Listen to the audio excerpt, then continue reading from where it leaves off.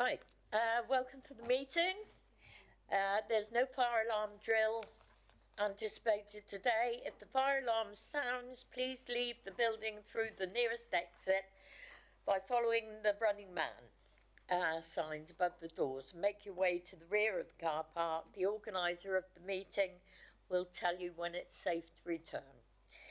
This is a smoke-free building. If you wish to smoke, there's a smoking shelter at the rear of the car park alongside the building.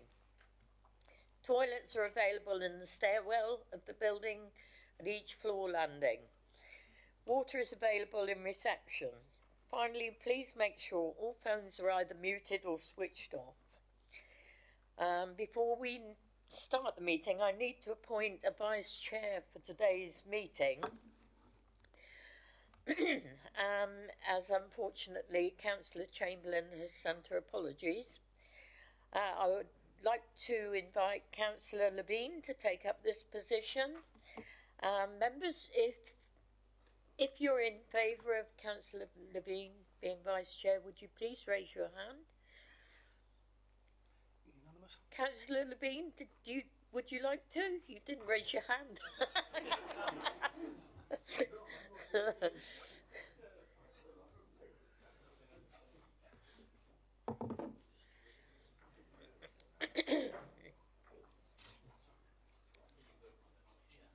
Okay, right, welcome to the Planning Committee meeting on Tuesday 26th of September 2023.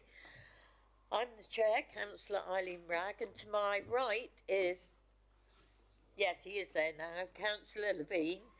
Supporting officers present today are Wendy Ormsby, Bombshell Blonde,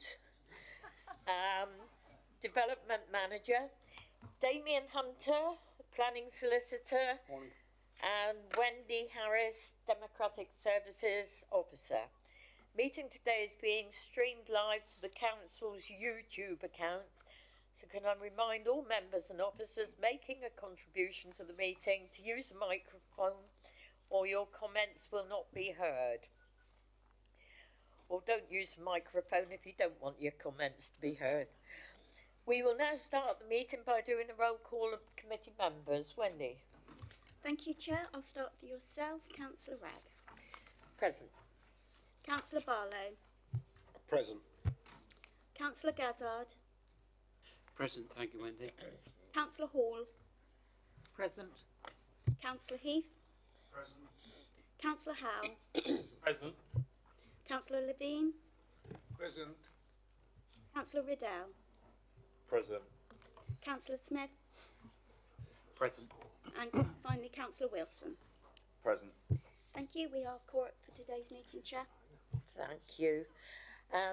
Now, do we have any apology? Oh, minutes of the previous meeting. Pages 8 to 13. Is it members' wish that I, as the chair, sign the meetings minutes from held on the 22nd of August as a true and accurate record? Thank you. Can I sign those minutes, Wendy? I don't seem to have them here. I will give them to you after the meeting. That's okay, that's fine. Thank you. Apologies, Wendy. Yes, we've got a few apologies today. Councillors Chamberlain, Brian Bailey, Rylance, Colin Brown. Councillor Bruce has sent his apologies for the morning only, but hopefully, fingers crossed, he'll be here this afternoon. Yeah.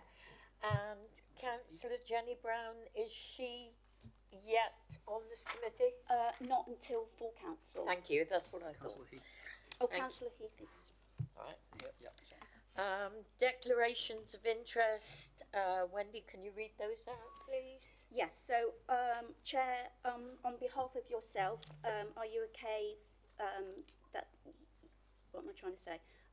That you are happy for members to say they've been lobbied on the item 7, the Taylor Wimpey application? Yes. Okay, thank you. Item 10. 9 and 10. 9 and 10, so you've been lobbied with those as well. Okay, so moving on. So Councillor Howe, he has an other registrable interest as a parish council member Yeah. on item 9 and 10. I think he has, do you need to sort of say a bit more on that one? I don't think I need to say more than that, but obviously I am coming predetermined on item 10, which means I will speak but not vote or anything else. Okay, thank you, councillor Howe. Thank you. And I think that is it. Oh, Councillor Roy Collins, who's a non-committee member, he's been lobbied on the agenda item 7 as well. Thank you. Yeah, I think we all have them. Oh, Councillor Faithful, do you have anything to declare? Brilliant, lovely, thank you. Thank you. Item 5, matters of urgency, there are none. Item 6, agree any items to be dealt with after the public have been excluded. There is one item that officers have recommended should be dealt in this way, listed as agenda item 17. And that is on a technicality, actually.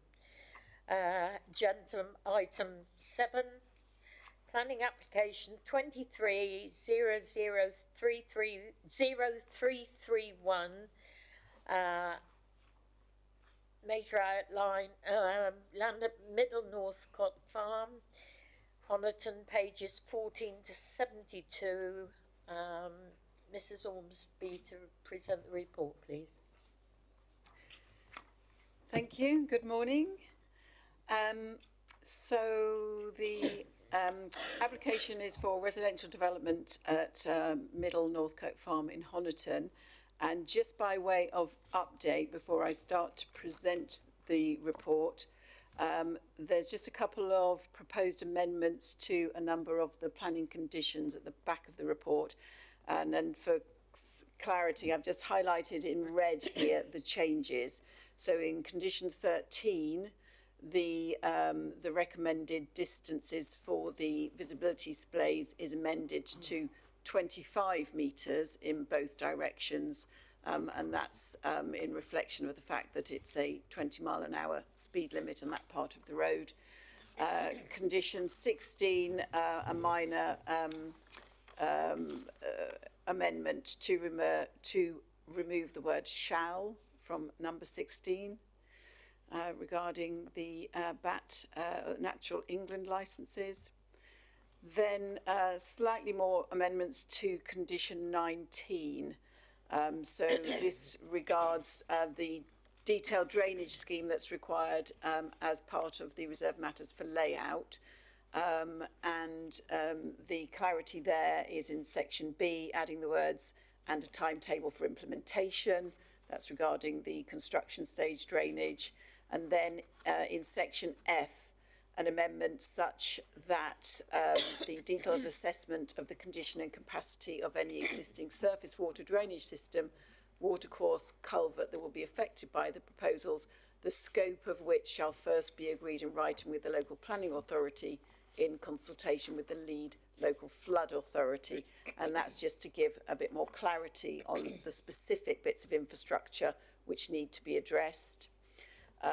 Then to clarify, development shall take place in accordance with the approved details, and no on-site development shall commence until all off-site drainage works approved pursuant to this planning condition have been implemented in full.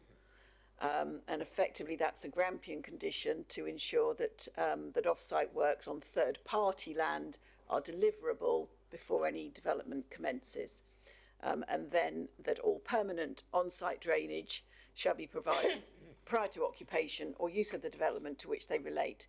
Construction phase drainage shall be provided in accordance with the approved timetable. And then in addition, there is a new condition proposed that the pedestrian and cycle footpath which runs parallel to Tunnel Lane shall be constructed and laid out in accordance with Plan SK10 hereby approved prior to any occupation of the dwellings hereby approved. This path shall be maintained and free of obstruction for the lifetime of the development. And that's just to secure the delivery of that cycle pedestrian path, which is considered essential for the development at an appropriate stage of the development. So moving on to the application itself. So this is an outline application with all matters reserved except for access for the demolition of existing buildings and the erection of up to 115 dwellings, public open space, sustainable drainage systems, landscaping, vehicular access via tunnel lane, and associated highway improvements and infrastructure. And as we've mentioned, the site is a land at Middle Northcote Farm in Honiton. So we see here the red line shows the application site itself. So it lies both north and south of, we've got Northcote Road coming up here that then becomes Tunnel Lane, which runs around to the north here. These are the farm buildings in here to be demolished. This area of land here is a parcel of land that's been identified for off-site biodiversity net gain, which will be mentioned again a little bit later. The site itself sits outside the built-up area boundary, so it's considered to be in the countryside and therefore considered under the provisos of Strategy 7, development in the countryside. The site itself has got good linkages to the town centre. The scheme, as you'll see, has got pedestrian cycle routes down to this point here, where there is safe pedestrian access through to the town centre. It provides 25% affordable housing on site. Overall, it's a 7-hectare site. The site slopes down towards the northeast, and overall there's a level change of about 20 metres within the site. The railway runs along the southern boundary here, and to the north and west is Otter Valley Park, which is a static home park.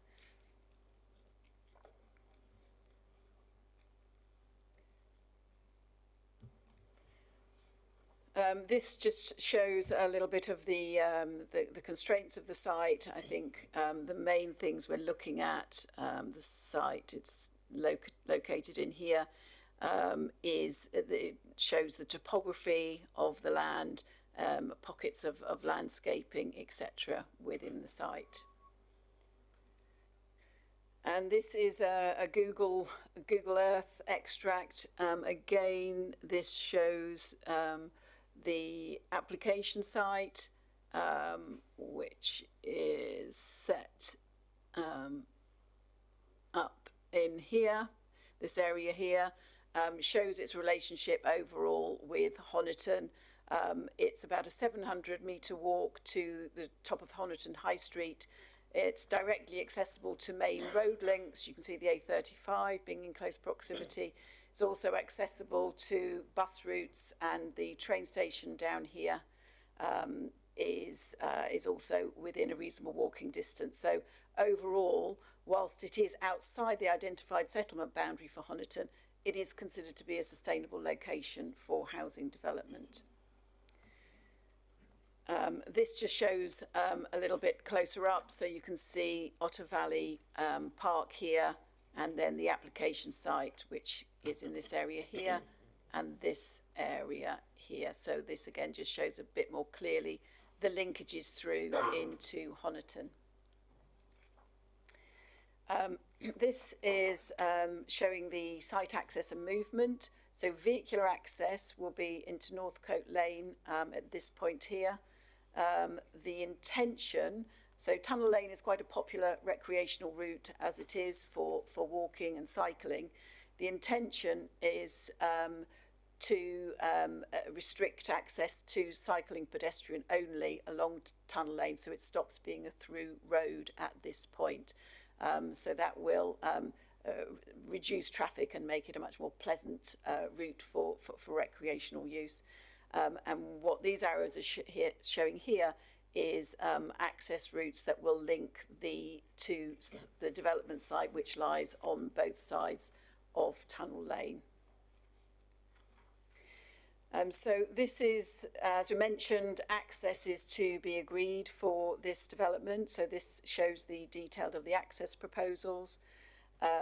So what you can see here is an off-site pedestrian and cycle infrastructure to provide a continuous link through from the road here up onto Tunnel Lane and then onward from there. It shows the widening of the junction at Northcote Hill to 5.5 metres at the junction, just to improve accessibility and visibility, and to increase add some additional public footpath at this point here. As we mentioned before, Tunnel Lane will be retained as a pedestrian cycle link only, and there'll be a vehicular link back onto Tunnel Lane at the east side of the site. So obviously this is coming off Northcote Hill up into Northcote Road, and then there will be an access point into the site here, which is the site that where the relevant visibility displays are required in the condition that we were just referring to. There will be some hedge translocation to create some of the necessary visibility displays. So what you see here, the green is hedgerows which are being effectively the translocated hedges. Red is the hedges that are actually being removed to provide necessary visibility within the site. But for the most part, hedgerows are being retained on the site boundaries, and you can see that here in the green infrastructure parameter plan. So the grey areas show the areas designated for building, for house development. You're then going to have a variety of green areas. So this green area here, which will encompass the cycle and pedestrian route. There's proposals for a sort of a community green in the lower area here. And then public open space areas wrapping around the north with additional planting and also provision of play areas within those areas. And this shows the various landscape character zones. I mean, again, all of the detail is to be agreed at reserved matters stage, but these are quite useful parameter plans just showing how the development is intended to come forward in the future. So again, here this is showing the community green provided within the development, the cycle route through, some strong green infrastructure running through and within the site, and then these large buffer zone areas at the top providing play. And this is the actual illustrative layout showing how 115 houses could be accommodated within the site. Again, this layout is purely illustrative. There have been concerns raised from residents at the Otter Park in terms of impact on them, in terms of amenity, potential for overlooking, overbearing impact. And it's noted that the site is slightly higher because the land falls down towards to Otter Valley Park. However, officers are satisfied that there is sufficient space within the site to ensure that there is sufficient buffer. The indicative plans show additional buffer planting on this boundary to try to improve the privacy and protection of the amenities of the properties adjoining this boundary. But officers are satisfied that at the detailed stage, when we're looking at layout, scale and appearance, that an appropriate relationship can be achieved to secure adequate amenity for the adjoining residents. So this shows some photographs around the site. So Tunnel Lane is dead ahead. Left is the access towards Otter Valley Park. The application site is on both sides of the hedges, both sides of the road. This shows the entrance to Otter Valley Park, the Otter Valley Park entrance up here, and the development site is in this area here to the far right.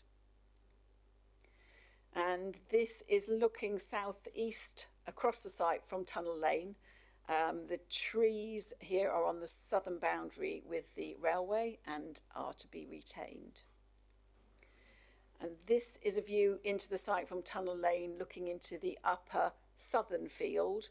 Again, the trees here show the site boundary. and this is a view, partial view of some of the barns that are to be demolished within the farm. And Otter Valley Park is below, it's to the north, but you can't see it because the land is sloping away, so it sets down. And what this does indicate is, how the site sits within the landscape. Obviously, there are at this point some quite wide views across. Here is views along Tunnel Lane looking southwest.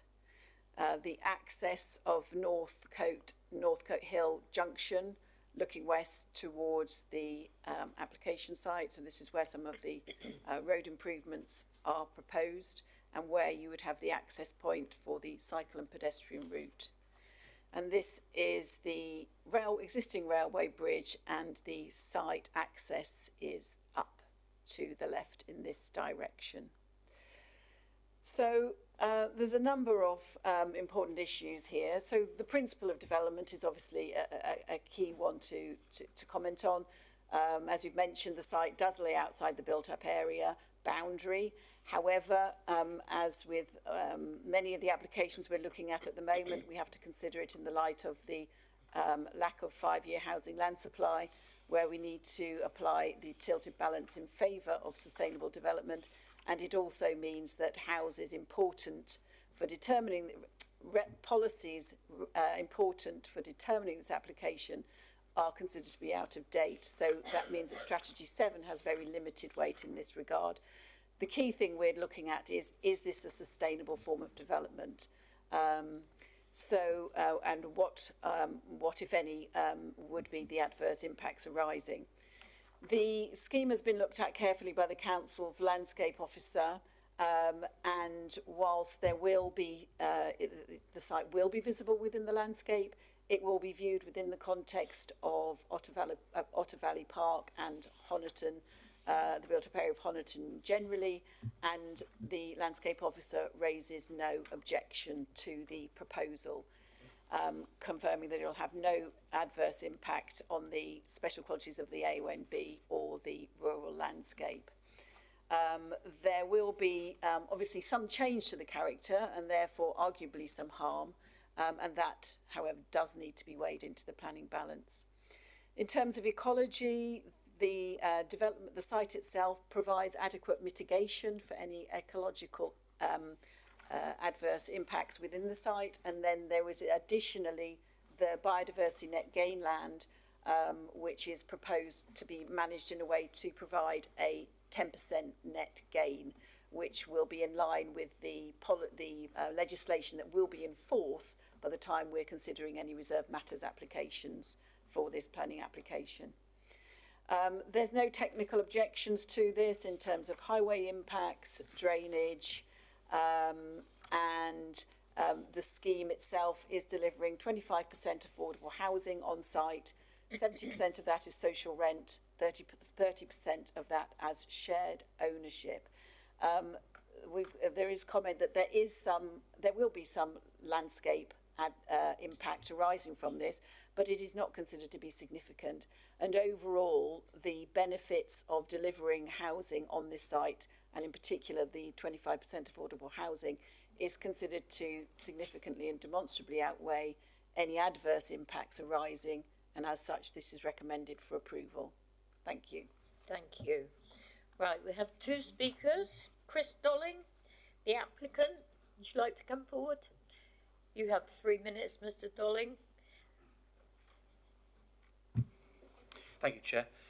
Good morning, councillors. My name is Chris Dolling. I'm a Chartered Town Planner and Urban Designer with Taylor Wimpey. We've been promoting this site through your local plan process with your officers for the past 6 years. I'm delighted it's being recommended for approval. We are seeking outline permission to build 115 new homes, 25% affordable housing, on a site that fits into Honiton's existing infrastructure and natural growth pattern. This is one of the most sustainable locations in Honiton. Just a 700-metre walk to the high street via a new footpath, a 7-minute cycle ride to the train station, and walking distance to bus stops. It's not in the green belt, it's not in an area of outstanding natural beauty, and it's not in a flood zone.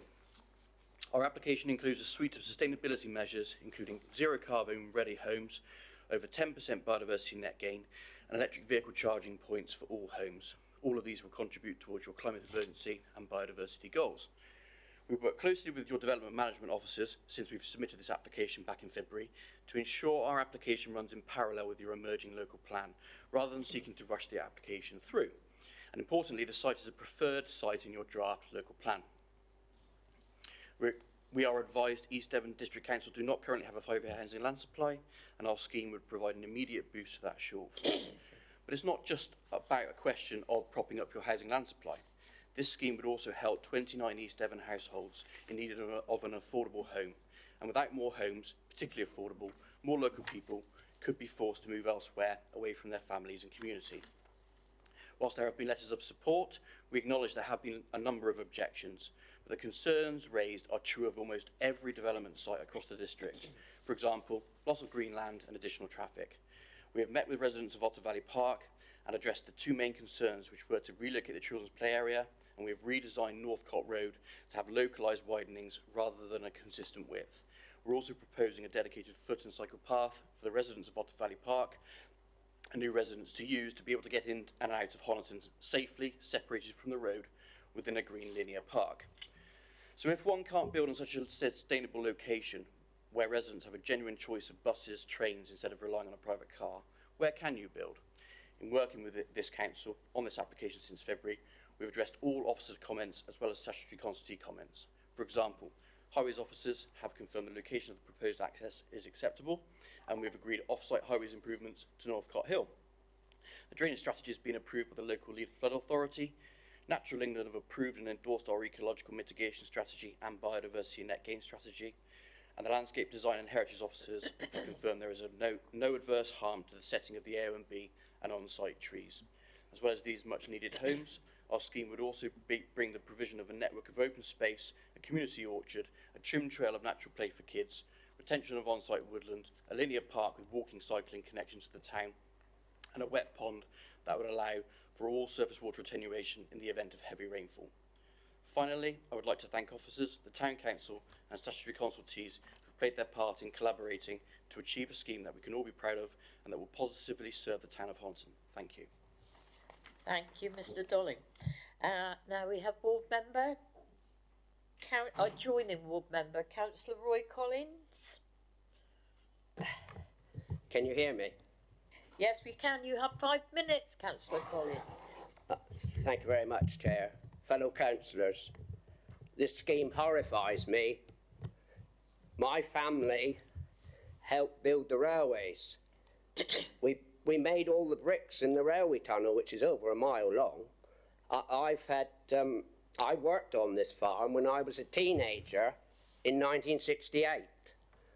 When I went to primary school, my favourite lesson was when we had nature rambles. We used to go out into the countryside and look at wildflowers, mammals, and everything in the countryside. I've always been interested in nature. I consider myself to be a countryman. I've been a farmer all my life, and this scheme literally horrifies me.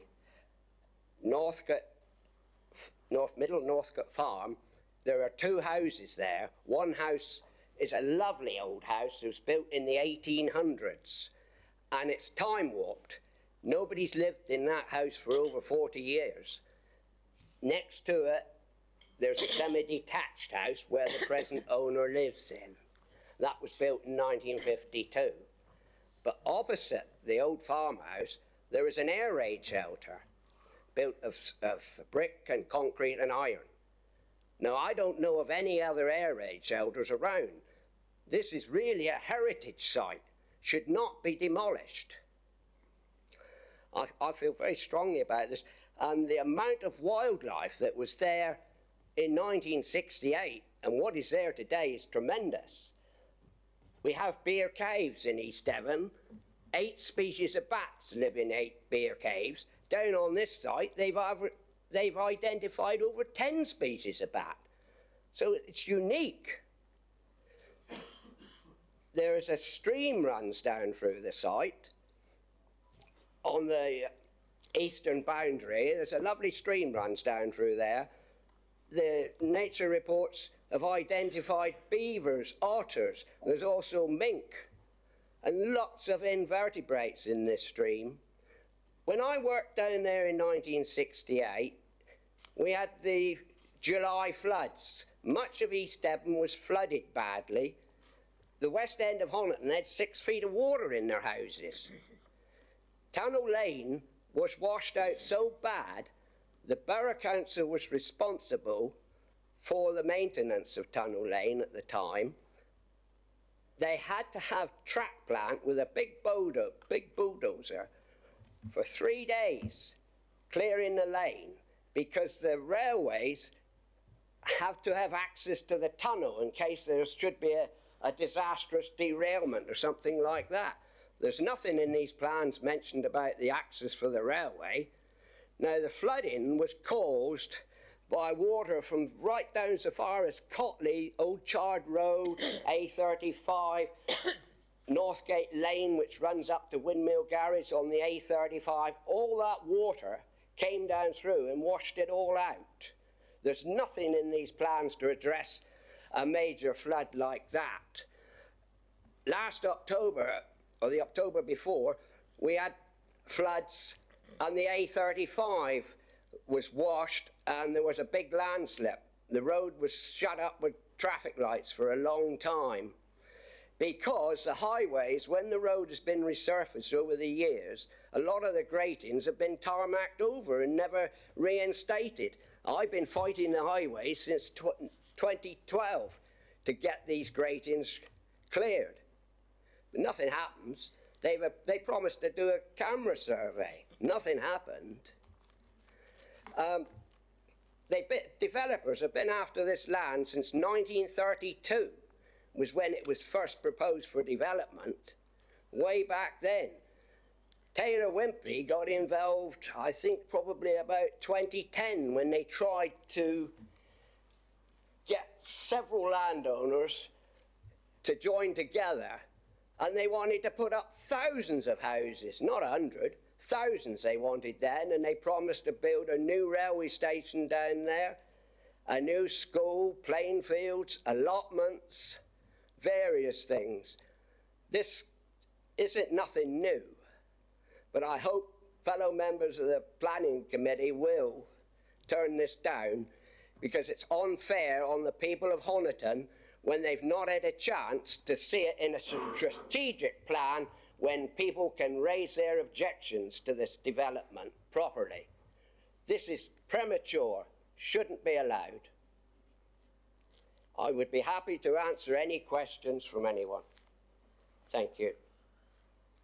Thank you, Councillor Collins. I think, you know, I share your concerns, perhaps because we've seen in Exmouth many of our farms disappeared and are now housing estates. That's progress. First of all, members, do you have any questions from the developer? To the developer, I should say. No? Any questions to Councillor Collins? No. Right, members, can we now then move into debate? And I'd rather, from now on, not take proposals at the outset until we've had some discussion about the applications in front of us, okay? So, anyone like to comment on this current application, please? Councillor Gazzard. Thank you. Thank you, Chair. This is my initial thoughts, and I will listen to members' concerns and before making any recommendation, as you've suggested. I think this is a plan that has been, in my opinion, has been well thought out. It's got lots of things that in previous plans of other developments we've always asked for. This development has most of those things that we asked for, and I appreciate what Councillor Collins had to say, and I'm grateful for the comments that you made, because I think it's very important that we learn from history, and it was a very good history lesson, and I'm concerned with what you said. But initially, Chair, I think it's a good proposal, but I will wait until the final debate and see what other members have to say. Thank you. Councillor Barlow, yeah, you didn't disappoint us. Well, I'm not allowed to make a suggestion straight off, so I thought I'd wait. I read this over the weekend, in fact over the last week, and I would agree with what's just been said. I listened to Councillor Collins. I feel sympathy with farms moving, but, you know, in 1968 there were 55 million people lived in the UK. Now there's 67 million people live in the UK. It's not rocket science. Towns have to grow, and unfortunately, if you're on the outskirts of towns, it makes more sense than putting them in the AONB or in unsustainable, as we're always told, areas, unless of course you're developing a new village or town. So,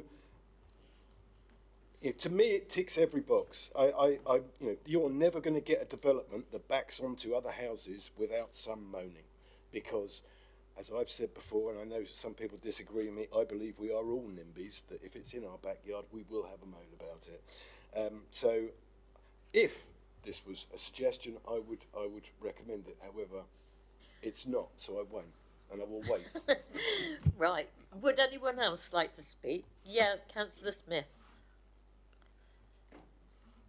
Just, if possible, I'd like to ask a question to Wendy about the quality of the agricultural land. I couldn't find any reference to it in the application. Grade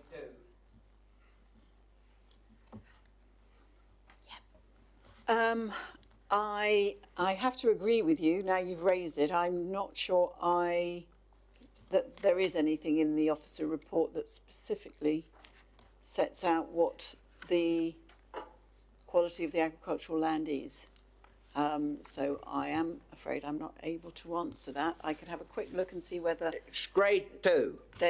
whether there was anything in the supporting documents, if you feel that's a sort of a determining factor, but there is no specific information that I'm available, that I'm aware of on that. Okay. Mr. Freeman, we'll just have a Yeah. quick check. The only reason I'm asking is because obviously when we look at developments, other developments in the countryside, we Mr. tend to Freeman have it. checking. Yeah, Yeah, thank yeah. you. I appreciate it. Okay. Thank you. Councillor Howe. Thank you. After someone's picked up the bit I was already going to raise, that was brilliant. The other one is the biodiversity net gain land, which is separated by quite a bit from the actual site itself. How can we guarantee that in perpetuity, obviously with different landowners and all the rest of it? I didn't see it particularly explained very well in the report, and I admit openly that I was skimming reading it, but I just want to be assured that. So I'm just checking through, but I would expect that to be in the section 106. Yes, so in the section 106 legal matters, one of the matters that would be secured through it is the provision of the off-site biodiversity net gain land, and that would set out the sort of the as we move towards adopting this more broadly, it requires the land to be managed for 30 years for biodiversity net gain purposes. So a detailed, the details of how the land will be managed will be provided to us with, in terms of the landscaping. The land may continue to be farmed, but in a way that is more favourable to biodiversity.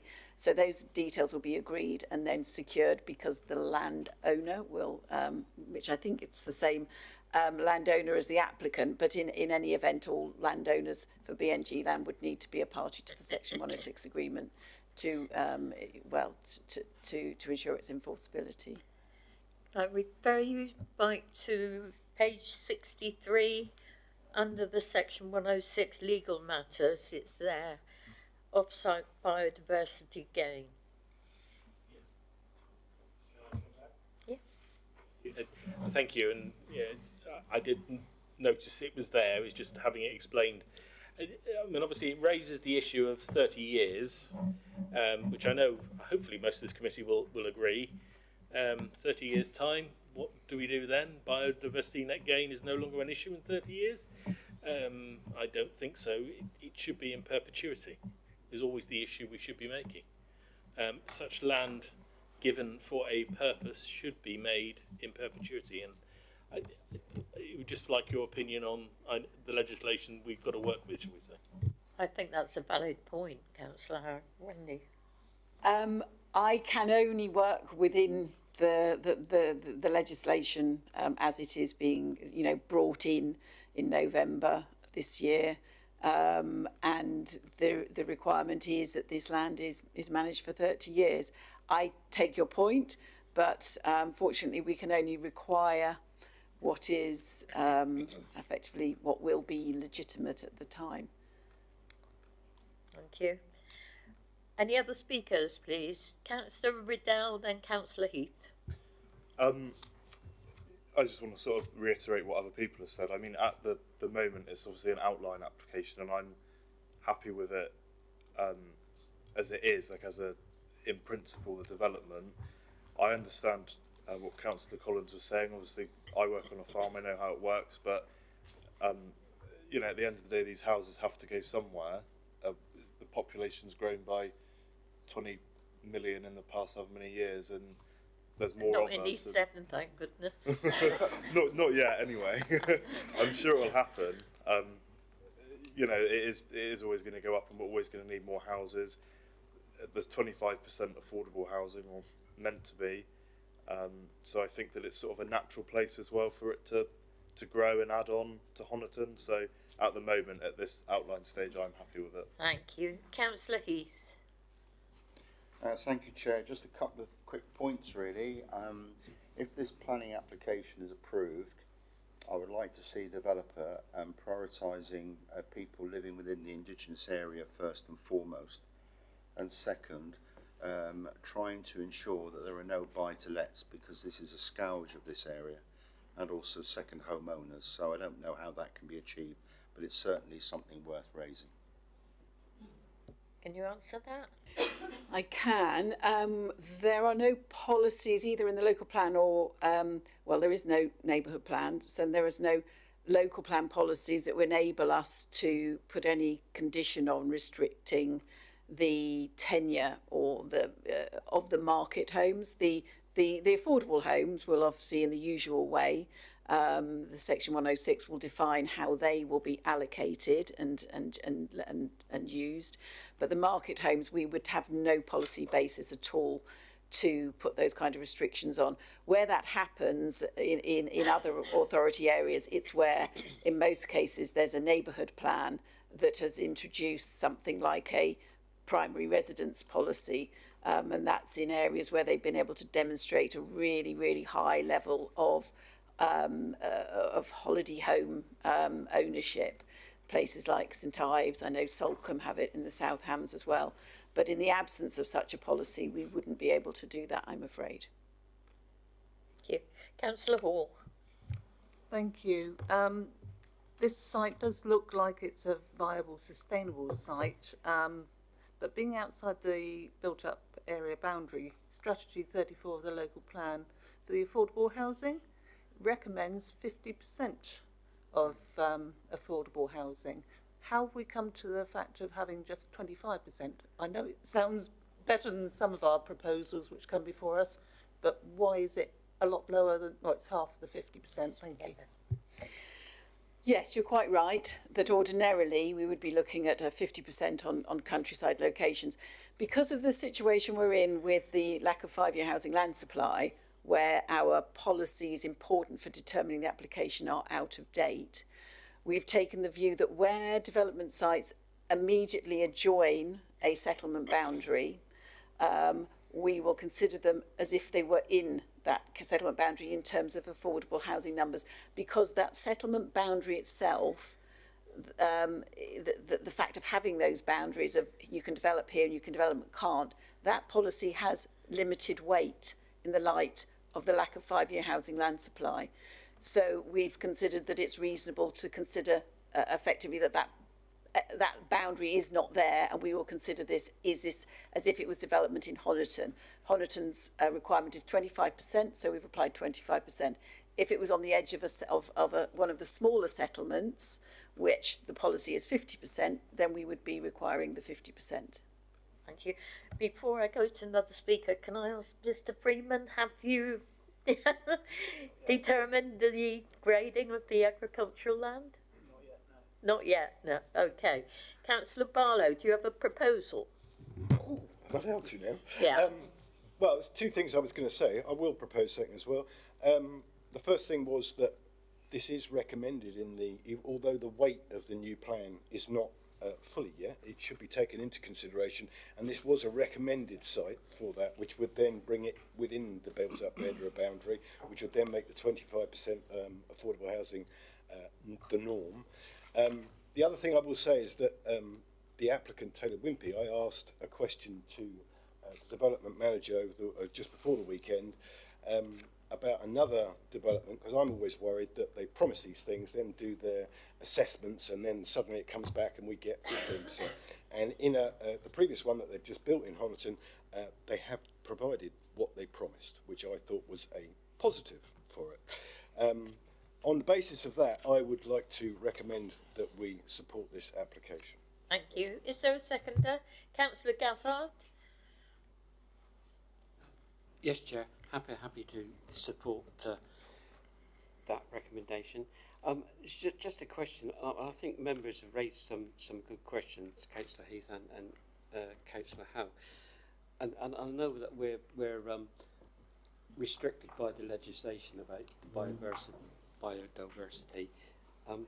Is there anything that we could just put in our recommendation saying that we appreciate that we're bound by the legislation that's for 30 years, but we would rather that it was for in perpetuity? Is there any way that we can get around that? Please. In the absence of a policy that requires either that the land is managed for a longer period of time, we couldn't reasonably require that, unfortunately. It's something that you know, in the local plan review, if members, I know that some authorities, for example, are considering, you know, asking for more than 10% in their local plans, and I don't know whether people are also considering different timescales. So that is something that can be considered and discussed as part of the local plan review, but at the moment, in the absence of such a policy, we could not justify that, unfortunately. Thank you. Mr. Freeman, I saw you conferring with your colleague. Have you discovered something? Yes, thank you, Chair. So according to the data on Natural England's website, it's a mixture of grade 2 and grade 3. So it is on the higher end of quality in terms of agricultural land, but I don't think, in officer's opinion, we would consider that determinative in this case. Thank you.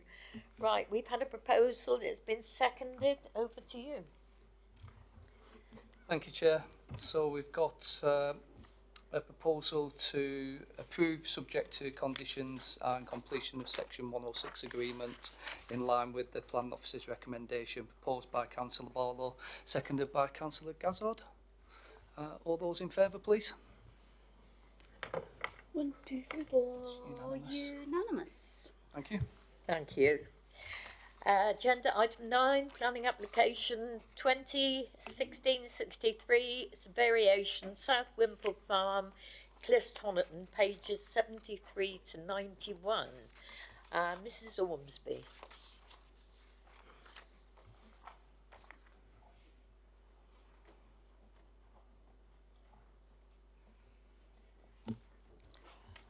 Right, so this is an application, South Wimple Farm. This it's an application to vary a planning condition. This is the red line showing the outline of the original planning consent, which was granted in 2016, which granted planning permission for the demolition of agricultural buildings and the erection of 19 dwellings, a new access and estate road and ancillary works. And the application itself was granted subject to planning conditions, one of which, condition 16, relates to connection to an energy network. The condition requiring the development to be connected to the decentralised energy network in the locality, saying that buildings shall be constructed so that the internal systems of space and water heating are connected to the decentralised energy network prior to first occupation for their permitted use. So that is the condition that they are seeking to amend. This shows the layout of the development as approved. The site is currently under construction. 14 of the homes, so all the market homes, are complete and believed to be occupied, and the remaining 5 affordable units are currently under construction. The proposal is to remove condition 16, requiring connection to the district heating network. It's important when considering this to have regard to a previous appeal decision, which I will come on to. The proposal that has come forward now is proposing that they don't connect to the district heating network, and instead they are they're proposing the use of air source heat pumps for the 14 market units and electric boilers for the 5 affordable units. A previous planning application was made to vary this condition in 2019, and that there was an appeal against non-determination against that application. The appeal was dismissed, but because of other matters, because the appeal included not just removing the planning condition, but also a proposal to remove the provision of affordable housing. So the appeal failed, was dismissed on the grounds that the inspector did not think there was justification to not deliver the affordable housing. The affordable housing is now being delivered. A registered provider there's now I think contracts being drawn up with a registered provider for the affordable homes, and they are under construction. However, when he was considering the appeal, the inspector stated that the insistence of a district heat network connection would be an unviable imposition in this case. And without the connection, the proposal would still conform to policies 38 and 40 of the EDLP. And in reaching the conclusion, the inspector gave weight to the applicant had done a viability assessment. The viability assessment, and they'd gone out to E.ON and got pricing for the costing of the connections, and their argument was it wasn't going to be viable for them to make the district heating network connection. The inspector accepted that, and he also had regard to the fact that this site had become still liable. Unlike all of the other sites coming forward in the Cranbrook plan area, they are nil rated for still, whereas this site was still liable, which does give an added financial burden to the developer. The inspector gave weight to that, and that led him to the conclusion that that it was not justified to insist on that connection, and he was stated in his report that he felt that it was acceptable with providing of LPG as the energy source. This new application has come in, and officers have actually worked with the applicant to change the LPG, which we didn't consider to be a very sustainable form of heating, to air source heat pumps for the majority of the units, which is obviously a considerable uplift to the LPG that the inspector was indicating as being acceptable. And so for those reasons, the officer's recommendation is that the condition is as amended, as set out in the planning report in terms of the variation of condition. It will also require a deed of variation to the section 106 just to link it in, so the recommendation is also subject to that variation of the section 106 agreement to reflect this. Thank you. Thank you. Question? Yeah, go on. Do we know if the SIL has been paid? Yes, it has. Thank you. Thank you. We have two speakers. Councillor Ray Bloxham from Cranbrook Town Council. Welcome to the meeting, Ray. Good to see you again. You have 3 minutes. Thank you, Chair. I'm Ray Bloxham. I chair the Planning Committee at Cranbrook Town Council. I'm here to speak on behalf of the Town Council. You have comments on the Town Council in your papers. I'm not going to repeat those, except to say that the Town Council has consistently objected to this application right the way through, because quite frankly the Town Council does not want to see pockets of development in the town that are not connected to district heating. It's a fundamental part of the development of the town that district heating comes forward. I'd just like to make just a couple of comments on points that the planning manager has made. The planning application was indeed dated 2016. I think it was validated in 2017 and approved in 2018. The applicant brought forward condition 5 of that application, which was to sign off the underground and overground infrastructure in 2019, which included the district heating, and that condition was dealt with at that time. So in 2019, district heating was on the table and the developer was going to install district heating. The appeal decision was in 2020. And I think that's a significant time, and I'll come on to that in a moment if I may. But I'd just like to just cover 2 points. One is the fact that I believe this is a retrospective application, and that's not a phrase that's been used in the officer's report, and I don't think it's been mentioned hitherto. But this application, as I say, was granted in 2018 with this condition to install district heating. The development has been brought forward, and as been indicated, it's in an advanced stage of construction. 14 of the homes are occupied, and the heat pumps are actually installed in 14 of those homes. So we're in an advanced state of construction. And therefore, this is a retrospective application to remove the condition to connect district heating, because obviously the developer doesn't wish to do that. So I think that's significant because it enables you, I would suggest, to consider the application as if that construction hadn't been completed. I think whenever you look at a retrospective application, you're entitled to go back and consider it on the basis that the development had not taken place. And so I would invite you to consider it on that basis. The other point I want to cover is the inspector's comments, which were in 2020. This turns on viability.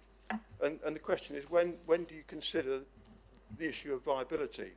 Certainly when the application was submitted and approved, there was no viability issue.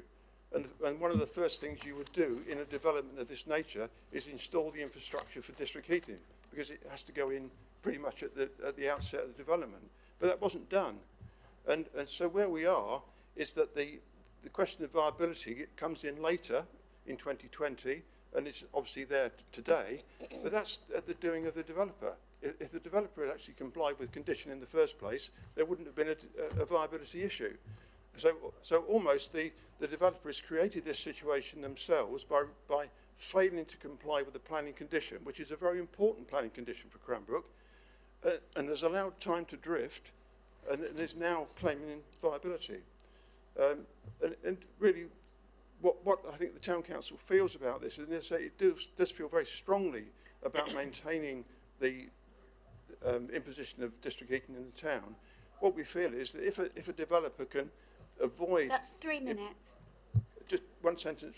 If a developer can avoid an important planning condition and allow time to drift on, other developers can do the same, and we don't want to see pockets of development coming forward in the town without district heating connections. Thank you, Chair. Thank you. And now, Councillor Kim Bloxham, you have 5 minutes. Thank you, Chair. I'm speaking on behalf of the 3 Cranbrook ward members who have agreed this statement.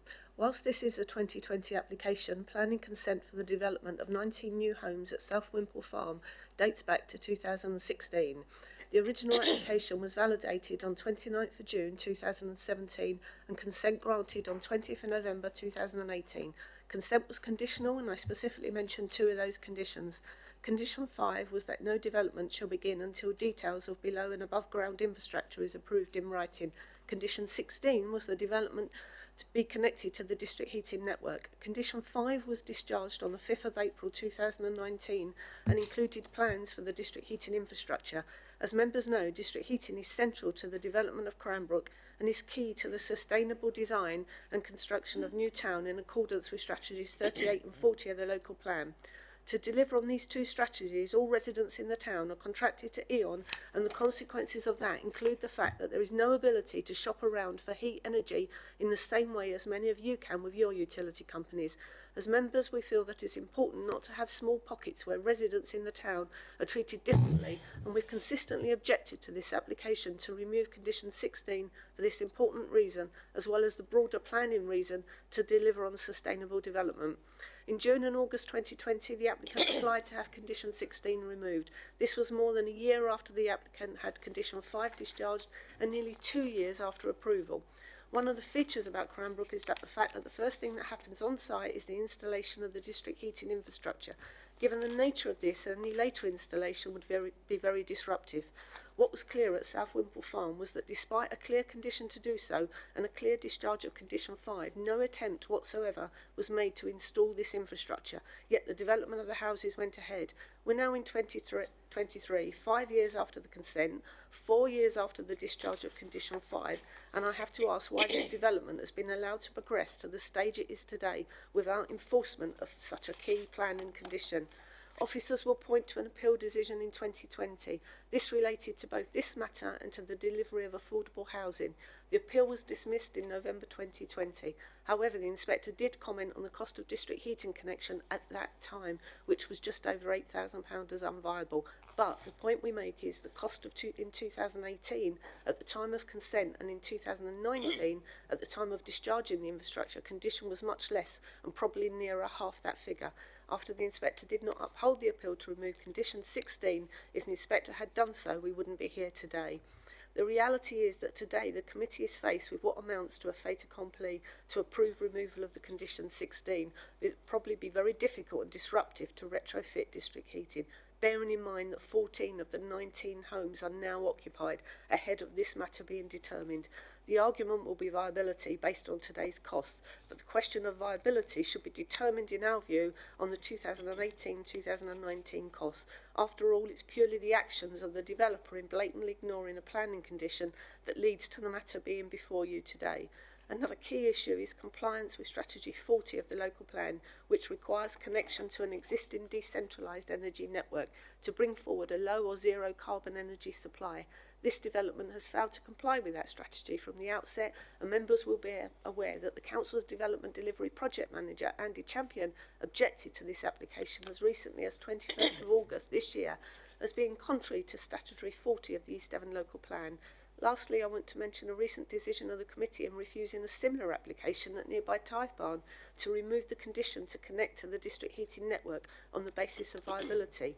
The report in that case indicated that the strategic approach set out within Strategy 40 of the local plan is very clear in that new developments of 10 or more dwellings will be expected to connect to an existing DHN unless it has been demonstrated that it is unviable to do so.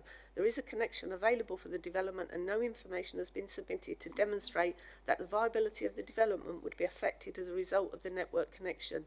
In the absence of this information, the proposal is considered to undermine the strategic approach set out within the local plan.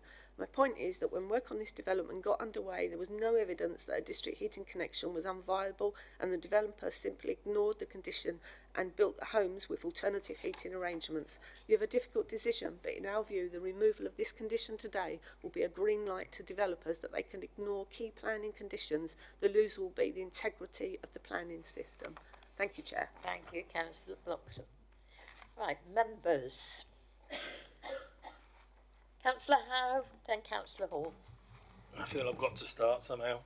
I suppose the major condition, fully agreeing with everything the ward member and the the county councillor, ex-county councillor, don't know what you are these days, Ray, but you know, have said, and our planning policies and everything else, can a developer choose to pay SIL in Cranbrook? I know we've earmarked it as an area of not paying SIL generally. This area was excluded when that SIL tariff was put in, so that's why they didn't pay, or they do pay SIL on this. But what I'm asking is it cheaper now for a developer to come along and pay SIL in Cranbrook and not connect to the district heating scheme? How robust is our SIL policies in Cranbrook? And, you know, you get where I'm coming from, because we cannot and we should never set a precedent. I'm disappointed with the appeal inspector, but I did read it at the time and thought at the time it's dangerous. But nevertheless, we have to interrogate where we are with policies to make sure this doesn't ever happen again, shall we say. So the payment of SIL is not optional. If you're within, you are required to pay the SIL rating within the area that you are in, and you cannot, if you're nil rated, as in the Cranbrook Plan area, you cannot choose to pay SIL. It's only defined by the charging schedule that we've set out. So what we're saying is this cheap option of getting out, because SIL is cheaper than a connection to the heat network, cannot be used again. It couldn't be used as a justification for any site within the Cranbrook Plan area that is nil rated for SIL. Thank you. Councillor Hall. Thank you, Chair. Councillor Howell brought up one of the things I was going to say about the liability with SIL, but the other thing was Councillor Bloxham brought up about the planning application last time we were here, about a commercial enterprise, making sure they actually joined the heating network. Now, we would recommend it to refuse their proposal to come away from it. So we accepted they had to be joined up to the network. I understand some of the arguments here, but is there a different policy between commercial and residential with the heating network? Because that sort of sets a precedence that we've enforced the commercial element, but we're not here. And this has gone round a back way to go away from joining the heating network. Thank you. So yes, I'm aware that it was going to seem rather perverse that last month we're recommending refusal of a similar proposal, and this month the alternative. So the material difference is that in this scheme they did do a viability exercise. So the policy is worded that they have to connect to the district heat network unless they've demonstrated it's not viable to do so. And one of the arguments last month was that the applicant had not demonstrated that it was not viable to do so. In that instance, there was no designed scheme, so they couldn't actually work out, what their costings were and actually come up with any, evidence to show that it wasn't viable for the proposal they were putting forward. In this case, when it went through the appeal, the viability exercise was undertaken.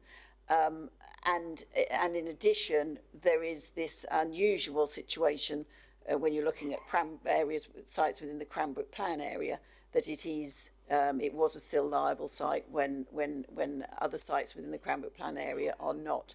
But just to clarify, there's no difference in terms of how we apply the district heating network policy between residential and commercial.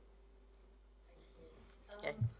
Can I come back with the fact of, you're saying that they did a viability assessment for this planning app, but that was rather 2-3 years later than when they actually said they were going to do this. Is it down to EDDC and the enforcement that it slipped through, or how come they've got round this loop?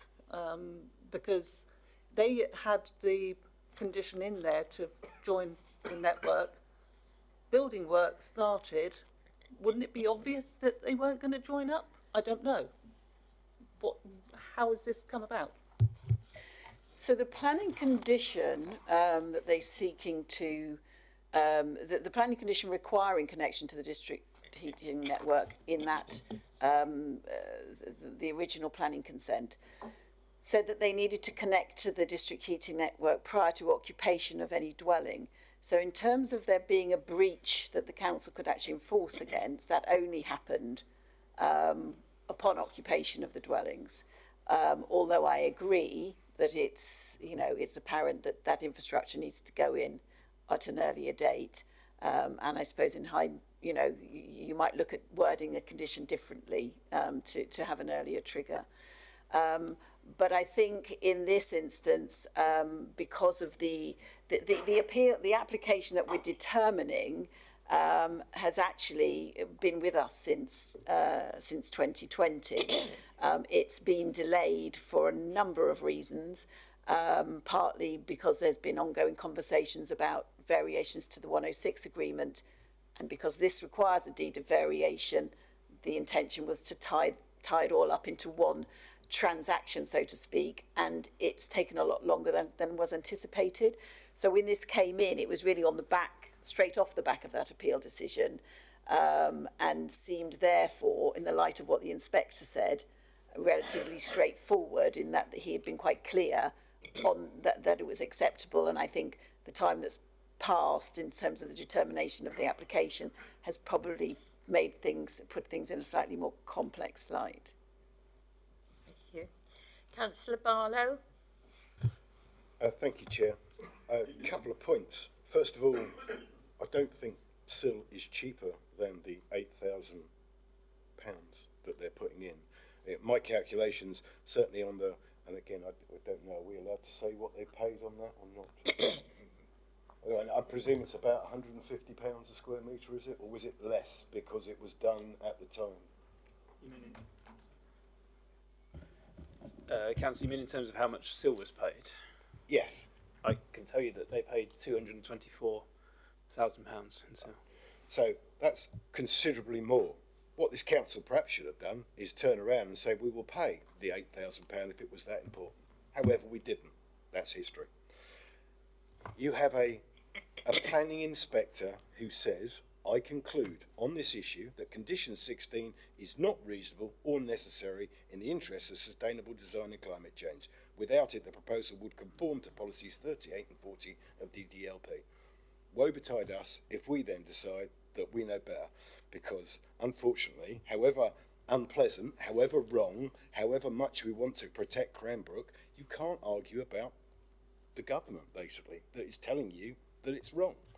So we should learn from this. It should be pointed out. It should be pointed out to our officers. It should be insisted upon. If we're greedy enough to say we want SIL and this, it should be put in there right at the very beginning so they're aware of it. Or we should say, we're going to lower the SIL, or we will take out of SIL and pay into that. You can't have it all, I'm afraid. And we're not here to be loved. We're here to take decisions, and we're here to protect this council.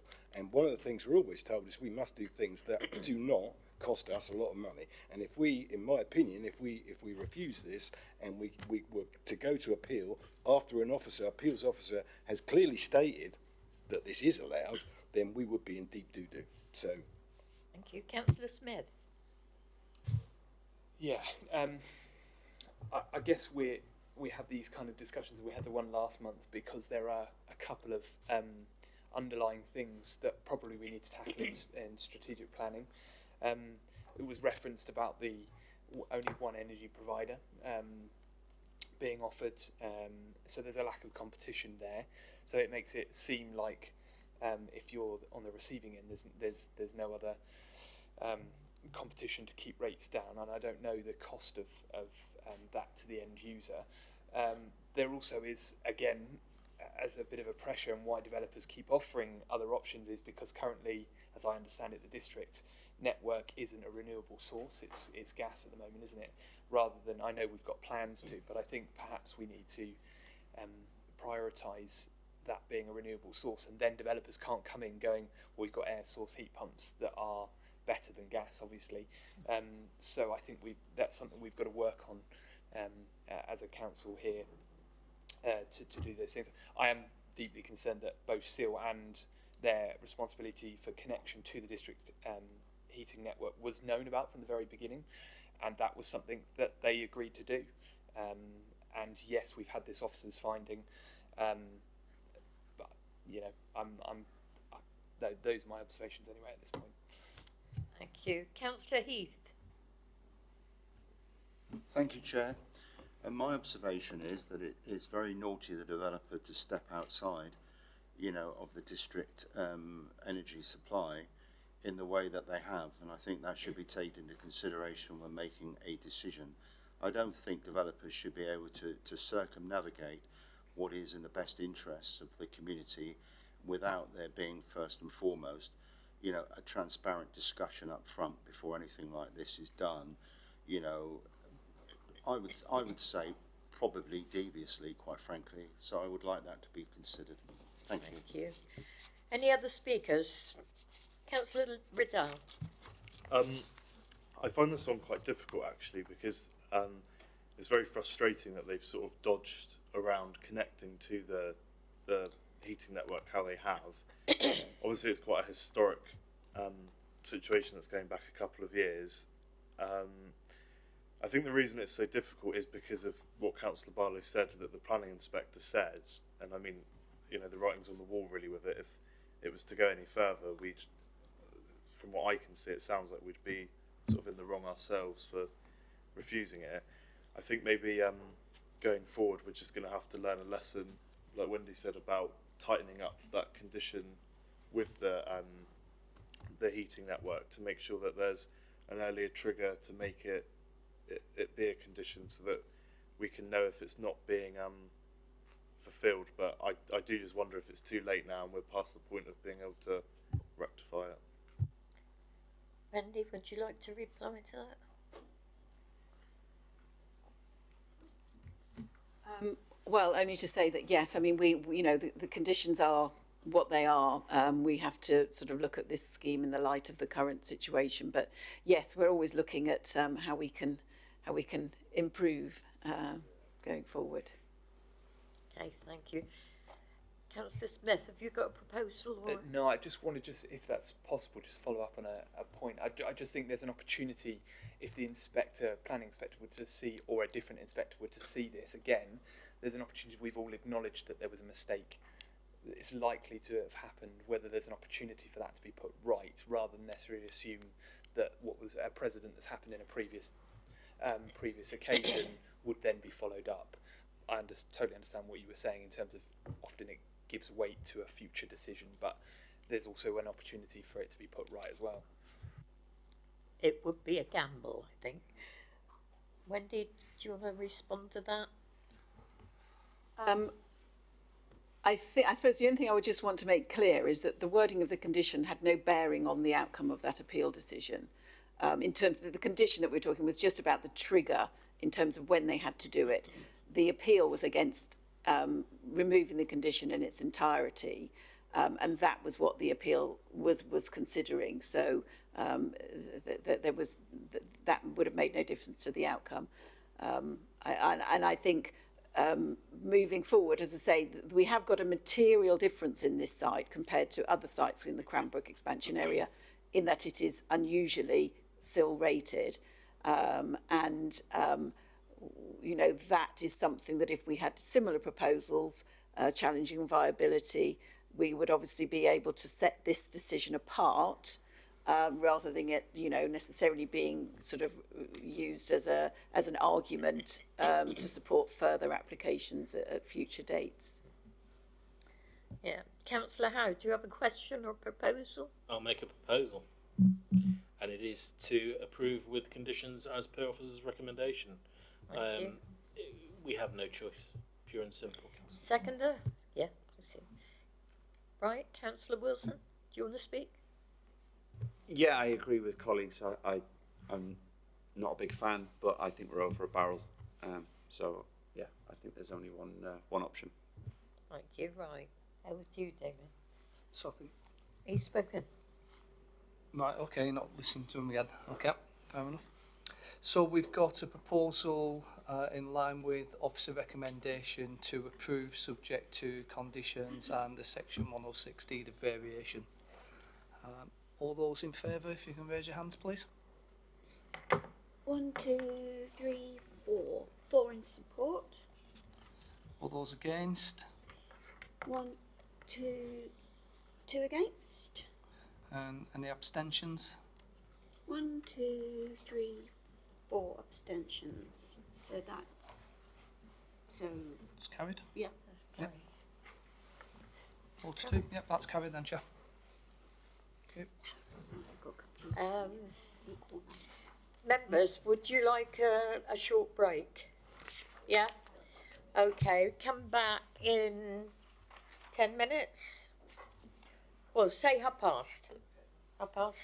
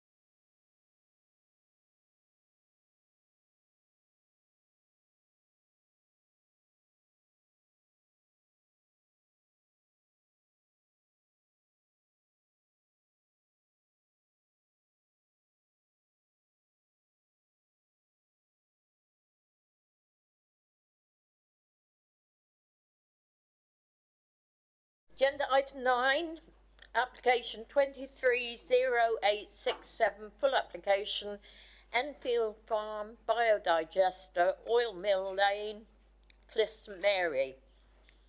Well, I think it's just as well we had that break. Pages 92 to 102. Mrs. Ormsby, present the report, please. Thank you. So this is the first of 3 applications relating to this site, and it's necessary for this application, whilst this is a standalone application, has no, the subsequent applications have no bearing on the acceptability of this proposal. However, this proposal is key to the acceptability of the items that will follow.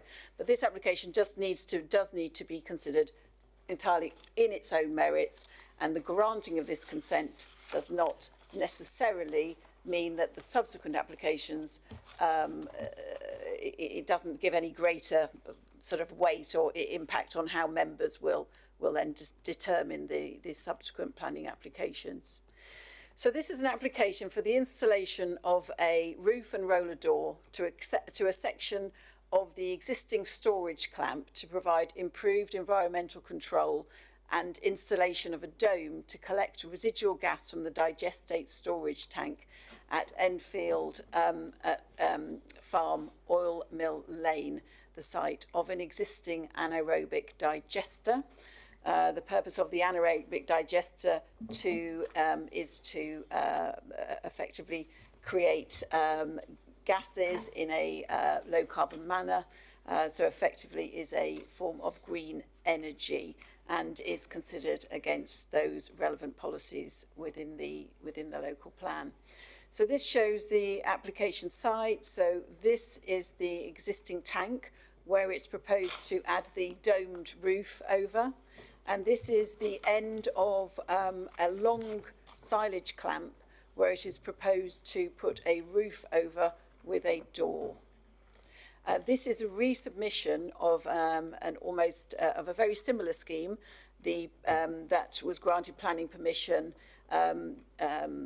approximately, well, just over 3 years ago. That application was not implemented and has expired. So this application seeks to effectively reinstate the permission, but it excludes some, there were elements of that planning permission that sought some sort of expansion within the site. That does not form part of this. It is purely the covering of existing infrastructure within the scheme. This is a Google image of the aerobic digester plant, which is this area here. And what this does show is it is immediately adjacent a pig farm, and the pig slurry from this farm goes directly into the site, but there are also materials brought in externally that are also used to feed the digester site. But this just shows it in its context, and you can see there is housing in this area here. There is a dwelling in here, I think the Enfield bungalow, and then there's industrial units up here. So this just helps to show, and obviously this is the location in relation to the A3052. So this shows a bit more clearly what is being sought. So again, this is an existing tank and it's proposed to put a domed cover over it, and this is the edge of a silage clamp where it's proposed to put a roof over. And the purpose of this, the dome is designed to prevent the odour emittance from the tank, which stores the final digestate, which has been identified as a source of odour problems in the area. But it would also contain any residual gas that's still contained within the liquid. The proposed roof and roller shutter door is proposed over the existing feedstock storage clamp, which is in this area here. And again, also proposed to manage odours. So here you have the elevation. So this is the end of the storage clamp. You can see the roller shutter door that's going to go onto it. And here you see the side elevation of the roof. That's the back. And these are, sorry, that's the back elevation of the roof. And then the clamp continues as an open structure for the remainder of its run. This is the side elevation showing a slightly pitched roof. And then you have here the new domed roof to the tank, the digester tank. So there's already one larger one and one smaller within the site that are covered. So this will be presenting a third dome within the site. And you can see that here and here. And again, you will see, so this is actually this is also covered with a big flat roof. And then, as I said, you will actually then end up with two domed areas within the site. That's the 3D view of the covered end of the silage clamp with the door. And these are some photographs. So this is the existing main digester. And you can see there. So that's to sort of give some idea of the appearance of the proposal. And this is the tank to be covered. So this contains secondary digestate, and the pig farm is over to the right. This is another view of the tank that is to be covered. And this is the end of the clamp that is to be, to be covered at this end. This part will remain open. This end will be covered, and this is the end of the clamp that contains the materials that give off the greatest amount of odour, hence the proposal to cover and enclose that. And this is the other end of the clamp, so this is the remaining part of the clamp that will be kept open. And again, another view of the digester to be covered.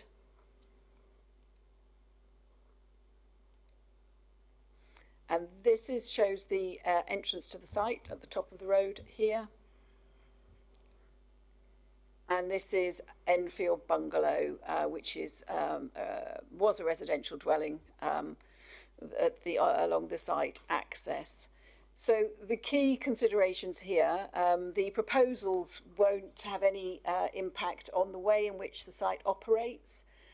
It is environmental controls that are being proposed to try to reduce and control odour emissions, which have been a source of complaint within the area, supported by the Environment Agency, supported by the Council's Environmental Health Officer. The visual impacts are considered acceptable. It will be very much considered in the light of the existing similar dome structure within the site, so it won't have any adverse impact in that respect, and will have make no changes in terms of vehicle movements to the site other than during the construction phase, so no highway issues arise.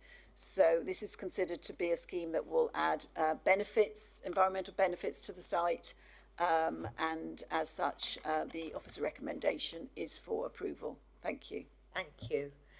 Right, now we have 3 speakers for this one.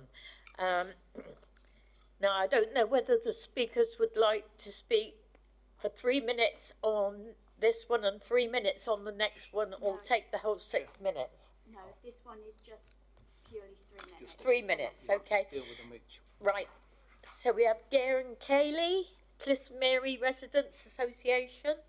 You have 3 minutes.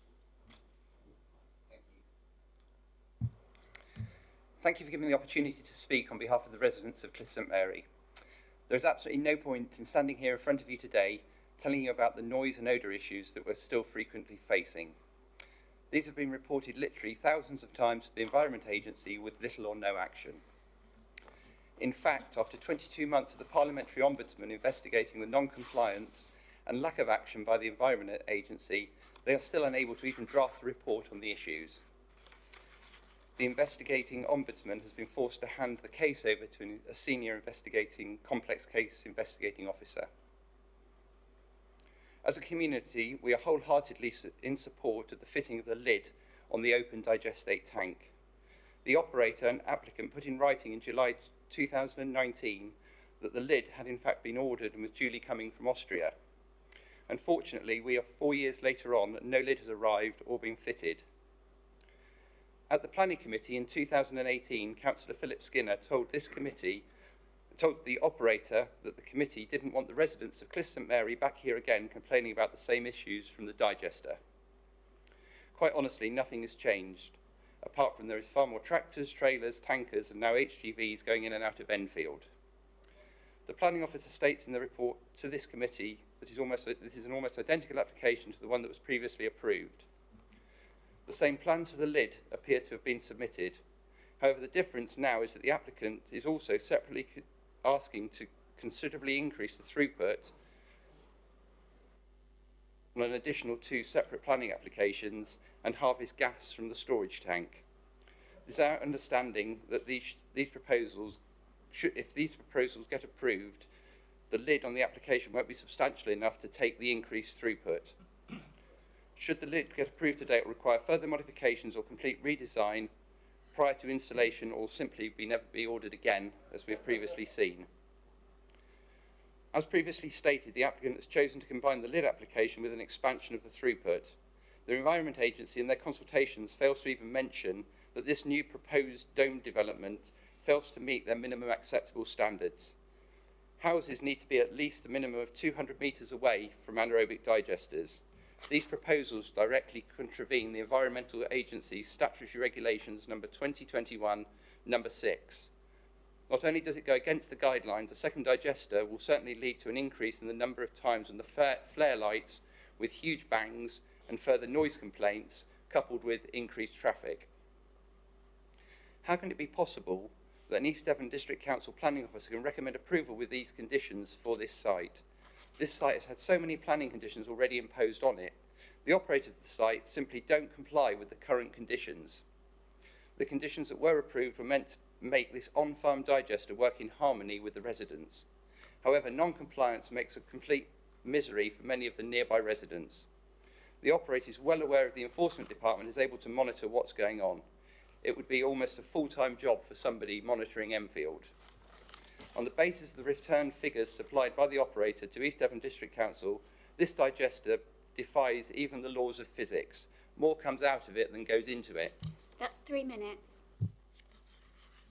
Thank you. Thank you very much. Have you finished? That's it, yes. Okay, thank you very much. David Manley, you have 3 minutes.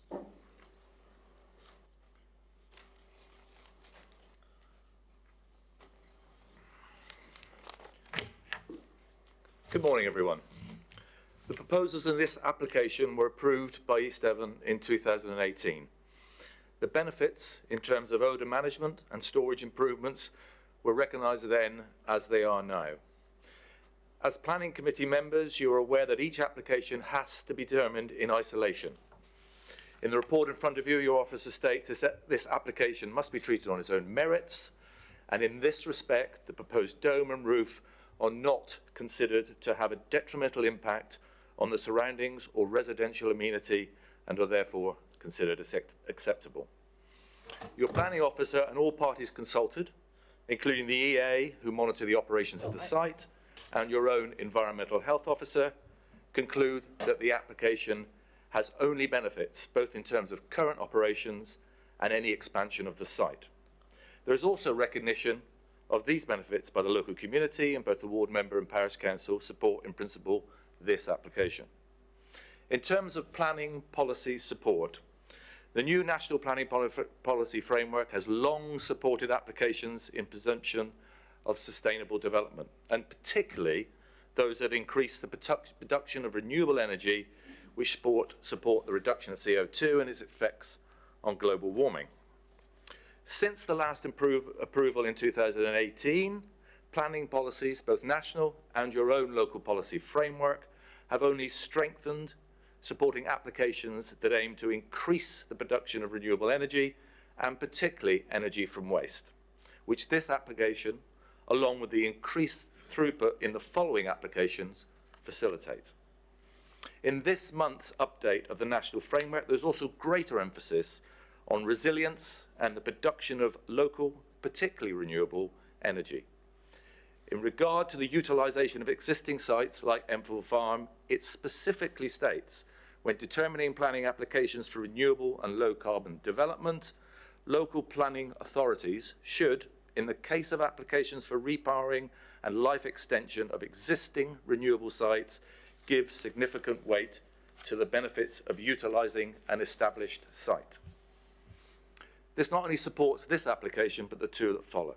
In summary, the application is supported by all parties, particularly the regulators who monitor the site, including your own specialist officers, your EHO and the EA, and has a very strong policy framework. And because of this, it's recommended for approval by your planners. Thank you. Thank you.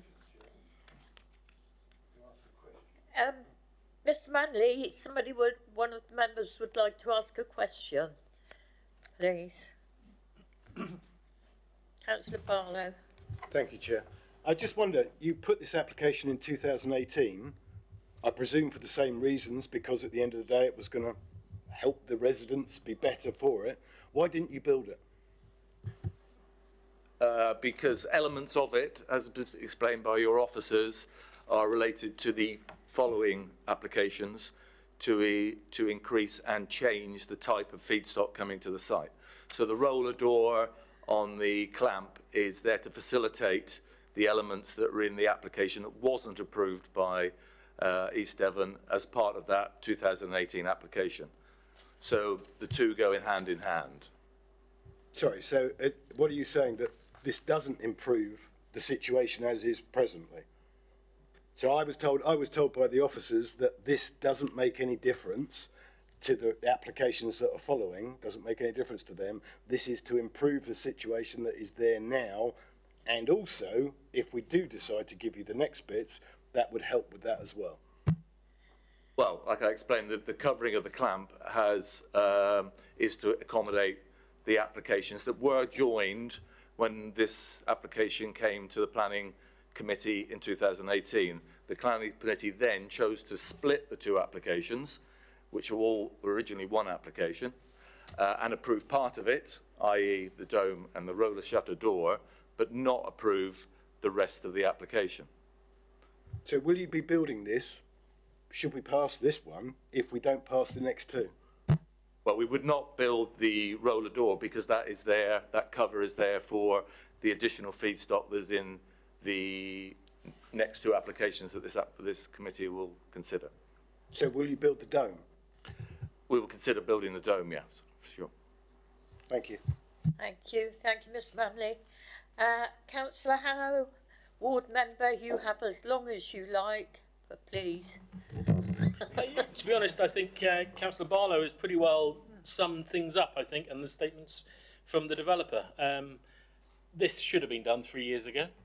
It was chosen not to be done 3 years ago because they don't care about the residents that are being affected around them.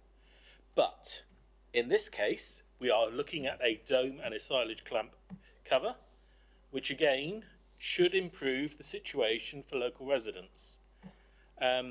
So I'm not against this. I'm not. So in theory, I am supporting it. As simple as that.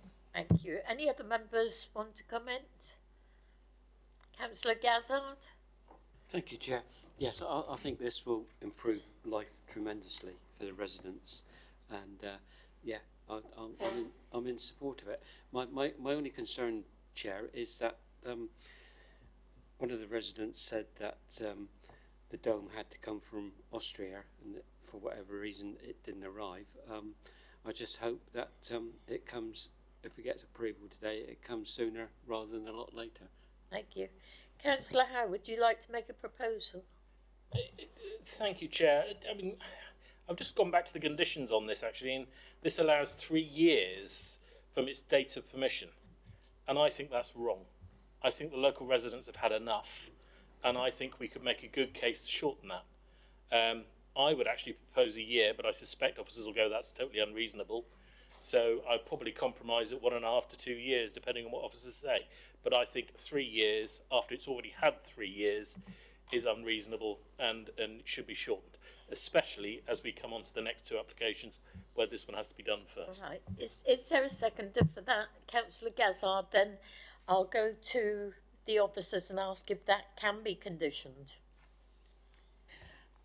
I completely understand why you would make that suggestion, but in terms of considering this planning application, the only reason that there are occasions where you might put a shorter timescale for commencing development of a scheme.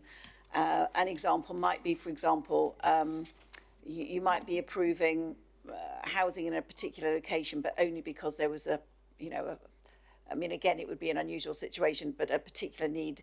And if they didn't start building within the following year, then those special circumstances may fall away. In this instance, whilst I can understand why the locals would want this done as a matter of urgency, I don't think we could justify saying that they have to start it within the 3 years, because there is no obligation for them to actually do these works in the first place. It is their choice as to whether they implement this. And for those reasons, I don't think there would be justification to extend the normal criteria of 3 years, although we'd obviously encourage them to do it earlier. Yeah, right. It's been proposed, and oh, you haven't spoken yet, have you? Apart from asking questions, keeping a close eye on you. Right, Councillor Barlow. I just want, so I asked a question and it was put that half of this, the clamp bit, is only being done because of the next two. Are we not setting ourselves up, if we do pass this, that then, I've had it before where you do something and East Devon pass something, and then because of that, you can get permission for other things because that is part of it. So in other words, if you, excuse me, if you build this clamp and then you say, yes, you can build that, we give you permission for that, but then we're going to turn you down for the reason to have the clamp in the first place, which is what the gentleman has just told us, that that's the only reason he's doing it. If you give permission for this, is the planning inspectorate then not going to say, well, you gave him permission to have it, and then you're saying you can't have the stuff to put in it. So why did you give him permission in the first place? So can we make a split decision on this, that we don't give permission for the clamp because there is no need for it? Should we not decide on the next one to do it? This almost should happen, I think, this almost should happen after the next two, because in my mind, this should be a split decision. Should we not pass the next two, that the digestate tank should have the lid on it, that should be allowed because that is what is required now to stop the smell. But the other bit that isn't going to be required, should we not pass the next two things, then we shouldn't allow it. Does that make any sense? Am I making sense or not? Yeah. So yes, I understand the point you're making. However, in this case, so the Environment Agency and Environmental Health Officers have both identified that they think that this proposal would bring benefits if implemented now, irrespective of, that it may, the applicant's intention may be that they will only build this if they get the subsequent permissions. The EA and the Environment and Health Officer have indicated they think it would be of benefit generally, even under the current operating conditions. I do not believe that granting consent for that additional cover on the stylage clamp would have any bearing on whether or not members should approve or not approve the subsequent planning application. And I would also note that in the previous appeal, that followed the refusal of planning permission previously, there was no emphasis or reliance placed upon the fact that there was an existing consent for this silage extension at that time. It was not considered by either party to be a material issue. Can I go back to the proposer and seconder for any thoughts you might have on Councillor Barlow's suggestion? my understanding is you can't split a planning application in that way. Only an appeal inspector can. We have limited grounds for splitting a decision, and as such, this is not one of them. As much as I'd love to. Okay, thank you. Over to you, Jamie. Thank you, Chair. So the proposal on the table from Councillor Howe, seconded by Councillor Gazard, was it? Yeah. Thank you. Is to approve with conditions in line with the Plan Officer's report and recommendation. All those in favour, please? 1, 2, 3, 4, 5, 6, 7, 8, 9. All those against? None. And any abstentions? 1. So that's carried. Thank you. Right. Now, item 10, planning application 22-1104 variation and 22-1106 variation, Enfield Farm Biodigester, Oil Mill Lane, St Mary, pages 103 to 138. Over to you, Mrs. Ormsby. Thank you. Right, so before we start, you'll see that the officer report or the committee report is prepared in relation to 2 variation applications, 2 reference numbers. So we have 2 separate applications submitted to us. The reason being is that, as I will just demonstrate here, there are 2 overlapping, not overlapping, there were 2 planning permissions granted, one for the wider site and one for these little red areas you see here. So it's necessary, and both permissions are subject to the same or similar conditions, and the intention here is to for consistency, to ensure that both sites, so therefore the entire operating site, are subject to the same conditions, but it is necessary to vary the 2 planning permissions that were granted. However, the issues that arise are identical, so it made sense to consider both of them together for the purpose of discussion. However, at the end of this, there would need to be 2 votes. One vote, the votes would need to be taken separately on each of the 2 permissions. So that's just a little bit of background. We've obviously already looked at the site here, which we've identified to be the site of the anaerobic digester at Enfield. And here are 2 planning application sites that have been subject to previous planning consents, this being the main site and this being a subsequent permission that sought to amend the access and extend boundaries and provide for a slurry lagoon on the edge of the site. And both of these permissions were subject to a number of planning conditions. This application seeks to vary conditions 3 regarding odour management, 5 regarding feedstock and digestate,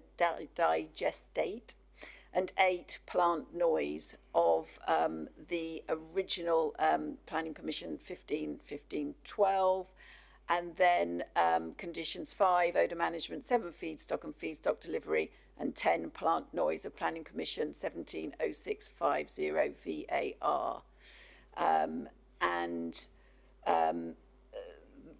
Just as by way of update, the condition which is condition wording which is recommended at the end of the officer report is proposed to be slightly amended so that in condition 7 part 1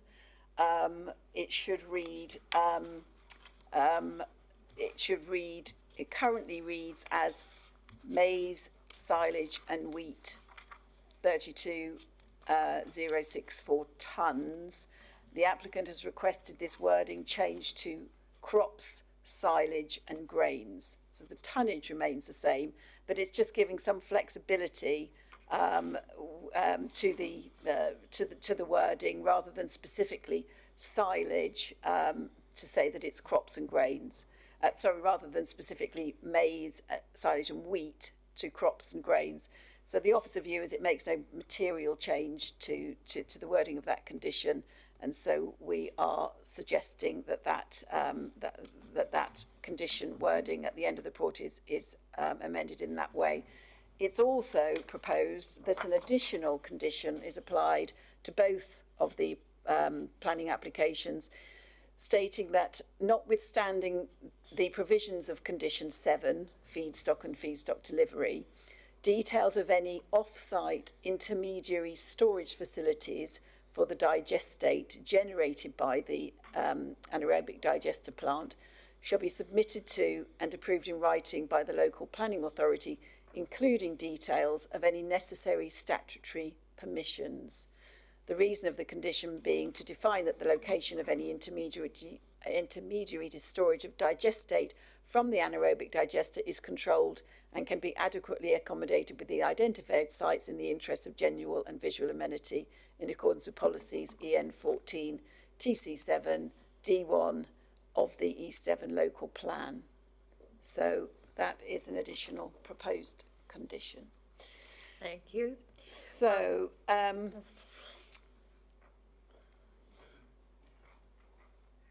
hopefully that is clear. Right, so permission is sought to alter the conditions relating to the volumes of feedstock and digestate to the odour management and noise at the plant. As we've mentioned, the two applications have been submitted together to ensure consistency. The site's already operating as an anaerobic digester, creating energy to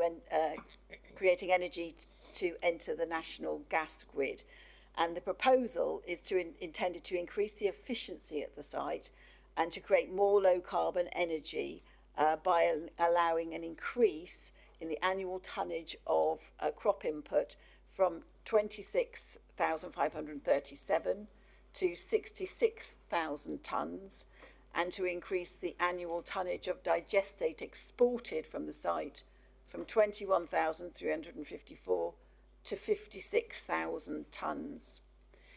Strategy 39 of the East Devon Plan supports the principle of renewable and low carbon energy projects, subject to any adverse impacts on features of environmental and heritage sensitivity being satisfactorily addressed, and to take appropriate steps for firstly avoiding harm or reducing or mitigating any unavoidable harm to ensure an acceptable balance between harm and benefit. Obviously also relevant there is going to be impact on highways, impact on residential amenity. The application site itself and the adjacent farm, as I know a lot of you are aware, has been the source of a number of noise and odour complaints over the years, which the installation of the now approved dome and cover of the storage tanks seek to address. So whilst they've not been installed, they are considered to be essential if we were going to allow greater productivity at the site. And you'll see that the conditions as proposed are such that those elements need to be installed prior to the increase in feedstock coming onto the site. So the increase in volumes of feedstock being brought onto the site and digestate being removed will result in additional traffic movements onto the highway. And this increase has been considered by the County Highway Authority and the National Highways, who raised no objection to the proposal.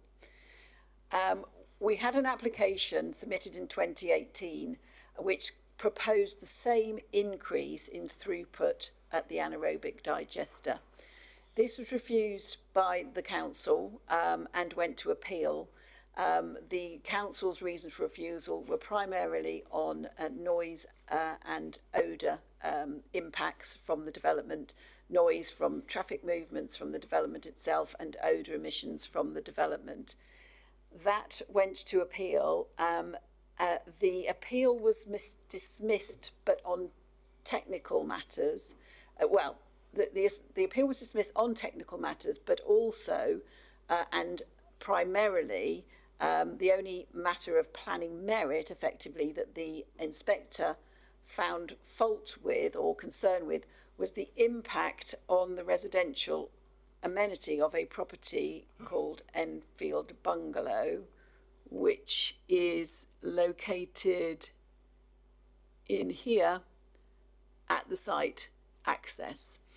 The inspector considered that the additional highway movements past the bungalow, we saw the bungalow in the slides for the previous application, and considered that because of the close proximity, the noise would create an unacceptable living environment for occupiers of Enfield Bungalow, and the appeal was dismissed. It was dismissed other than the technical issues of the two overlapping planning permissions. That was the only material planning consideration on which that application was dismissed. The applicants have subsequently purchased that building, and they're now using it as a site welfare office, and have said that they would enter into a Section 106 agreement if there's a resolution to grant these permissions, to ensure that it is not used for residential purposes. So effectively, that removes the only reason that the previous planning inspector, considering this identical proposal, refused to, considered as being a matter of concern. And without that, and without the technical considerations, it is reasonable to presume that that appeal would have been allowed. So in considering this application, it has been given sort of detailed assessment by the Environment Agency, by the Council's Environmental Health Officer. They are satisfied that, subject to the dome and the roof that we've previously resolved to approve being implemented, and then to try to mitigate the odour emissions from the site, and subject to some background odour and noise verification reports being submitted before the additional digestate material is brought onto site.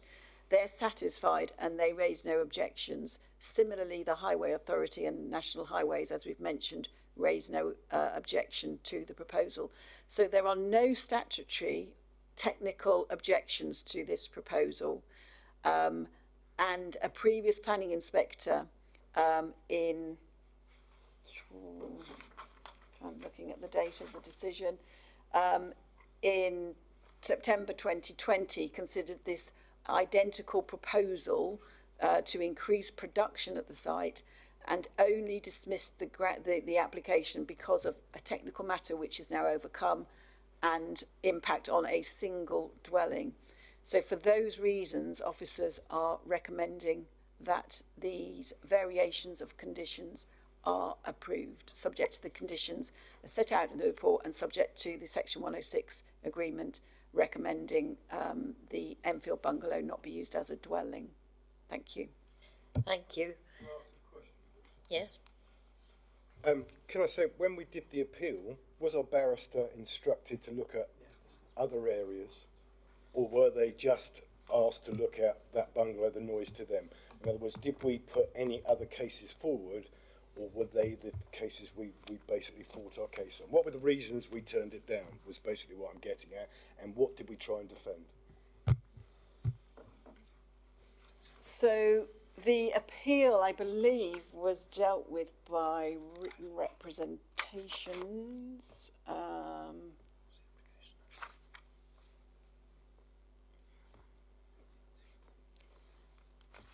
I'm just checking. I'm pretty sure it was.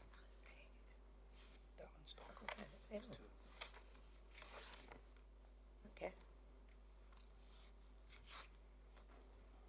Yes, it was dealt with by written representation, so there would have been no barrister. So it was evidence presented in writing by all interested parties.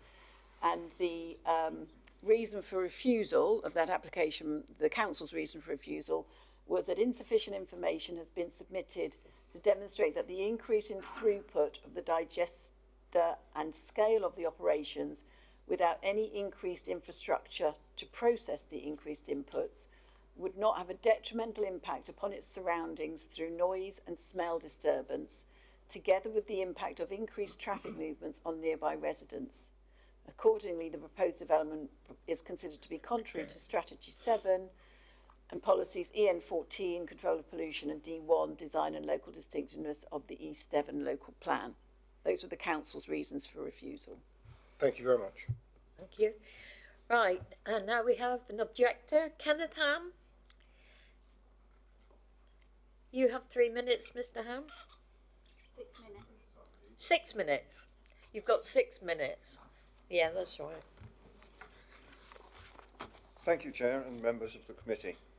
Congratulations to Gorst Energy and Exora Energy now that they are owned by the ambitious French energy company Engie. I note, however, that the sister company 3 miles away was not taken over and presumably will be competing with Gorst in its operating area. I live in mid-Devon, near the proposed Upton Pine Lagoon, where I'm impacted by the AD's crop growing and digestate spreading operations. I've been working with council officers to voluntarily analyse and report the AD's data for more than a year. There are significant ongoing breaches by Gorst and Stewart partners who operate the Denbo Digestate Lagoon in the applications.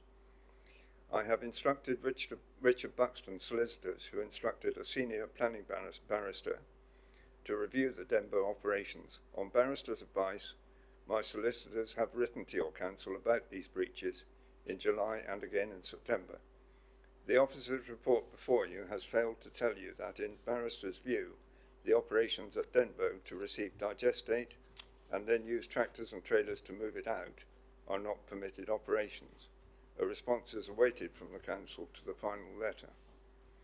Before these applications are granted to increase the feedstock quantities and therefore increase use of Denbo Lagoon, council needs to deal with the breaches at Denbo and should be seeking to regularise all operations, not in a piecemeal way. Buxton's established case law in Burridge versus Breckland District Council that linked applications that are dependent on each other to function as one operation need to be dealt with together to avoid piecemeal environmental assessment. Further concern is with HGV and other vehicle movements very plainly a material consideration when an increase in feedstock and digestate is being considered for approval.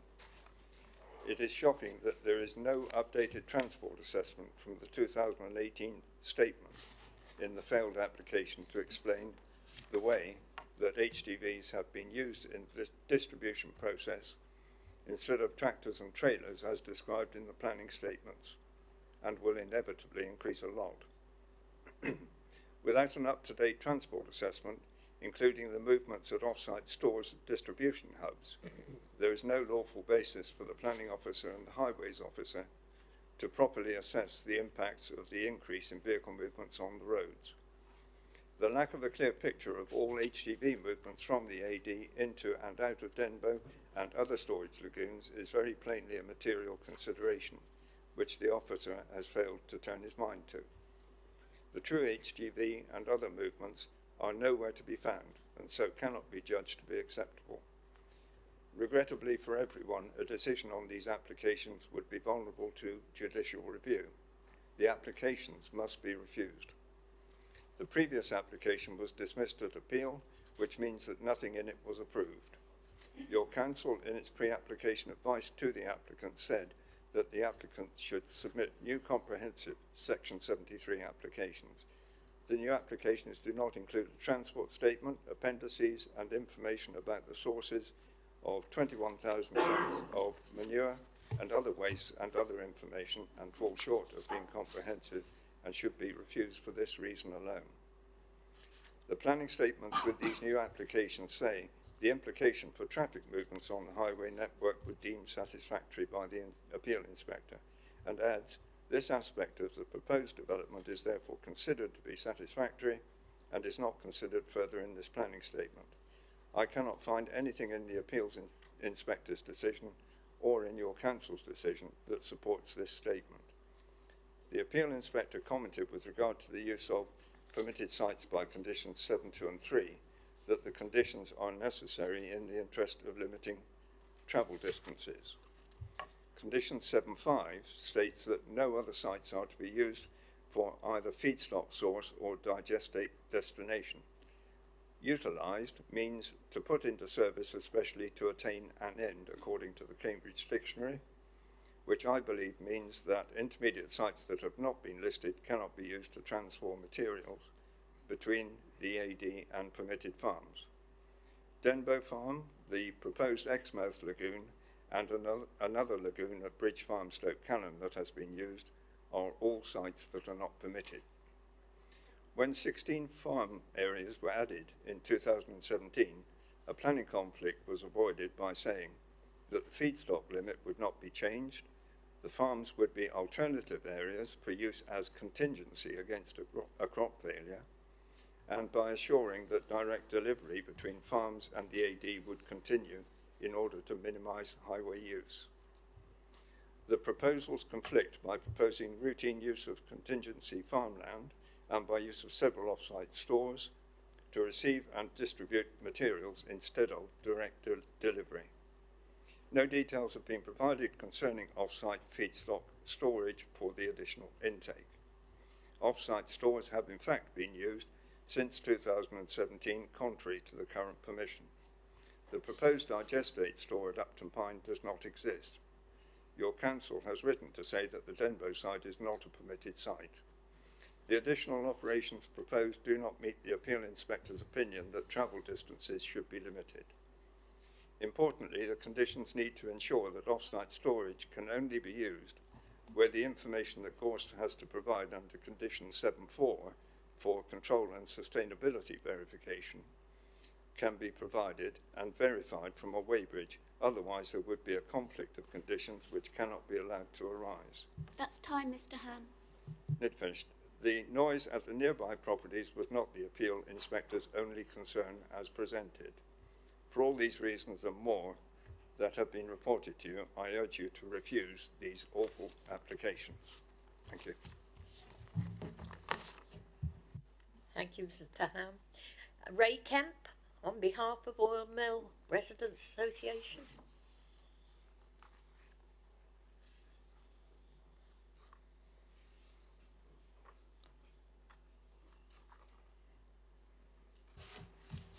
Good morning and thank you. As co-chairman of Oil Mill Lane Residents Association, I'm here to speak on behalf of our members who have already submitted a great deal of detailed documentation containing the calculations behind some of these points.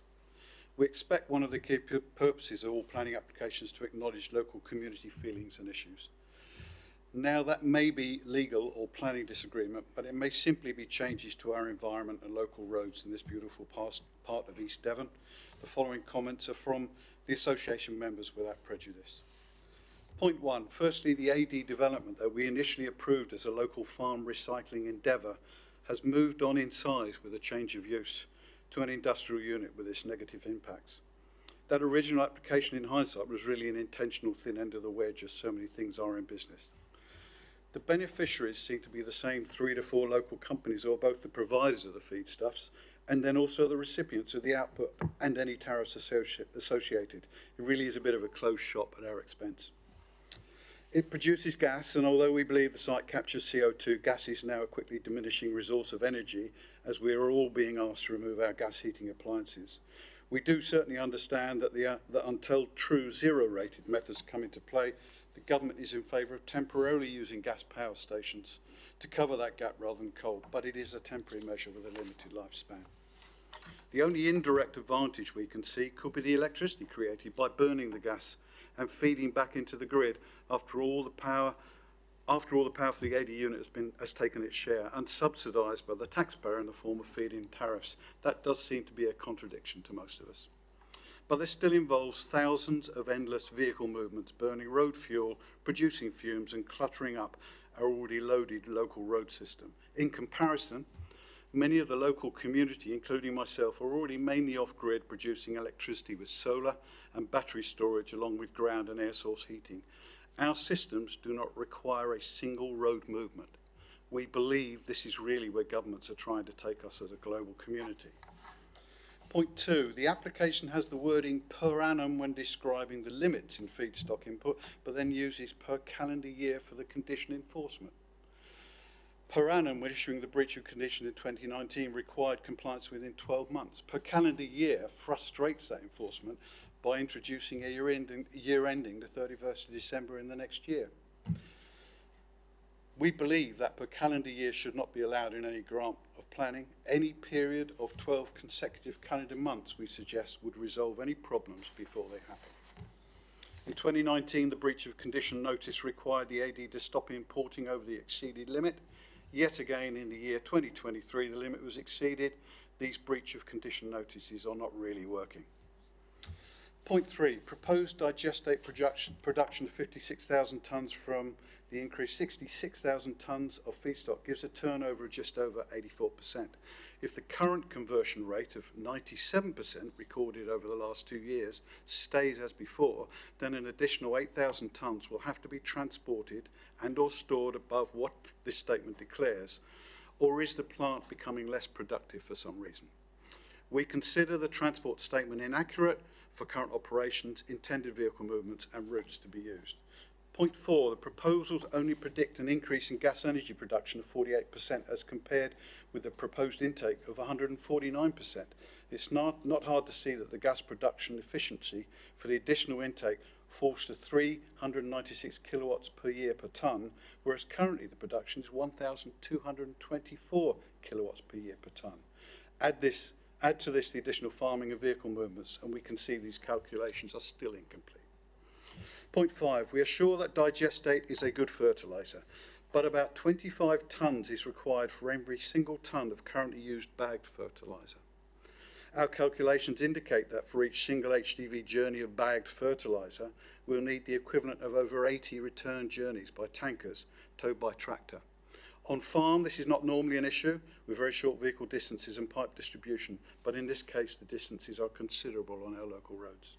Once again, we're back on the enormous increase in vehicle journeys, and remember, a journey bringing feedstuffs does not wait to take digestate away. Another form of transport returns empty for collection, resulting in 2 return journeys. Point 6, the new application has reference to acceptable noise levels from the previous application, specifically the bungo near the site entrance. Since the last application, the resident occupier of this building has luckily vacated and the building has been leased to the AD site as a staff welfare facility. Does this not go against the availability of good homes, but even worse, the nearby properties which remain actively affected and require the same sound testing? Let me go back to the East Devon local plan already detailed in our documentation. This application does not comply with strategies 5, 5B, 7 and 39, policies D1, EN13, 14, 17, E4 and TC7. Lastly, we see the new owners are quoting on their website, our aim is to act as a champion of zero carbon energies that have a positive impact on people and the planet. I've invented very, very similar marketing straplines in my time in the IT industry. Zero carbon energies with all these vehicle movements, I ask myself. Not even net zero or carbon neutral, which are both created by purchasing offset credits to numerically rebalance back to zero. Let me just quote the UN and Ecology on zero carbon. Causing or resulting in no release of carbon dioxide into the atmosphere, e.g. zero carbon homes. On behalf of Oil Mill Lane Residents Association, thank you for your time.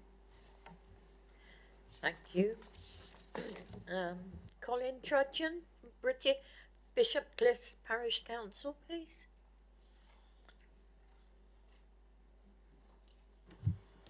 Thank you, Chair.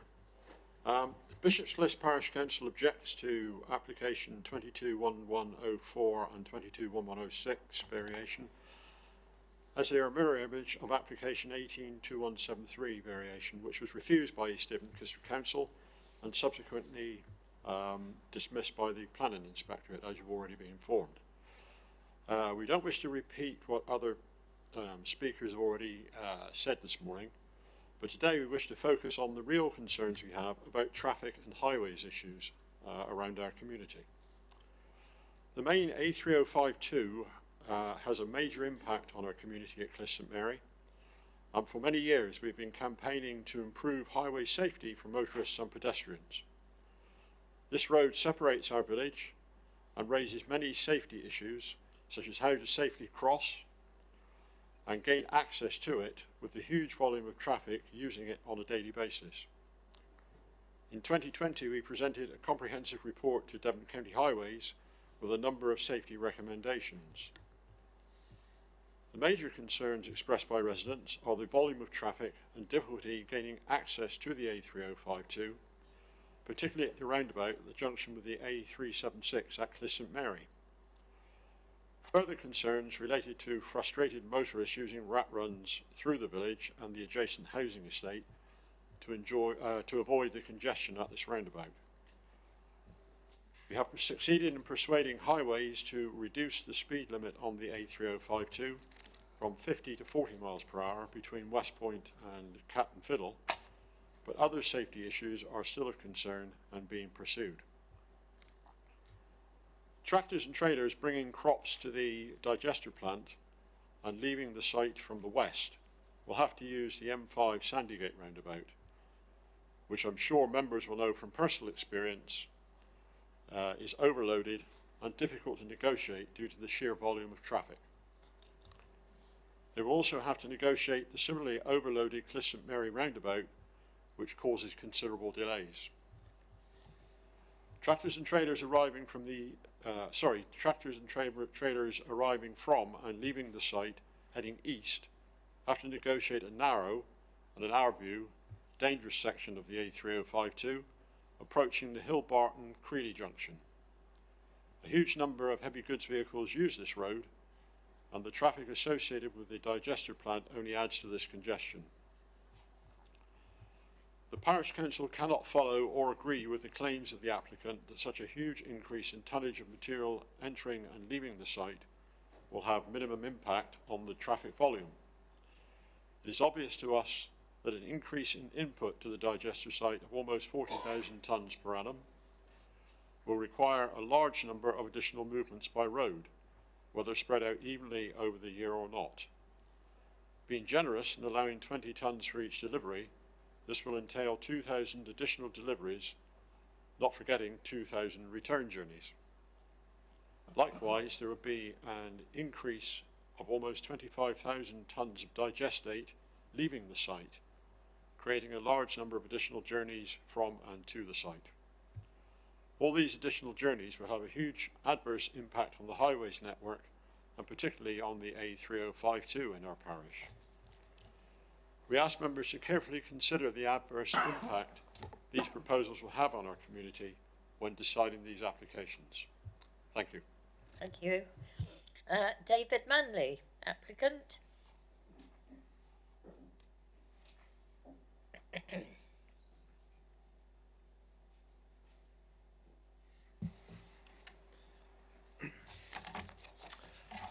The issues raised by the inspector, as has already been highlighted, were only focused on the impact of the nearest resident, the bungalow.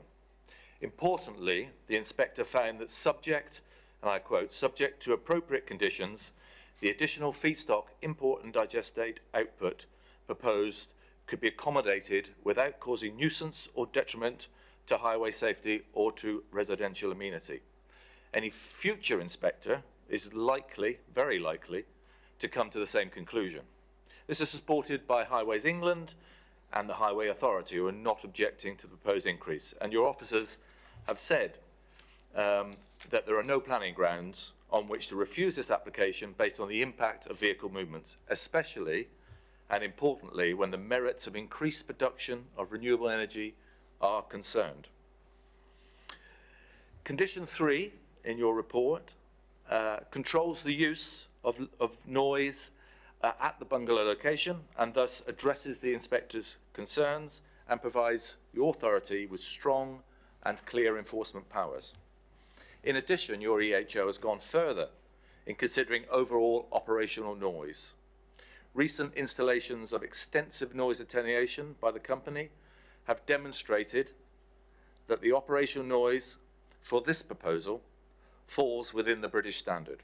Again, conditions 3 and 4 in your report ensures that these levels are enforceable by this authority.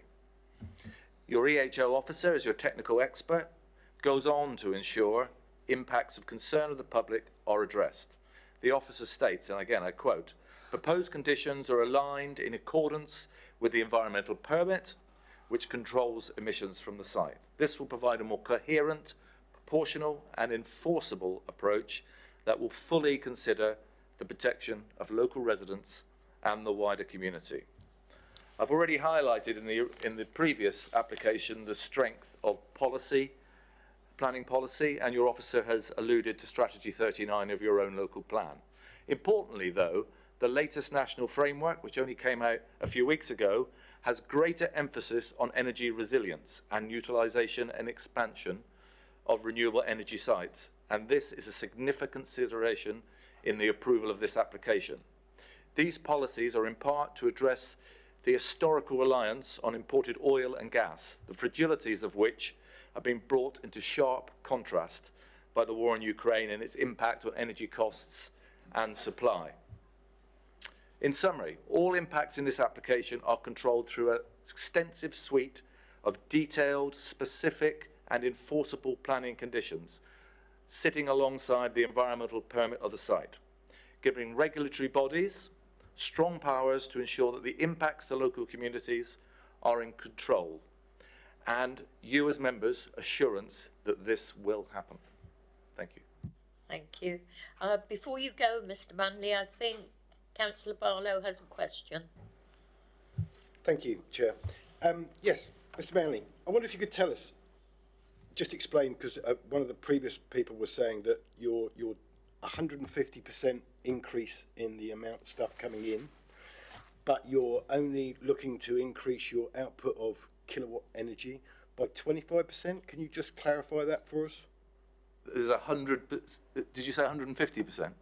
Well, you're going from 25,000 to 66,000. So I must admit, on the back of a fag packet, even though I've given up smoking, a back of a fag packet calculations is 150% extra coming in, but you're only giving 25% extra energy coming out. Well, there's 50% additional, roughly, volume coming in. Not all of that has the same calorific value. Importantly, as I mentioned in the previous application, 50%, with this application, if it was approved, 50% roughly of the feedstock will become from waste resources. So 12,000 tonnes from the adjacent pig farm, which would have to be transported by road and distributed if we didn't take that, and chicken litter, which would be stored in the sealed container, which you approved just a moment ago. So some of those don't have the same calorific value as crops would. Therefore, you don't get a pro rata increase in energy, although my colleague will detail that in a little bit more detail. Okay, so are you increasing the size of the pig farm? Sorry? Are you increasing the size of the pig farm at Enfield Farm? The pig farm is not in our control. The pig farm has increased significantly in size over the since we've been operating, hence the increase in slurry produced and that we're taking through a sealed system. But I have no idea what their future plans are. They certainly have increased significantly since we started operations. And how many acres of maize will be how many acres of ground for the crops? It's not just maize, so it's crops, I understand that. Yep. How many acres will you be utilising? Do you estimate? The additional feedstock requirement with this planning application requires just over 1,000, so about 1,030 to 40 acres. And that's spread over a wide period. The reason we asked for the change in condition was to give farmers better flexibility and not have that reliance solely or significantly on maize production. And sorry, when you say it's over a bigger period, a bigger area, or are you talking time here? 1,000 acres additional area to cover this feedstock. Right, and that could be anywhere over wherever? No, the details are already conditioned as part of a Section 73 that was approved in 2017. So those supply farms, let's call them, are not changing as part of this planning application. So the conditions that were applied to that 2017 permission, which was approved here, are not changing, nor are the number of movements that were assessed as part of that additional collection of farms changing. So I don't, sorry, I understand quite. Okay. Just explain. So the farms that you chose before that made up the acreage that you needed to produce the amount of thing, they've just got an extra 1,000 acres hanging around? Or? So it's slightly complicated. The original planning application had local farms with farm field plans included. Yeah. Those are still included in your conditions. As part of Section 73, approved in 2017, we expanded that, not the tonnage, but the location where we could get feedstock from. Those locations are being utilised as part of this increase in tonnage. Okay, thank you. Yeah. Thank you. Do you have a question, Councillor Heath? I have a question for Mr. Manley. Mr. Manley, you mentioned renewable energy, but I'm struggling to get my head around that term when the energy that you will produce will be going in to supplement gas production. Can you just clarify that for me? We'll go into gas production. Yeah. Well, first of all, the whole process of using crops and waste to produce biogas is heavily regulated by Ofgem. So there are spreadsheets that we have to supply to Ofgem that show that we are reducing carbon impact in line with Ofgem's priorities and government priorities, and obviously to reduce CO2 and global warming. And that goes down to every little detail, including, for example, the amount of fuel used, the type of fuel used to crop the crops. So there's a whole suite of data that is provided to Ofgem, and if they don't think that we are reducing carbon emissions significantly through that process, we don't get our tariffs. And that has never happened during the nearly 10 years of operation of this site. So it is a very complex area, but it's heavily, heavily regulated by national government. And that proves that we are, you know, that proof proves that we are reducing carbon emissions through this process and producing renewable energy. Okay. Thank you. One last question for you, Mr. Sorry. Manley. One last question. Is this sustainable without government subsidies? Well, I don't really have the answer to that question. My colleague may have the answer to the question. It is certainly getting more sustainable without government subsidy, because as I explained, we're moving and are moving, continually to move, away from a crop-based input to a more waste-based input. So this application moves it away from a 10-15% waste input as we had before to nearly a 50%. And the intention of the company is to continue to go that way.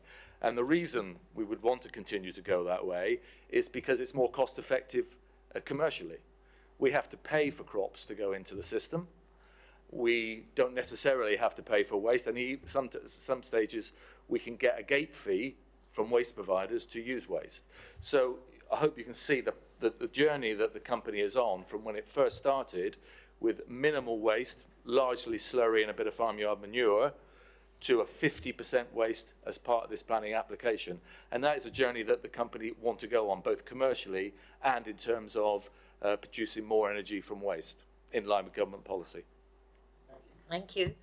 Right, Darren Stockley next for the applicant.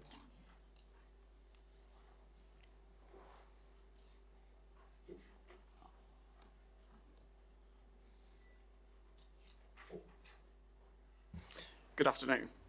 I would like to speak about the additional benefits that this planning application would bring. The AD facility is owned by a company called Exora Energy. Our management team are locally based in East Devon and one of the largest providers of renewable energy in Devon and the Southwest. We have a very strong reputation for our environmental work and have won several awards for the quality of our operations. We proudly represent East Devon for projects across the UK.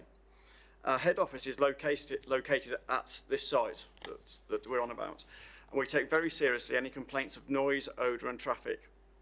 I personally sit there at the site for 10 hours a day, 5 days a week. So I'm fully aware of exactly what is going on. We do all that we can to engage with the community, and last year we gave tours to in excess of 150 members of the public. So we do welcome people to come and see what we're up to. We also try and act on any concerns raised to us, and everything is openly, honestly and transparently discussed with regulatory bodies, including regular visits from your own environmental health officer and the EA. This has led to several action plans which have either already been implemented, such as extensive noise attenuation equipment and upgrading of the flare, or planning conditions which will be implemented straight after the planning permission is received, the additional dome and feedstock storage shed being the main examples. Please note that these applications are not adding to the footprint of the site.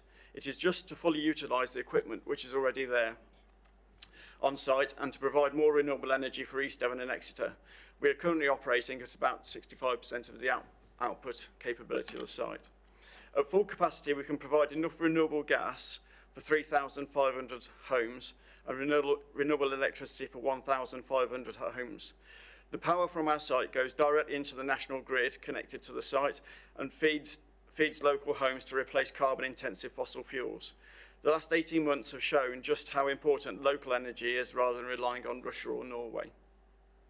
By replacing fossil fuels, we can reduce the carbon footprint by the equivalent of taking 1,500 cars off the road. As a comparison, this would represent 1.2% of the total carbon footprint of Exeter, so to give you an idea of size. We also support the East Devon rural economy. Our organic fertiliser goes to local farms which replaces chemical fertilisers. The Russian war has caused big increases in chemical fertiliser costs, and we've been able to protect our farmers against this. Our fertiliser has been going on to food crops such as wheat to maintain production during very, very difficult economic conditions. We pay farmers a set price which does not fluctuate with food market prices. This price certainty enables them to employ staff, purchase equipment and invest for the long term to meet the highest environmental standards. At full production, the AD facility will put £4 million per annum into the local East Devon and Exeter economy through jobs, feedstock purchases and purchasing local goods and services. Thank you very much. Thank you. Councillor Barlow, you have a question. Why? Yes, thank you. So can you just explain, I was lucky enough a couple of years ago, admittedly, to go on a tour of your place with my local council. Pleasant. It was. Can you just confirm, my memory of that was that the fertiliser, the whatever you digestate that comes out, can only go back on the farms where it came from. Was that correct? Because of the planning permission and we have the land blocks that we actually utilise, and so the digestate goes back onto that land blocks in accordance with the plan. So you're not helping any farmers other than the ones where it came from in the first place? That's our planning permission. Thank you. Interesting. Councillor Howe, please, you have unlimited time. I think I've got 10 minutes, Chair, because obviously I am predetermined on this application, so don't speak as a committee member. And I think I'd better start with that. I sit here as a ward member, not as a committee member, because I've been dealing with this site for over 10 years and the constant issues and problems that are not just associated with this site. And I have no problem with what's been said by Mr. Manley and Mr. Stockley in doing what they're supposed to be doing, which is defending their business and everything else. But we have two sites, or two businesses, side by side. We have a farm, Enfield Farm, and we have Enfield Anaerobic Digester, sat side by side. Both create noise, both create smells. One's covered by our legislation, the other's covered by the EA's legislation. And over 10 years, it doesn't matter what any resident does. If they phone us, it's the anaerobic digester that's a problem. If we phone the EA, it's the farm that's at problem. And we have not, in 10 years, been able to get any enforcement action, correction, from the statutory bodies on noise or smell. Because they both shrug their shoulders and go, it's the other side. Sorry, mate. You know. Now, when you add to the problem of our park smell, because hopefully the application that's been approved will solve most of the smell, but I'll stick with noise. Because noise issues generally are when the road network is quieter. So come 7 o'clock at night, and particularly between 7 at night and 7 in the morning, our roads are quite quiet. After midnight, even the motorway, which we are relatively close to, is really quiet. These sites carry on making noise. They are 24-hour sites. And there is no one, we don't have an environmental health officer that works 24/7 anymore, and the EA is just as bad. They'll send someone around Monday, maybe Tuesday, or Thursday, you know, next week possibly. No one comes out. 2 o'clock on a Boxing Day morning, I sat there, 2 a.m. in the morning that is, I sat there and listened to the noise from, I'll say both sites. At the time, it was a few years ago, it was the anaerobic digester. Because the anaerobic digester came out, they shut things off, they turned things on, and it was blatantly the anaerobic digester that day. I sat there Sunday a few weeks ago, and I reckon it was the farm. But I can't see a noise. I can't directly go to it. And it's the same with the smell. When the smells hit, and there's two agricultural smells, hard to distinguish which one is causing it, but there is a slightly more acidic nature, I suppose, in the back of your throat smell to the anaerobic digester than there is to the manure from the farms, but they get confused because they are close to each other. But again, you cannot tell which one is causing the problem, and as such, no enforcement action is again taken. So I stand here today because of those issues. I don't doubt what's been said, although I do have some issues with our officer's report, and particularly I'll raise the first issue in the executive summary of this is to increase efficiency. It's not. The figures do not show that in the slightest. This lessens efficiency, and that is purely because they are moving from crop-based to waste-based, and of course the manure that comes out of an animal has already been through an anaerobic digestion in the stomach of the animal that it went through. So the energy has already been taken out of some of the crop, so you get less out. So as they increase the waste, the efficiency of this site gets less. So that's a statement one that's wrong. Now, I hope you guys can find a way of refusing this. I really do. Because I desperately need it refused. But in case you don't, and part of the reason why Mr. Freeman's here is because I warned him I was going to say this. In an email on the 16th of the 6th, 2023, Mr. Freeman said, and I quote directly this statement, "I have no doubt that the benefit of years of experience on the operation of this site, that if we could go back in time, we would have drafted the conditions differently. I don't see that as a failing on our part, and I agree, it's not. It's simply a fact of life. We drafted the conditions as we considered appropriate based on the information that we had at the time. We could do nothing more at the time and could not have foreseen all of the various issues that have arisen subsequently." I'm going to have to eat something in a minute. So if you guys can't come up with a refusal, please, at the very least, and obviously officers already looked at changing the conditions a bit, but I don't think it's gone enough, make any offer of acceptance of this or approval of this subject to conditions being gone over again between myself as ward member, chair of the council, and obviously officers. If we as a group cannot agree those conditions at that point, it would need to come back to committee for determination. But at the very least, I ask that we get chance and determination to go through those conditions.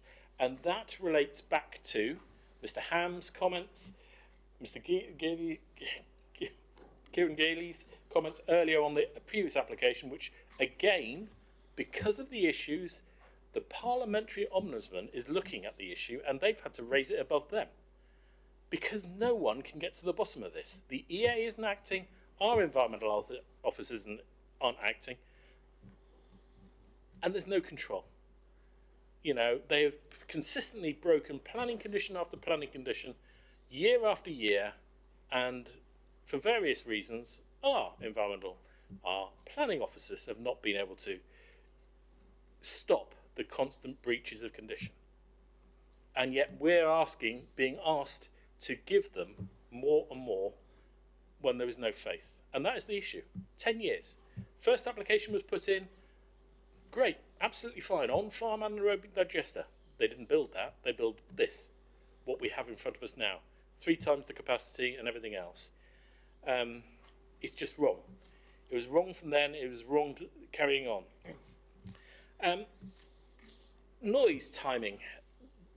Our environmental health officer is given timing on noise which relates to the permit, but of course they can make noise up until 11 o'clock at night. It's dead quiet outside. The noise limit has to be brought earlier into the day, because the noise levels during a day are totally different to that at night. But of course, gone 6 p.m. in the evening, you are in evening time, and noise limits. It's not a pub or anything else where you expect noise to be if you buy a place next to a pub. We're in the countryside. The noise should not be there. And one of the closest remaining residents will ignore the fact we're losing a home to add to our 5-year housing land supply. In fact, a lot of the closest residents live in mobile homes. Their walls are an inch thick. If you think you can, put away and not listen to the noise in those inch thick homes, you are joking. Because you sit in them and you can hear everything. So we need to go working on that. Pollution. I mean, EN's 14 again, control of pollution, noise and vibration. Vibration, particularly on one of the residents, has been a real issue. Pollution of the atmosphere, smell and fumes, all of which are relevant still today. The transport statement, of course, is dated 2018, I believe it is, might be 2017. Which was 2 to 3 years before this application was even put into us. It was out of date then. It's certainly out of date now in 2023, approaching 2024. We should have a new transport statement to regularise everything that's been going on. And then you've got the Bishop's Cliff Neighbourhood Plan, which in BIC 12, farm diversification, takes into account residential amenity and highway safety. And of course, this does neither of those things.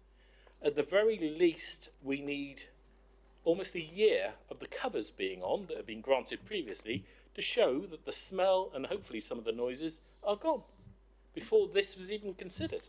That would be the ideal solution. So please, if you can come up with a reason for refusal, please do. If you can't, and you want to grant it subject to the conditions being re-looked at first, or defer it for further information, particularly an updated transport statement and everything else that really should be encouraged to be put in with it. And after that, I throw myself on your own learned hands. Thank you. Thank you. Wonder, officers, would you like to comment on what Councillor Howard said? Perhaps start with you, Ed, because you were referred to.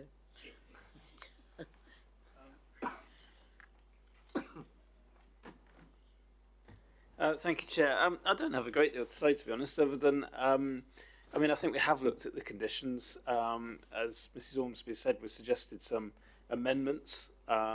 It may be that with further consideration and discussion with the ward member, we could perhaps refine them further, and I'm certainly open to doing that if members are minded to grant the application.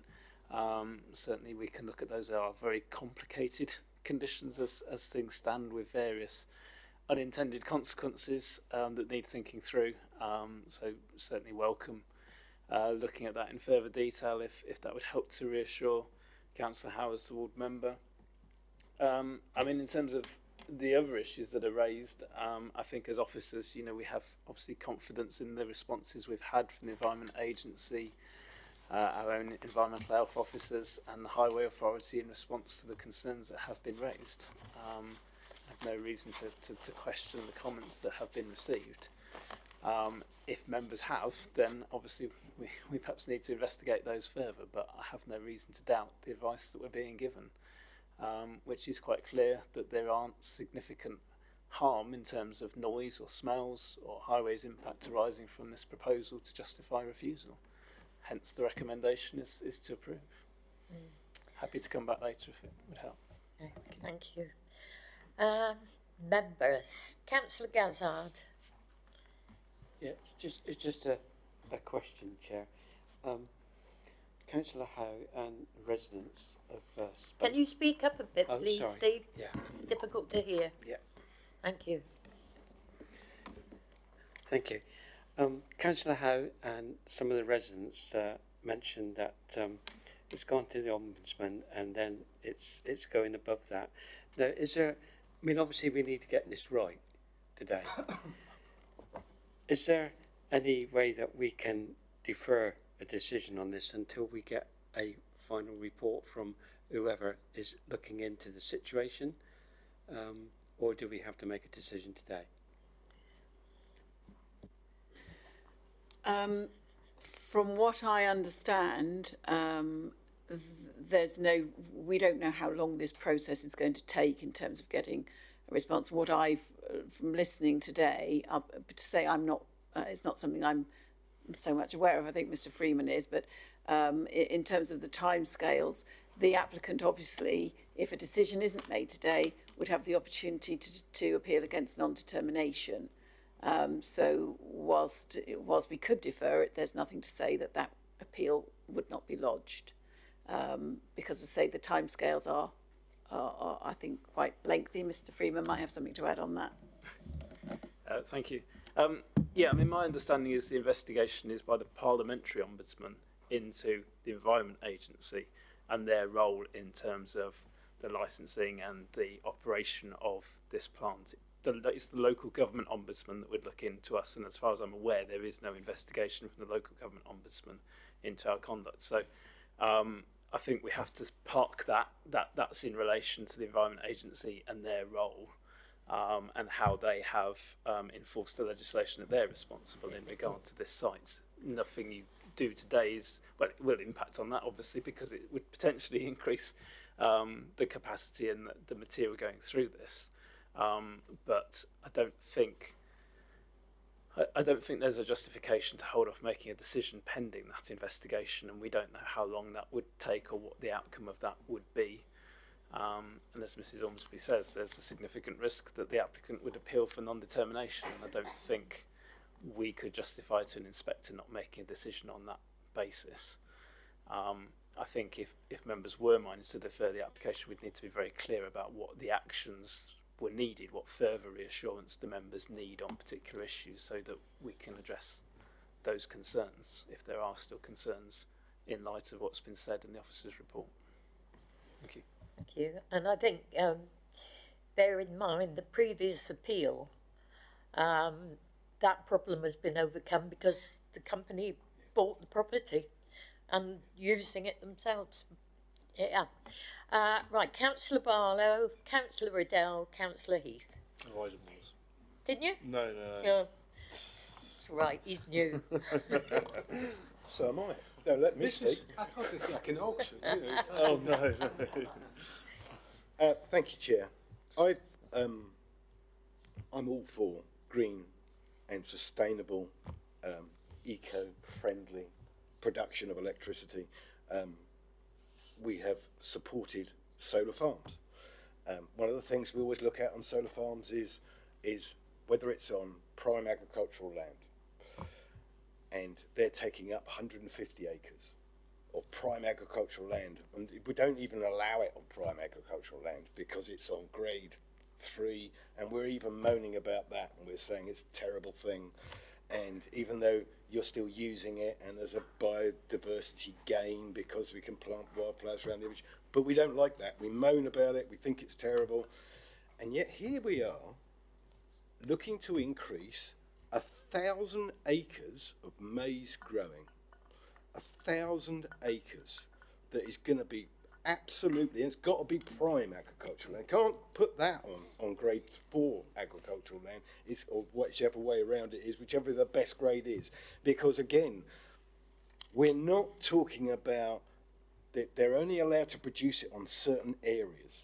I don't know if everyone's understand this. They can't produce it everywhere. They can only produce it on certain areas, supposedly.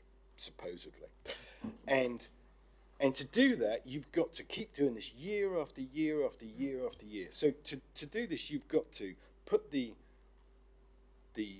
digestate back on the land, and then you've got to top it up with artificial fertilizers, which is something else we'll get to.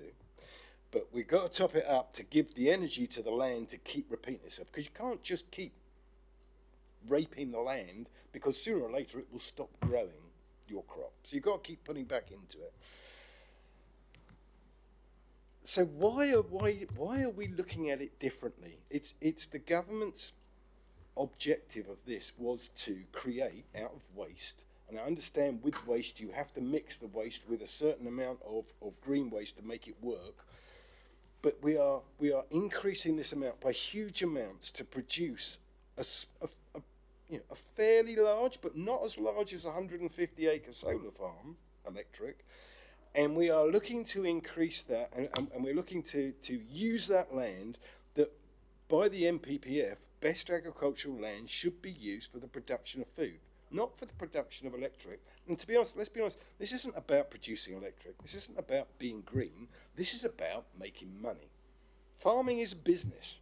And at the end of the day, you can't blame the farmer for taking the mick out of the system that was set up to help a pig farmer with a problem of what was 6,000 tonnes and miraculously has turned into 12,000 tonnes without it looking like it's got a lot bigger. However, that's another thing, we've got to believe what we're told. So why are we using thousands of acres of land to produce something that we could do a lot more efficiently with a solar farm? That's my first point. It's not sustainable. You can't. This isn't sustainable without government grants, which are being taken advantage of by, as I said, by the farmers. And again, I can't blame them. That's just business. It's good business. It's no different than in Northern Ireland when they did the wood chip one, where they're now paying out millions and millions of pounds on something that wasn't their intention. Well, unfortunately, Councillor Barlow, you sort of broadening the subject out. We have to deal with the planning application that's before us. Well, we can't go diversifying and say a solar farm would be better here or there. We've got to deal with this one. Well, okay, so it goes back to the NPPF, whatever, where it says that basically 174, paragraph 174, preventing new and existing development from contributing to, so which is this planning application would contribute to unacceptable risk and levels of soil, air, water and noise pollution. And this does. And what I'm trying to say is, by passing this application here, which when you look at it is a very small little thing we're looking at, a variation of a planning application, it is actually making a huge difference to a very much bigger area. And, it does make a difference, using up the land, etc., for things that it's not meant for. Then we go back to the 5-year housing supply.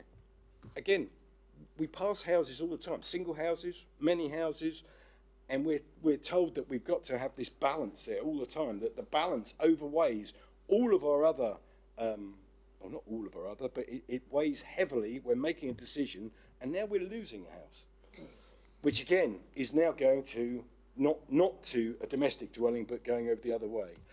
And I will leave it there, but I would like to come back a bit later, because obviously I'm not making with your permission, obviously. Yeah, well, okay. Councillor Heath next.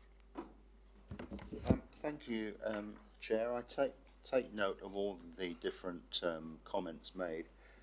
I think such an increase in production will add considerable noise, disturbance and production over a 24-hour period. And, I can see that for the parishioners, who live relatively in close proximity to that establishment, that facility, it would be a form of psychological torture, to be honest.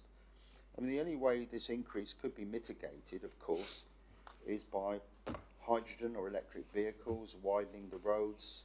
However, that's currently pie in the sky, because we're years away from that solution. And I do take on board Councillor Howe's issues about production and noise after a certain time at night and very early in the morning. And I would support production. I mean, I don't think the businesses will be happy with that, but the production should start at 8 a.m. in the morning and finish at 6 p.m. in the evening. Thank you very much. Thank you. Members, anybody else want to speak? Right, Councillor Barlow, do you have a proposal? Oh, Mrs. Ormsby would like to speak, please. Sorry, just to come back, if you're going to move to a proposal, just coming back on a couple of the points that that have been raised. So, in terms of the argument that it's loss of best and most versatile agricultural land, the land is still in agricultural production. How the crops are used is another matter. Crops are used in all sorts of different ways nowadays. That not necessarily for, directly for food and for consumption.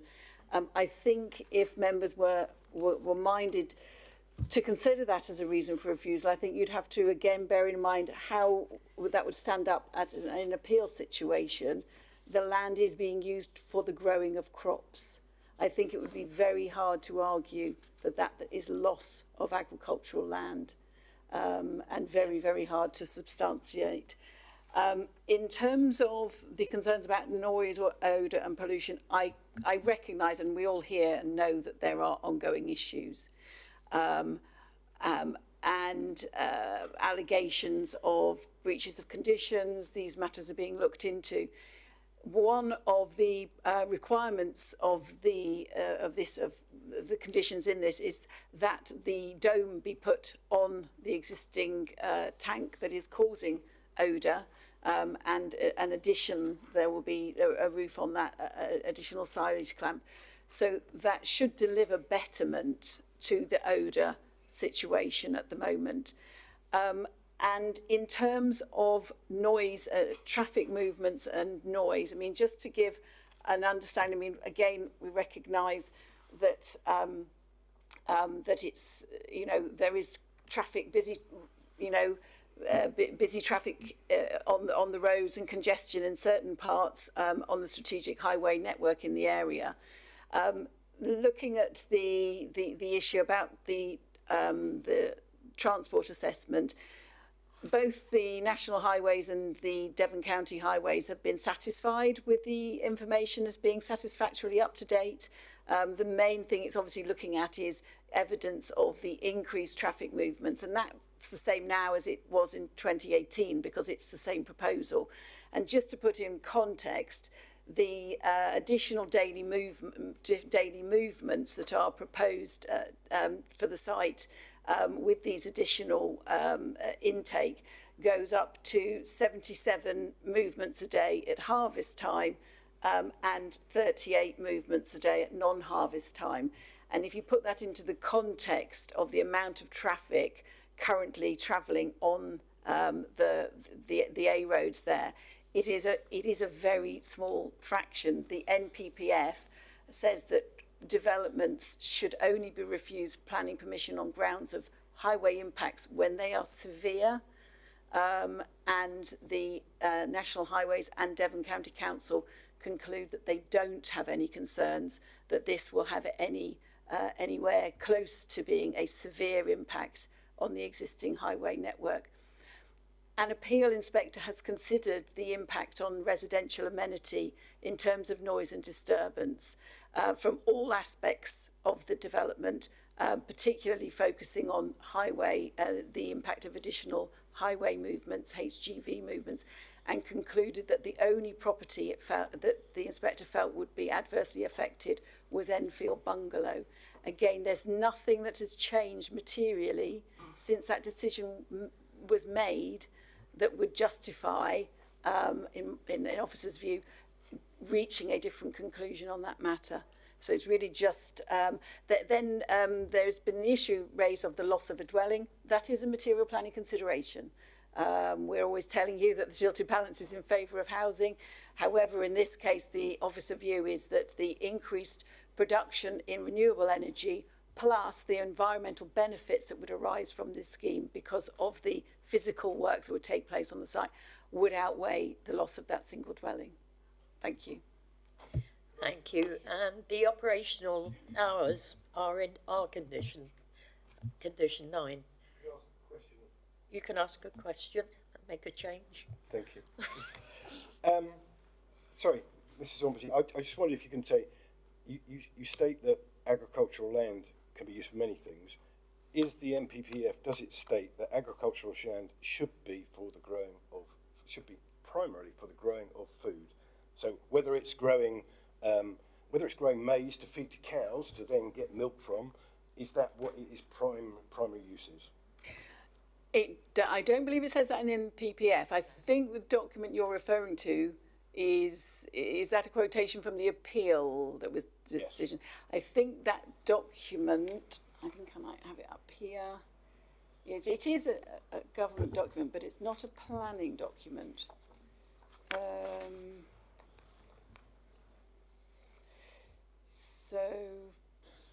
But while you're looking for that, if I can just say that on that thing, paragraph 103, the government has already indicated in documents relating to its response to consultations on reforming the Renewable Heat Incentive Scheme, the tariff scheme for AD plants, that it does not expect an AD facility to have a high dependency on crops grown specifically for the purpose of that primary purpose of agricultural land, should be for growing food.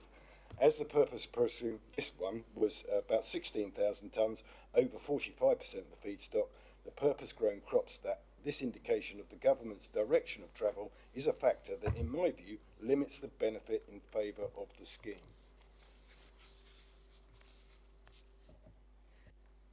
So yes, that is a quotation from an appeal decision on a different site. The document that's referenced, it says it relates. So the government has indicated in document 6 relating to its response to consultations on reforming the Renewable Heat Incentive Scheme and tariff schemes for anaerobic digester plants. So it's not in planning guidance. It is a government document, but it is not part of any planning guidance notes. But it is for an inspector can quote from it. And again, again, can you explain to me, if an inspector quotes on something previously, is that not setting a precedent that you can then rely on when if we were to use that in our arguments for or against this? That inspector has given weight to that document and to those facts. Yes, so that that we and as such as we would point to, if that inspector is considered to be valid as a material planning consideration, then we would I would assume that is correct. And am I correct in my understanding that should we decide to refuse this, and that we don't have time to write out, because this is obviously a very important an important application, is it right that we could defer this to next meeting to make sure that we had the reasons from planning officers, time to study them, to make sure that we had very good reasons to refuse going forward? In the meantime, the applicant could go to appeal and it would be out of our hands. You'd be taking a chance there, and if it went to appeal, it could cost this council a lot of money. Chair, it's not for planning officers to come up with reasons for refusal, it's for members to come up with reasons for refusal. If you want to refuse it, give us the reasons why. Yeah. It says here on the Code of Conduct, on section 12.9, do, when necessary, consider the drafting conditions for sensitive applications that the planning meeting wish to approve against officers' recommendations at the next meeting of the planning meeting, to allow officers to formulate appropriate conditions and provide the planning meeting with any relevant further information. Yep, you're talking then about, say for instance, you say we would like to have a condition in respect of flooding, then the officers could go away to formulate more precise wording to then come back to you with that. You weren't suggesting that, from what I understood. You were suggesting that they actually come up with some reasons for refusal. Well, this is what this says. Wish to approve against officer recommendation. Can you read the sentence again? Sorry. Do, where necessary, consider the drafting of conditions. Yep. For sensitive applications, which this is, that the planning meeting wish to approve against officer recommendation at the next meeting of the planning meeting, to allow officers to formulate appropriate conditions and provide the planning meeting with any relevant further information.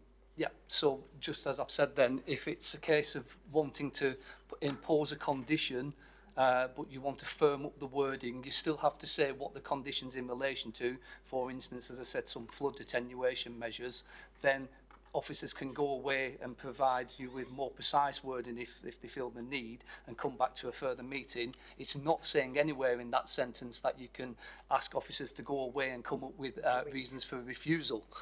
That's a pity. Didn't say that at all, I'm afraid.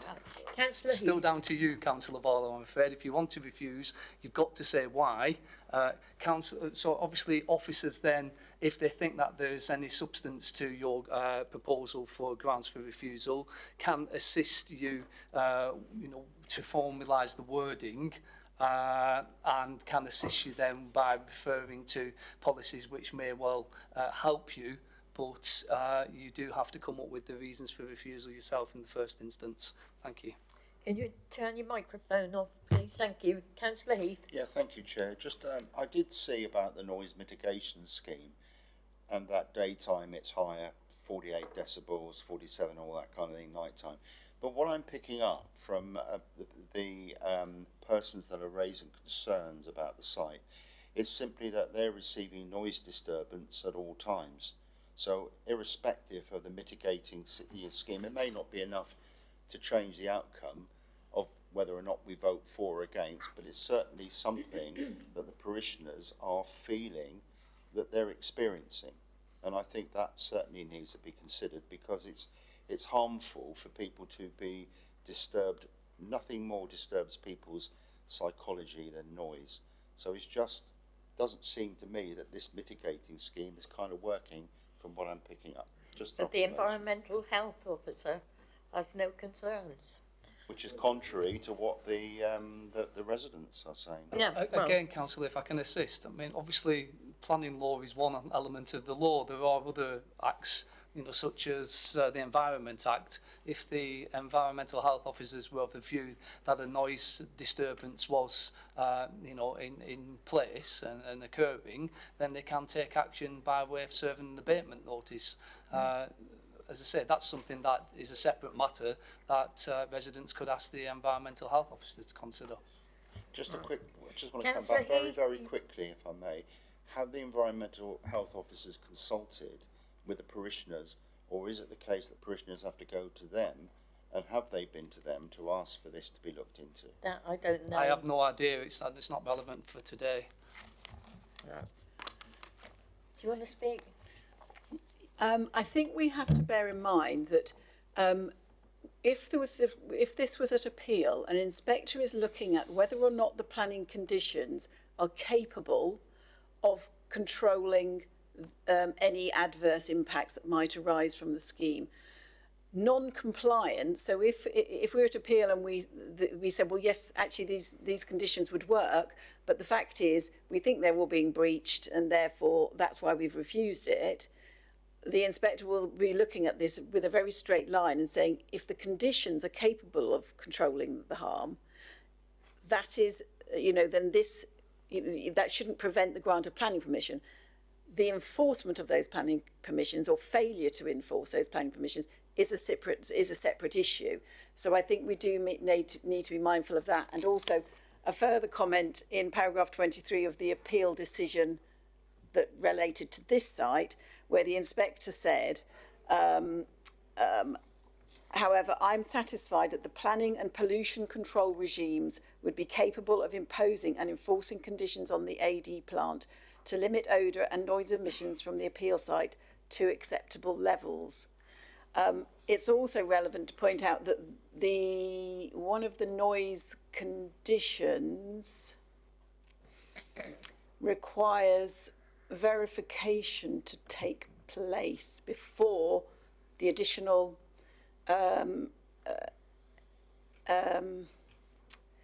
feedstock is brought onto site.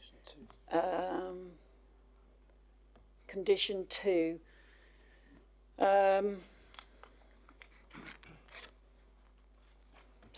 Condition 2 is requiring the installation of the roof and the rollers shutter door, but I believe there's a requirement. Sorry, I'm just scanning through. So condition 4 says, prior to any increase in feedstock, a validating noise impact assessment shall be submitted to and approved in writing by the local planning authority. The validation assessment is required to confirm that the applicant's noise control measures are indeed suitable acoustic measures designed and installed to meet with the rating levels detailed within the application's noise mitigation scheme. So what that means is before they can start to bring in any further activity on the site, they have to implement that noise mitigation scheme, and then effectively has to be tested on site and a verification report submitted to our environmental health officers. And if it doesn't meet the criteria that are specified, they would not be able to proceed to implement the rest of the planning consent. Okay. Councillor Smith. I think perhaps I'd like to look at refusal potentially on strategy 39, because all in all, with all the evidence that's been provided with the amount of journeys needed, the amount of farmland needed to produce this, and I know, again, not necessarily planning matters, and I've taken that on board, I just don't think that it's low carbon. It's just not a renewable source of energy compared to what else is out there. I think that's probably the biggest thing I can find there that I really have a hard time swallowing. It's dressed up to look like this, but it's not. You'd be at odds with the government then, because they're giving out subsidies for it. Right, anyone? Henry? Just a quick question. I don't know if I've missed it somewhere, but the noise that people are complaining about, is it from the farm machinery, like the tractors and like the harvesting and stuff, or is it of the actual sorry, I don't know what you call it, the biodigester, yeah. My understanding is that the noise is was generally about traffic movements to and fro, but I think the flaring, there's a flare that is like they have to burn off some of the gas, and that flare can be quite noisy. I think that's the primary source of noise. Yeah. Right, Councillor Howe. There are many noise sources. If you take the farm alone, it has fans for air conditioning, all night running, 24/7, particularly in hot weather. The anaerobic digestion, obviously the applicants here, the flare is a very obvious one, but of course they're generating electricity from gas. Equivalent, you've got blooming great big engines there, turning over, being powered by gas, like a gas turbine, jet engine, they're generating your energy. They're quite noisy. They can be quite noisy. They have moved them, I will be quite open, they've moved them. They had them in a ridiculous location, they've moved them, and I think they've soundproofed them. But at the same time, it's not a quiet site as you would imagine, if you get what I mean. Thank you. Right, members. Can we have a proposal, please? Councillor Gazzard?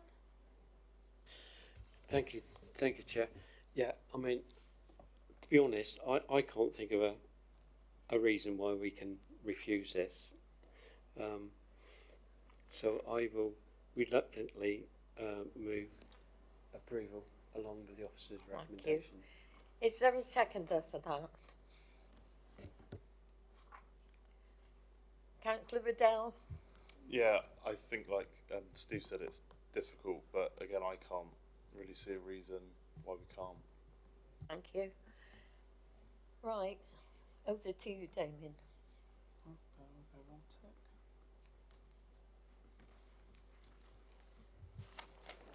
Thank you, Chair. So we've got a motion to approve in line with the planning officer's recommendation, which was to approve. Oh, sorry, as well.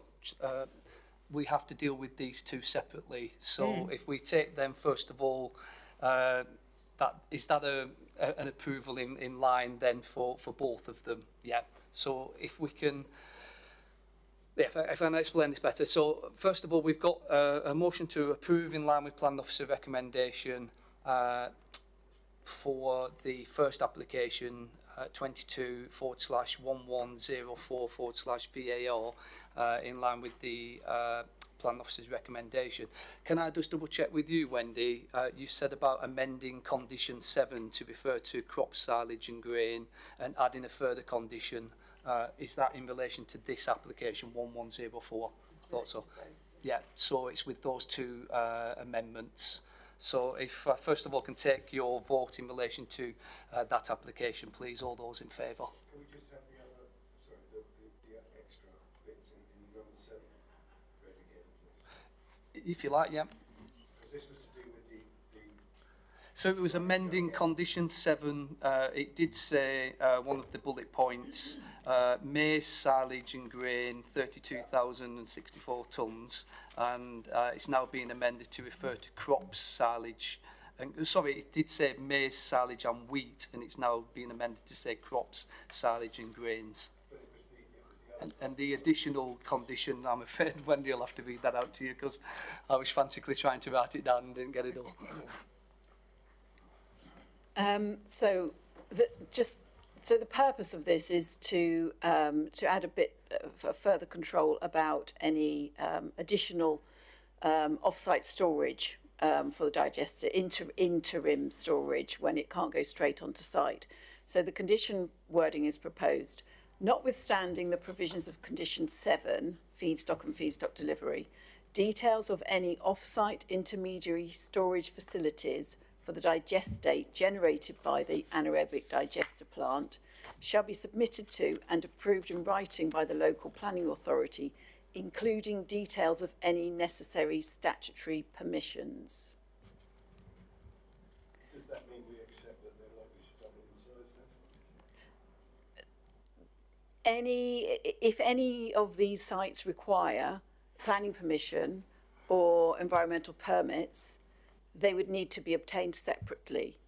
Hence the reference to including details of any necessary statutory permissions, because we couldn't agree to any sites that in themselves required planning permission separately.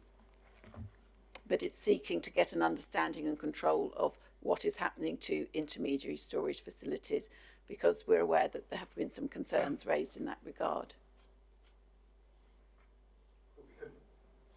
Sorry, Chair, but we can't turn that down. And obviously, if we agree to 50,000 tonnes of rubbish coming out or fertiliser coming out, it's got to be stored somewhere. So basically, what we're saying is they've got to tell us where they're going to put it, and it's going to be. And the expectation is it has the necessary statutory permissions, that it is an authorised site.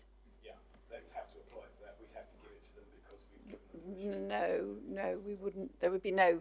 It wouldn't predetermine the outcome of any such application. That application would be considered on its own merits.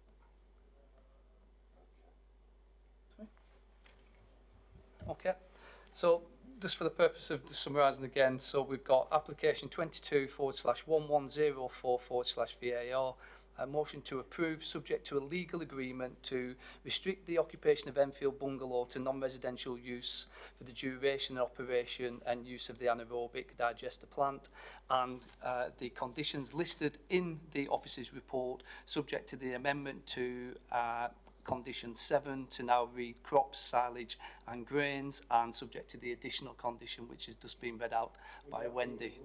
Can I make a variation? Is that the right wording?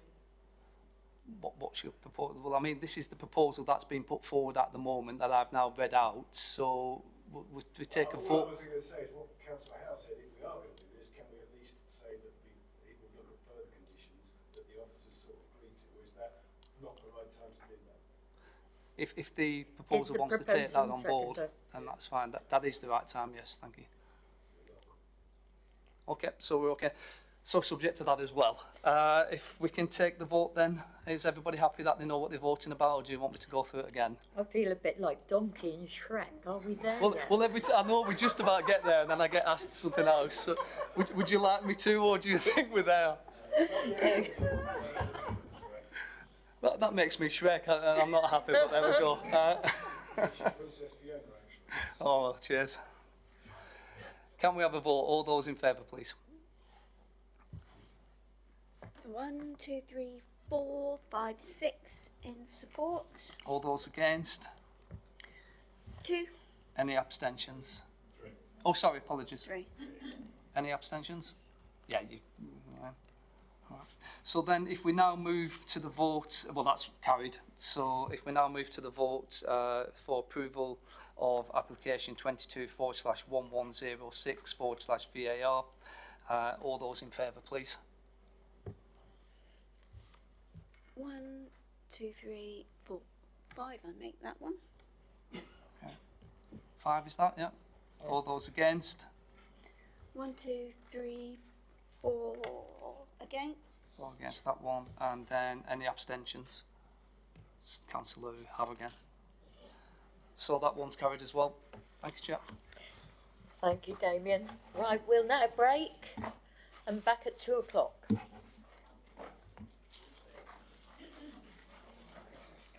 Good.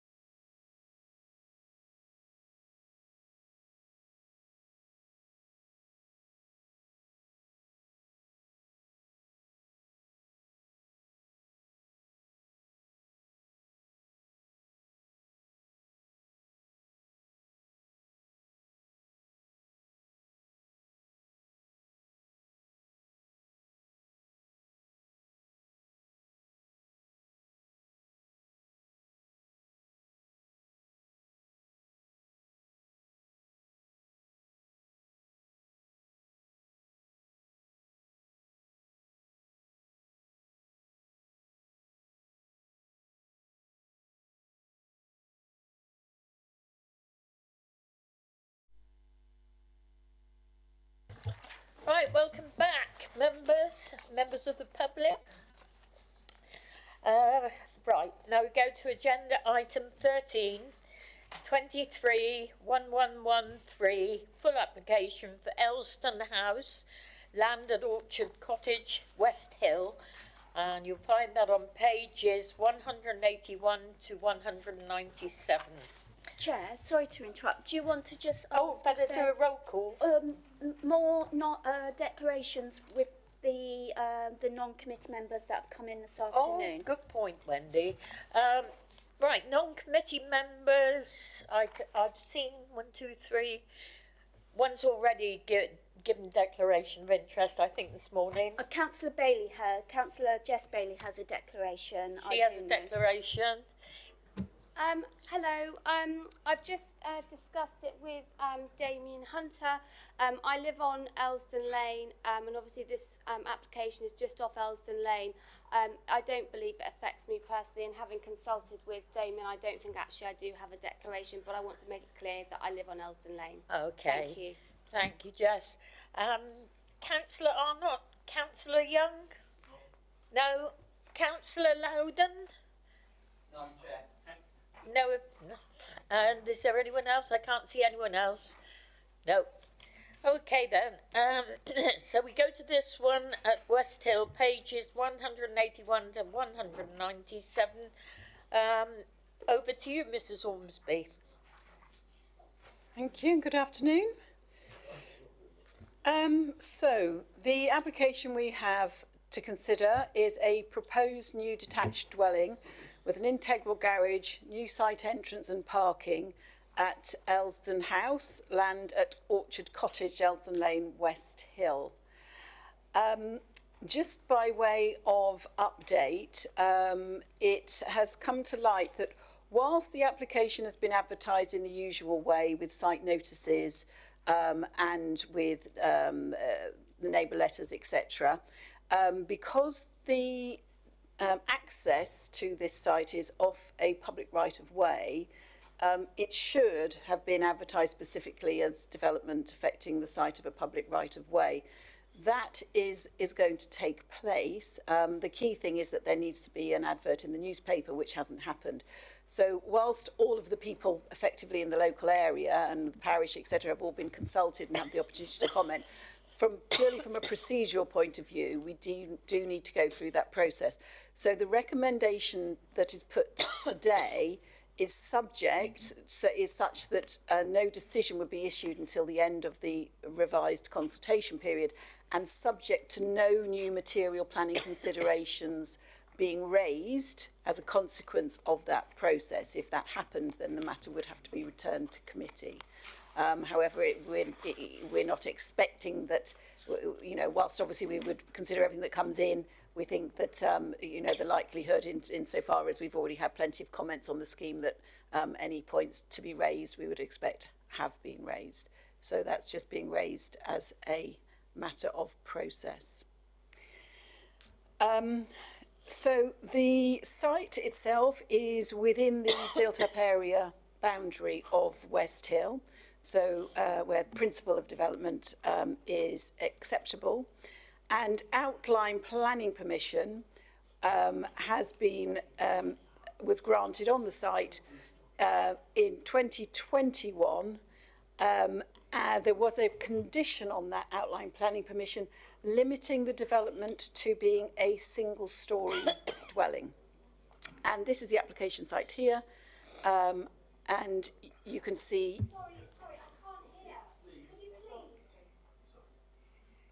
Trying to help me find this plan. It's not in the document I was given earlier. Okay. Page 181.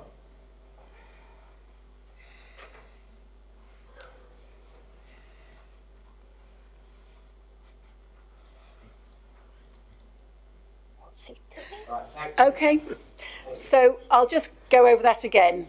So this is the application site outlined in red. It previously formed the curtilage of Orchard Cottage, and you can see that rectangle there is a former tennis court that was in the grounds of Orchard Cottage, which is the property in here. Outline planning permission was granted in 2021 for a single dwelling on the site, but there was a condition on that outline permission limiting the development to a single-storey dwelling, and specifically stating that that did not include chalet bungalows. Access to the site is down through the lane here, which is a public right-of-way that continues down in a southerly direction. This shows the site in context of Google Maps, and you can see this is the application site in here, and this is the lane, which is a public right-of-way that carries on down south through this area here. This is useful to look at in the fact that some of the objections to this planning application are on the grounds that it doesn't comply with the policies in the neighbourhood plan, which require development to be low density and in character with the area. And what this helps to demonstrate is showing the relative plot sizes of the adjoining properties. So here, so it's just worth having a little look here. We've got the plot in here, and plot in here, and this is Orchard Cottage itself, which would retain this plot here. And then to the south is, I believe is Elsdon House, which has been subdivided into flats. So the officer view is that the size of this plot, I mean, obviously it is all relative to the size of the building that goes within it, but it is comparable with the size of plots within the area generally, and was previously deemed acceptable to accommodate a single dwelling when the outline planning permission was granted.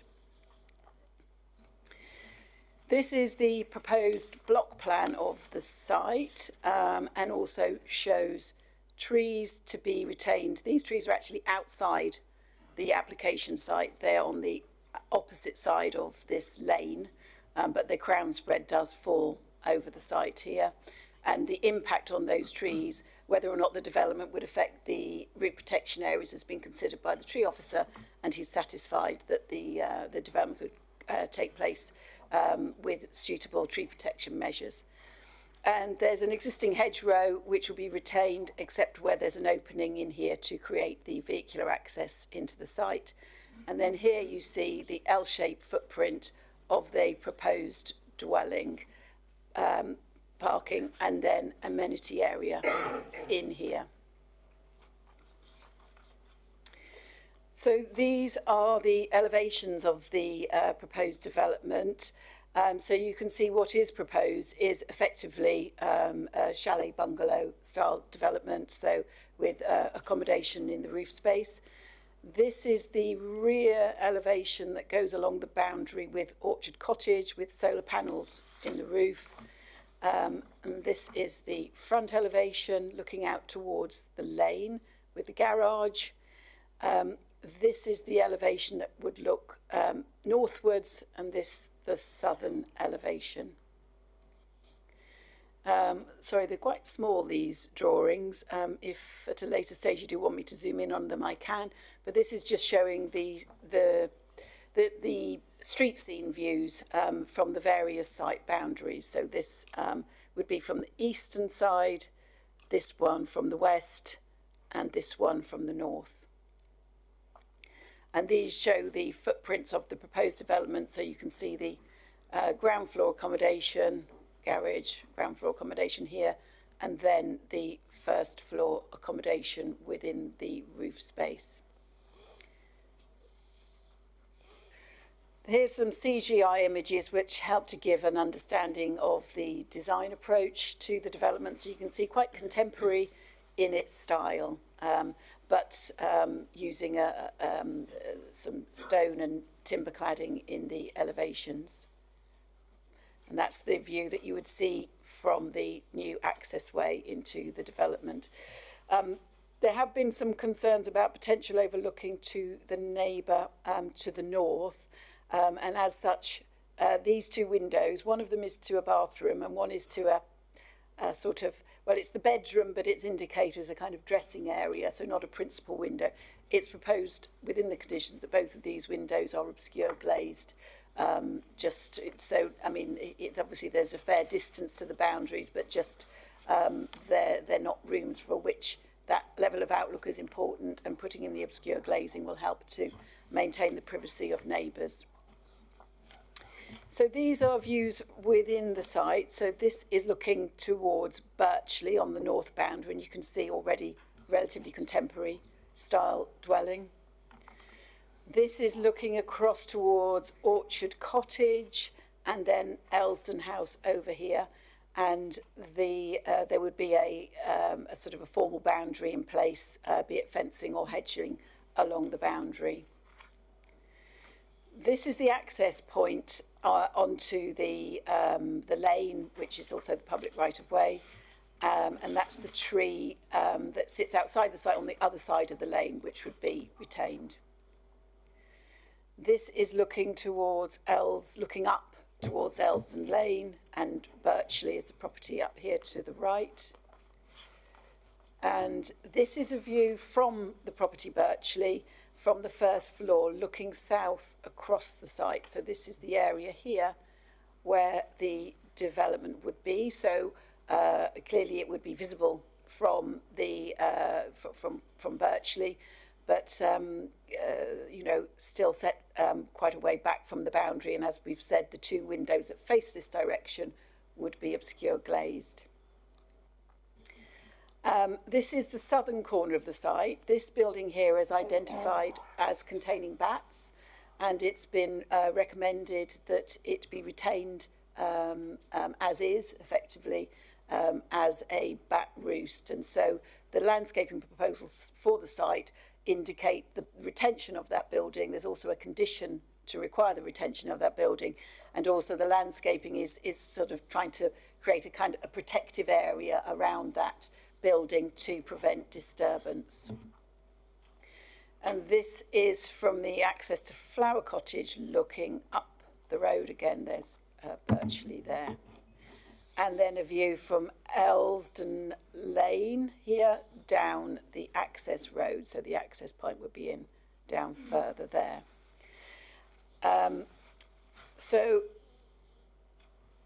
Concerns have been expressed by the parish council and the local ward member with regard to the development's impact on the character and appearance of the area, and it's acknowledged that the local plan is very specific about identifying the key characteristics that make West Hill the attractive settlement that it is, which is in particular the spaciousness, the verdant setting of the village, etc.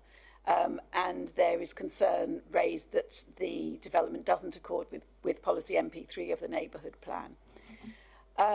But in considering this, officers have given weight to the fact that the principle of a dwelling on this site, so the subdivision of that site, has already been established in the grant of the outline planning permission.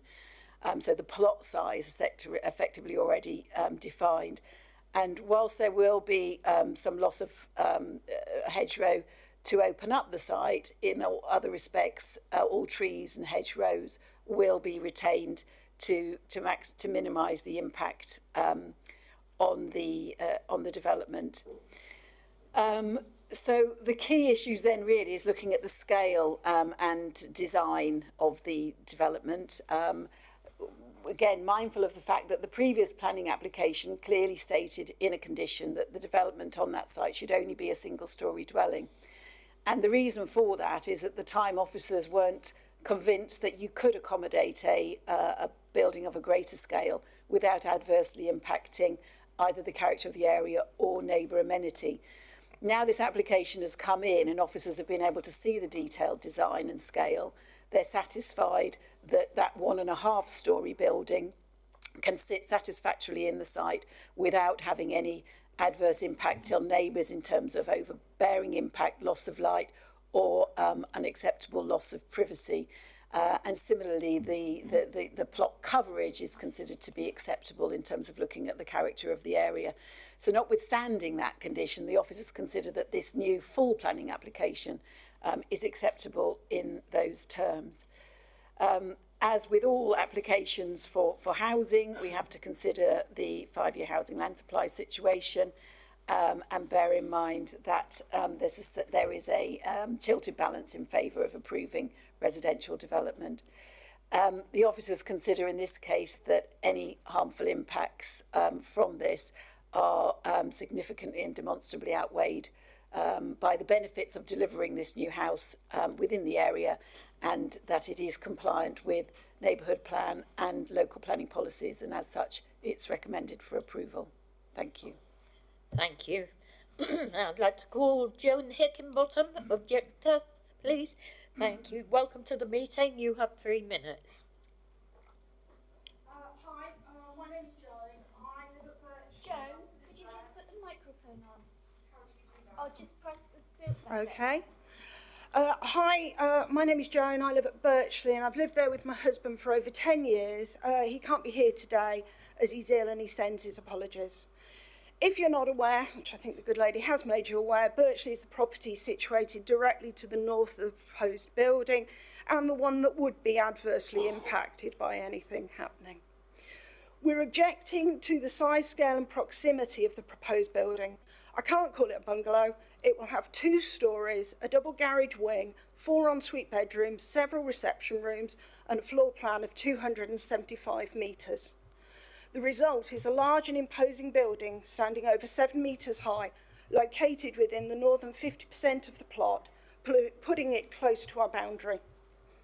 The height and proximity means that this building will block light to our garden and ground floor rooms during the winter months when it's most needed. There are 4 upper floor vantage points which are likely to overlook us, including the large glass staircase atrium and a 2nd floor balcony. It will therefore significantly reduce our privacy by closely overlooking our garden and south-facing rooms, including my bedroom. We're not objecting to a bungalow being built on this plot, providing a much-needed home for a family.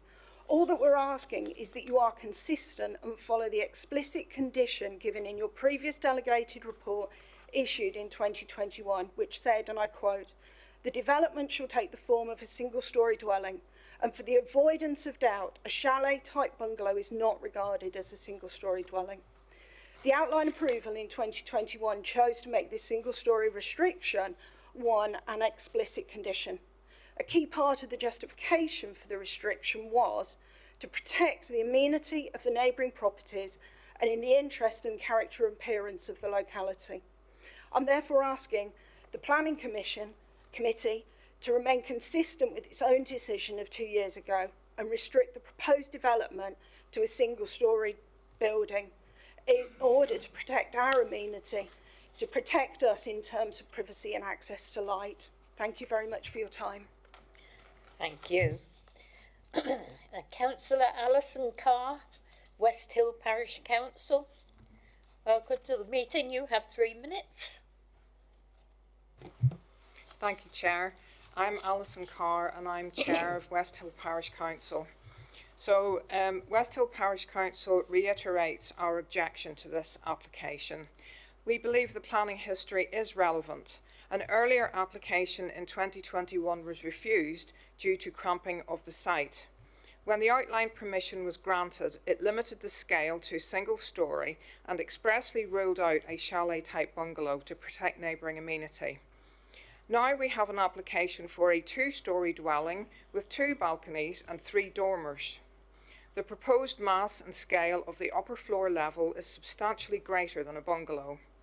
If it was deemed back in 2021 that a 2-storey building would appear cramped and physically dominating, why should it be different now? As the tree officer has stated, the garden will be significantly shaded by protected trees from midday onwards. Due to where the dwelling sits on the plot, the main garden is confined to a triangular area to the southern end of the available land, sandwiched between the dwelling to the north, a hedge to the west, and a 1.8 metre fence to the east. It simply defies credibility that future occupiers will find it a pleasant place to be due to the resulting lack of sunlight, and we can predict future applications to prune back the trees.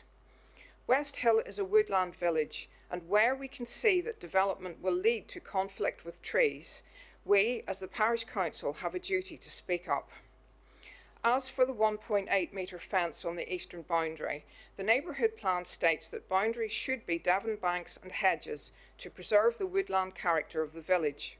However, this report would have you believe that because the fence isn't readily visible from public views, it does not contravene the policy. This is a disappointing and inconsistent interpretation of the policy, which was written to preserve West Hill's unique woodland character.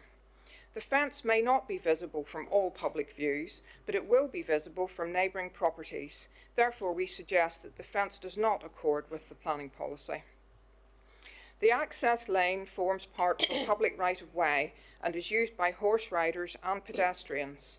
It is very narrow. It is very important that if this application is approved, contractor vehicles need to be directed to park on site and must not block the access lane or cause conflict with pedestrians and riders.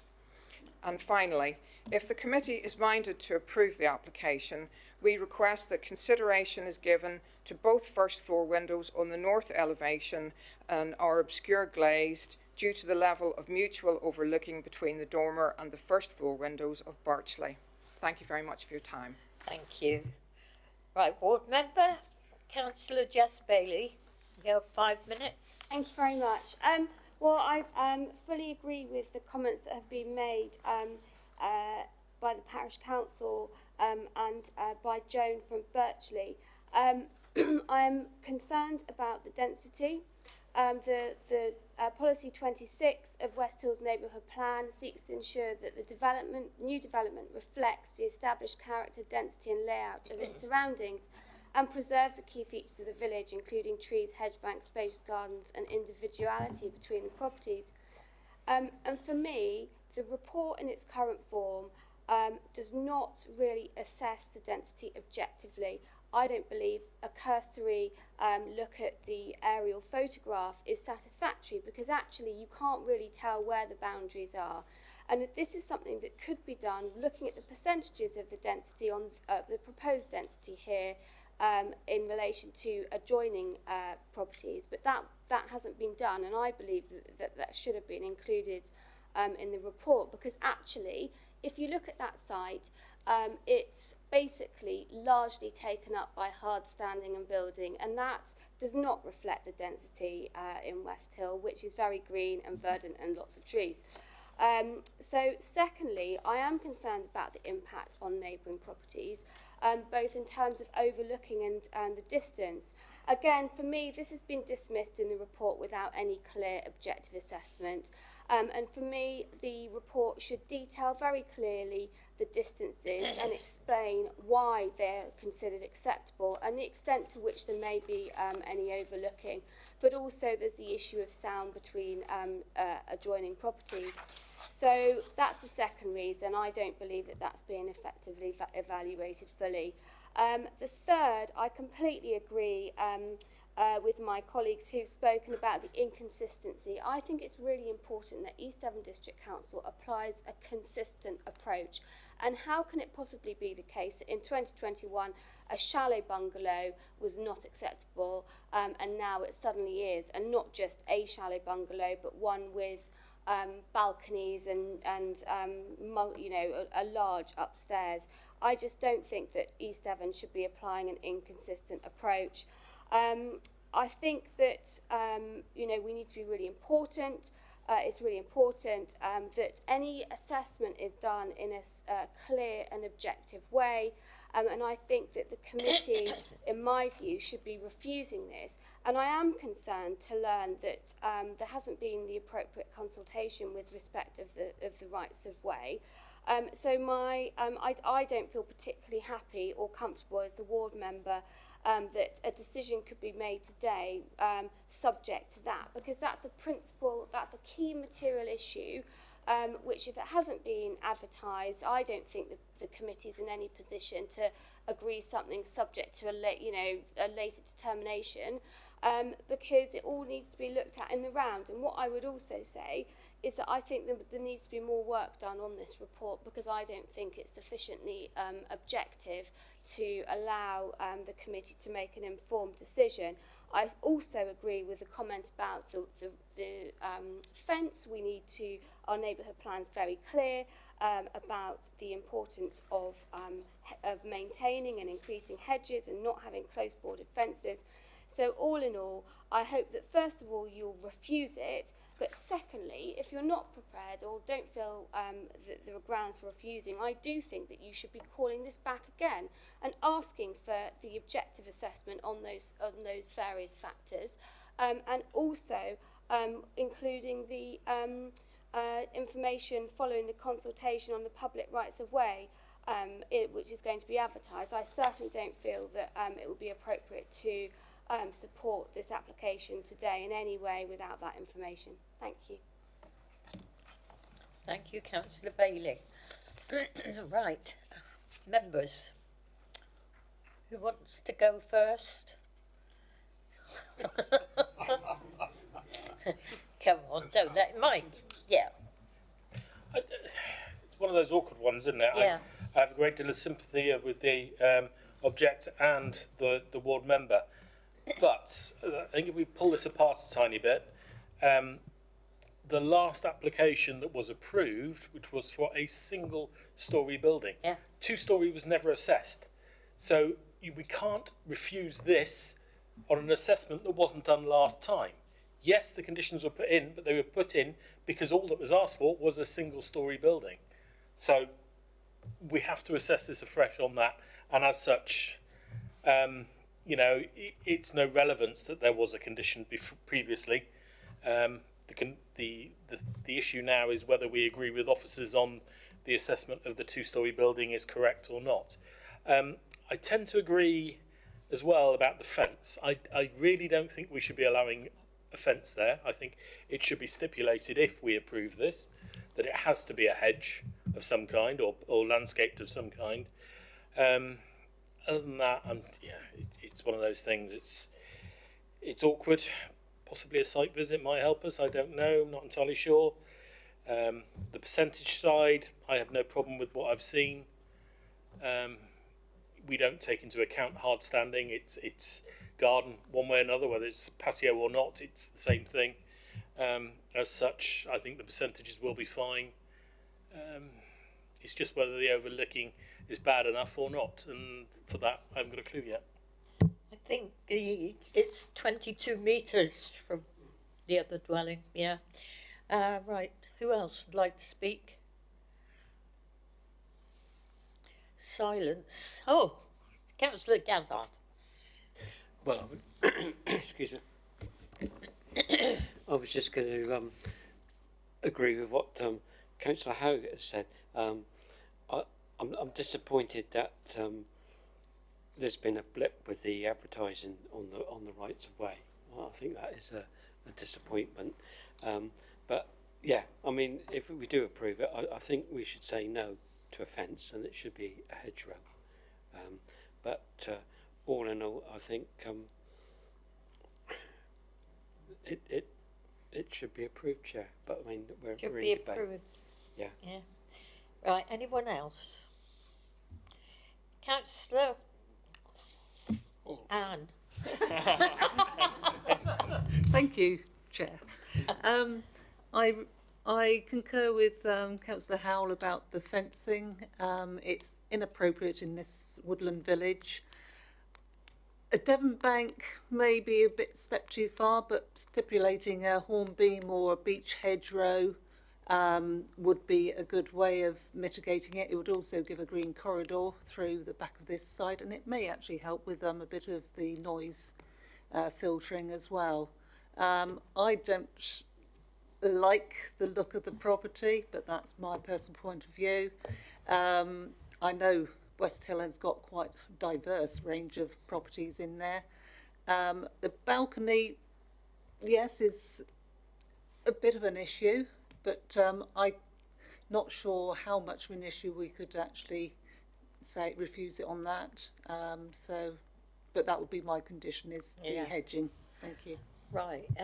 With your expertise, hornbeam or beech, are they evergreen? They both act as evergreen when they're actually trimmed as a hedge. If you let them grow up as a tree, they then drop their leaves. But as a hedgerow, it is. Yeah. They got brown leaves on them in the winter, and then they Right. come out green in the spring. Right.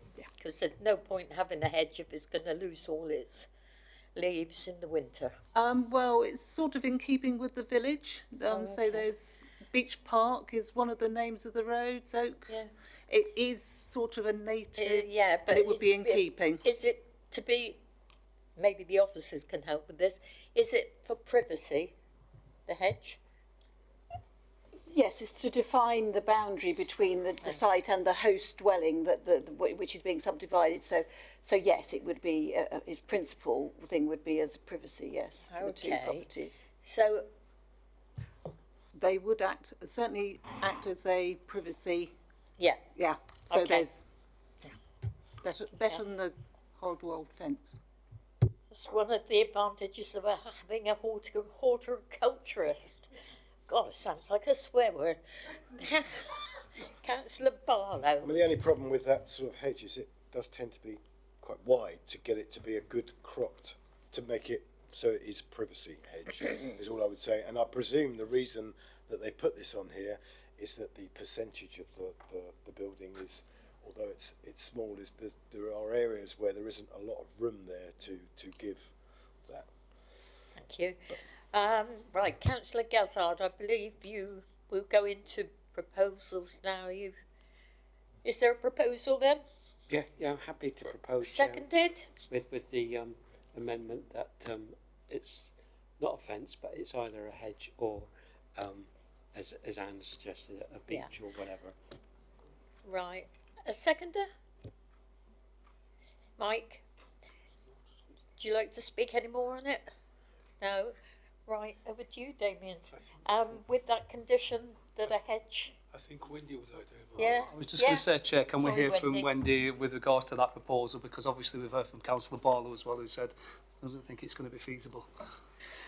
Yes, so there's condition 3 already, which requires a landscaping scheme to be submitted, and it says the scheme should also give details of any proposed fences, walls, fences and other boundary treatments, and details of the replacement Devon hedge bank, and that's, I think, where the access is going in. We could amend that to make it clear that the expectation is that the eastern boundary would be a native hedgerow. However, the thing I am looking at is this does look to be a little bit of a pinch point. So it looks to me that it would be achievable here and achievable here, but it could be a bit of a pinch point. So I think if we word the condition that that we would expect a native hedge for the majority of the western boundary. Councillor Hall, do you have a question? On the native hedging, majority of it is not evergreen, so it wouldn't give you that effect of a defined, well, it wouldn't give you privacy, whereas hornbeam and beech can be kept about 2 foot wide, 18 inches, and therefore it will give a privacy. Okay. Well, we can specify that it should be a hornbeam or beech hedgerow along the majority of the western boundary, details to be agreed as part of condition 3. So effectively the intention would be amend condition 3 to reflect that. That's okay with the proposer and seconder? Yeah. And Damien. And I would just also like to come back that there was a request from one of the speakers that the windows that face to Birchley should be obscure glazed, and that condition is already part of the officer recommendation. Okay. Thank you, Chair. Could I just... Councillor Bailey. I just wanted to clarify about the public rights of way consultation and what that means, because obviously I've objected to this planning application. In the normal course of events, all matters will be considered by the committee. So will that specific point come back, and what will be granted? Will it be potentially a conditional planning consent. Wouldn't that be a matter for the county council? So the intention is that today, if members were to vote to approve it, it is that the resolution is subject to the re-advertisement of the application due to the procedures necessary for the public right of way. If at the end of that planning, so it would be subject to no new material planning considerations being raised. So if a new material planning consideration is raised by way of objection, then the matter would come back to committee. But if there are either no objections raised or no new objections, so people just reiterating the points that have already been reiterated, it wouldn't need to come back to committee. But any new points, and it would. Yeah. I say new points, new material planning considerations being raised, then it would come back to committee. You want that, Damien? Yeah, I'm just, I am not a horticulturalist, so I said I've never heard of a horn beam, but I'll take your word for it that such a thing exists. Okay, so just one quick query. There's a mention in the report of the appropriate assessment, so do we need to adopt that as well? We do, yes. Yeah, okay. So are you happy to take that on board, that we'll adopt the appropriate assessment? Okay, so the proposal put forward by Councillor Gazzard, seconded by Councillor Howe, is that we, number one, adopt the appropriate assessment, number two, approve with conditions, with an amendment to condition 3, to have a horn beam or beech hedge in place for the majority of the western boundary. Is that correct? Eastern. Oh, okay. Big difference. Eastern boundary of the site. And that's all subject to there being no further material planning considerations being raised as a result of the further consultation that's being carried out, and subject to the decision notice not being issued until the end of the consultation period. Another short one there, First Chair. All those in favour, raise your hand, please. That is, I take that as 9 in support. No, it's not. I abstain. Yes, that's 9 in support. And 1 Any abstention. against? No. No. And then just one abstention. So that's carried then, Chair. Thank you. Agenda item 12, planning application 230847, full application Meadowgate, Church Road, Limpston, pages 155 to 180. Mrs. Ormsby, please.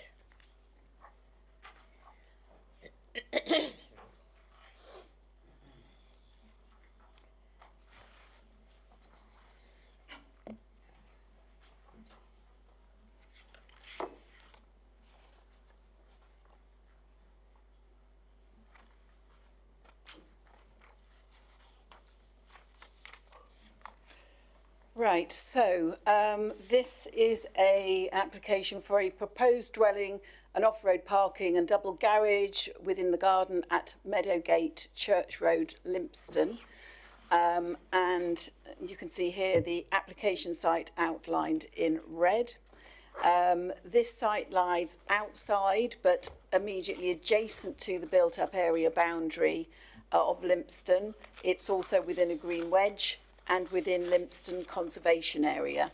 There are also a row of Grade 2 listed buildings running to the north of the site here on Church Road.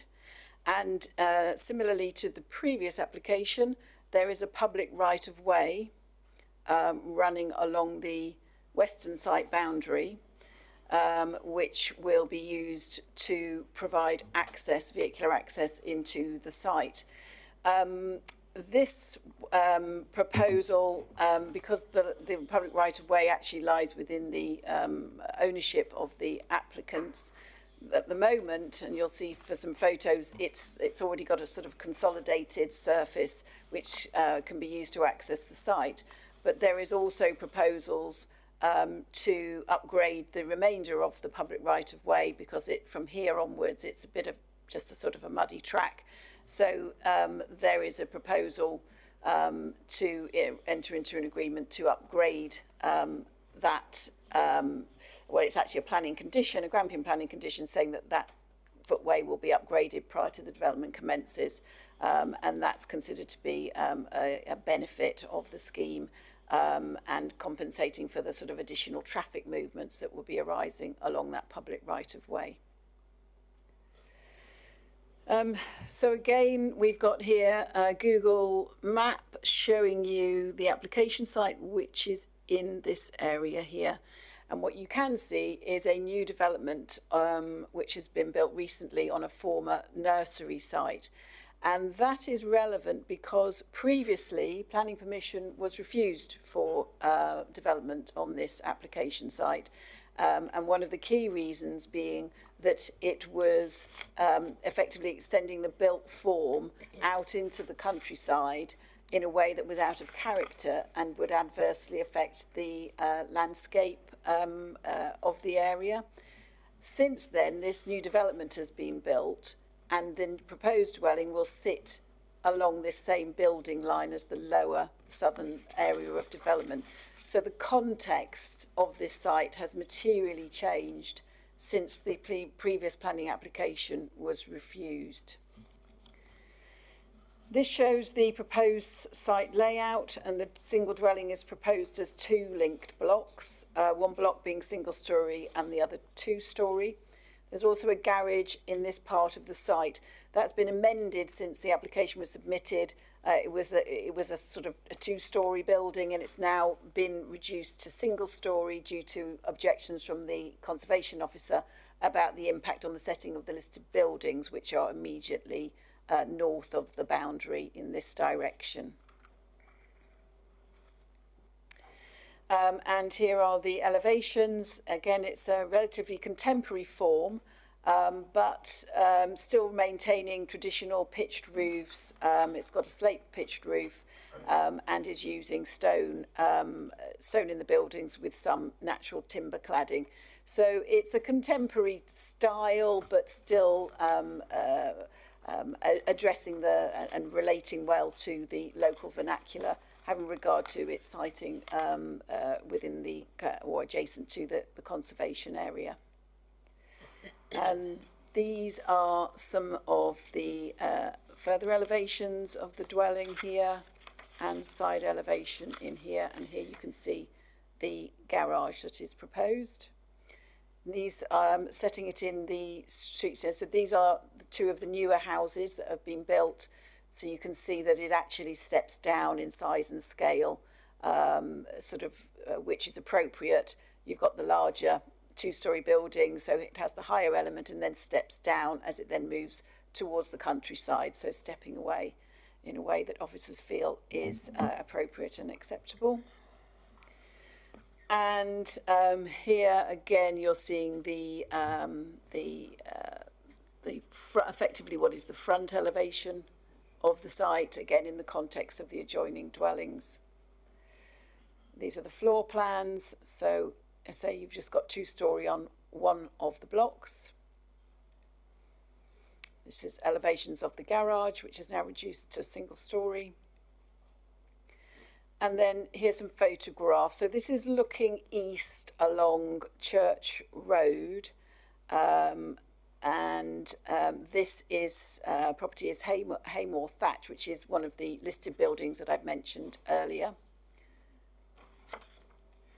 This is looking the other way along Church Lane, and you can see here, just along here, are where the new houses, Charles Court they're called, have been constructed, the new sort of village green area that's now established, and you can see the church in the background, and this is all the conservation area. And this is just photo taken from the access to the public right-of-way, the lane that would give access to the new dwelling. So this is a view of the existing lane, so looking down towards the application site in here. And this is a property called Pebbles on the left. And this is within the site, so it's currently the garden of the host dwelling. So it's a relatively level plot, just sloping gently downwards, which is proposed to accommodate the dwelling. And this is looking back up. So this is I think Meadowgate's actually up here. And the listed buildings are again behind this treed boundary. So this is the area in here where the house would be developed. And these solar panels are going to be relocated onto the garage. And again, you can see the new development site here, and the new house would be going in this area here. This is the entrance to the site, and this is the point here from which it's proposed to do the improvements to the public right-of-way to, again, just make it a little bit less, a little bit easier and less muddy underfoot. That's the path which is to be improved. Again, a further view looking from the bottom end of the path, looking north, new houses on the left, application site to the right. So again, in looking at this site, we're looking at it in the context of the fact that it is outside the built-up area boundary, but again, in the light of 5-year housing land supply and lack of, we have to consider this with the tilted balance in favour of sustainable development. And there, again, there are no technical objections to the scheme in terms of landscape, ecology, drainage, highways, etc. The design and scale of the development is deemed to be in keeping with the area, and no adverse impact on any neighbouring properties. And as such, the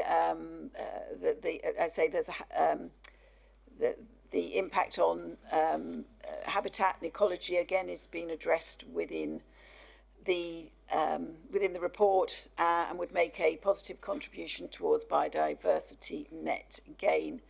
The Conservation Officer has identified that the presence of this development will have an impact on the setting of the listed buildings, but identified that with the amended garage, those impacts will now be minor and the impact would be less than substantial. And then she suggested that that then needs to be weighed in the planning balance.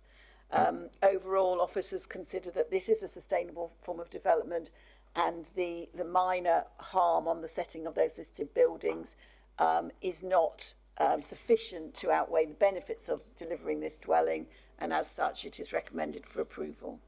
Thank you. Thank you. Now we have the agent, Mr. Yestin John.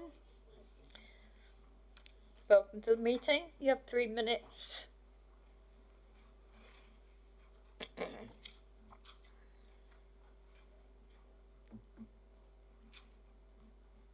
Thank you, Chair, Committee. Our client's proposal represents a great opportunity to provide a new house of excellent contemporary design and using high quality materials, and which will unquestionably make a strong positive contribution to the character of Lympstone. The proposals have been the subject of an extremely lengthy evolution. Throughout, our clients and their team have been fully cognizant of the sensitivities which affect the area around the site, and they have made a number of adjustments to their proposals to respond to the issues raised. Each issue of potential concern has been considered and addressed, and you will note there are now no technical reasons to reject this application. All stakeholders, including notably the Highways Authority and the Conservation Officer, are now content with the proposals. The possible impact on highways and the adjacent footpath have been matters of some interest to local people, and we would highlight that the existing access onto Church Road is already used to serve nearby houses. Furthermore, the scheme proposes surfacing improvements and to formalise the access, and these changes are recognised by the Highways Authority as generating, quote, a net safety gain. In relation to the footpath, this would remain entirely open, and my client is agreeable to surfacing works to improve its usability for members of the public, and this would generate a further benefit. The house would be lower than the adjacent dwellings, would be adequately served with 4 on-plot car parking spaces, and all windows have been sited to avoid the possibility of a loss of privacy at adjoining properties. Contextually, this is an entirely appropriate location for a new house. Lympstone is a highly sustainable location with a wide range of facilities. The site is close to all of these, being 300 metres walking distance from the primary school and only 600 metres walk from the shops, pubs and railway station in the village centre. It is accepted that the site is located on land designated as Green Wedge. However, the site is within the garden of an existing house and is therefore already comprises brownfield land. It abuts the built-up area boundary and is an highly enclosed site to the west by the new housing estate at Charles Court, which itself was built within the Green Wedge, to the north by new and existing houses, and from other directions by tall hedges and trees which will remain. The nature of the site means that the scheme will not harm the Green Wedge's objectives of preventing sporadic development and stopping coalescence with Exmouth. Similarly, the unique and enclosed nature of the site means that the siting of a single house on the land would not set an unwelcome precedent for other schemes to come forward. There are no policy reasons to reject this application. The Council cannot demonstrate an adequate housing land supply, and as a result, and as your officers have confirmed, the Council's current policies on the location of new housing are out of date. In such circumstances, the government's approach is explicit. Planning permission is to be granted unless significant and demonstrable harm would arise. The careful siting and design of the house means that no such harm would arise. In fact, in our view, quite the contrary.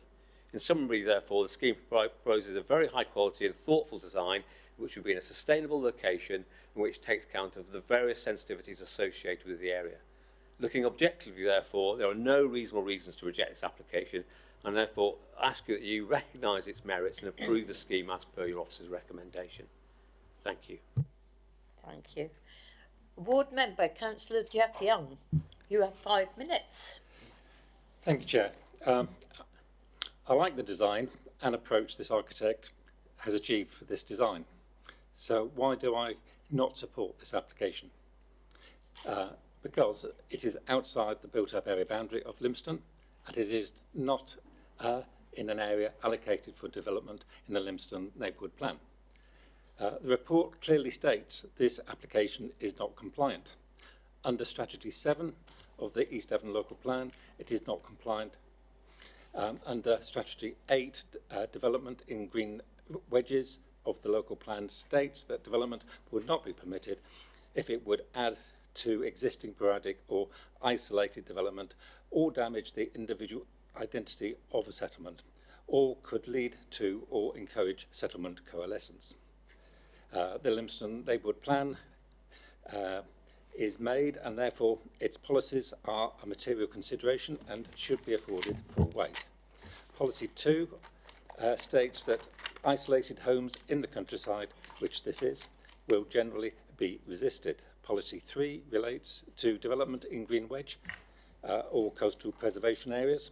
This states that development will not normally be permitted in the Green Wedge or coastal preservation areas unless it can be demonstrated that no harm to the character or purpose of these areas will occur. The planning report argues, however, that a tilted balance needs to be applied despite the lack of specific policy support from development plan, because the council cannot demonstrate a 5-year land supply. Although this does not mean that the policies of the local plan are irrelevant. It means that the tilted balance needs to be applied as per paragraph 11 of the NPPF.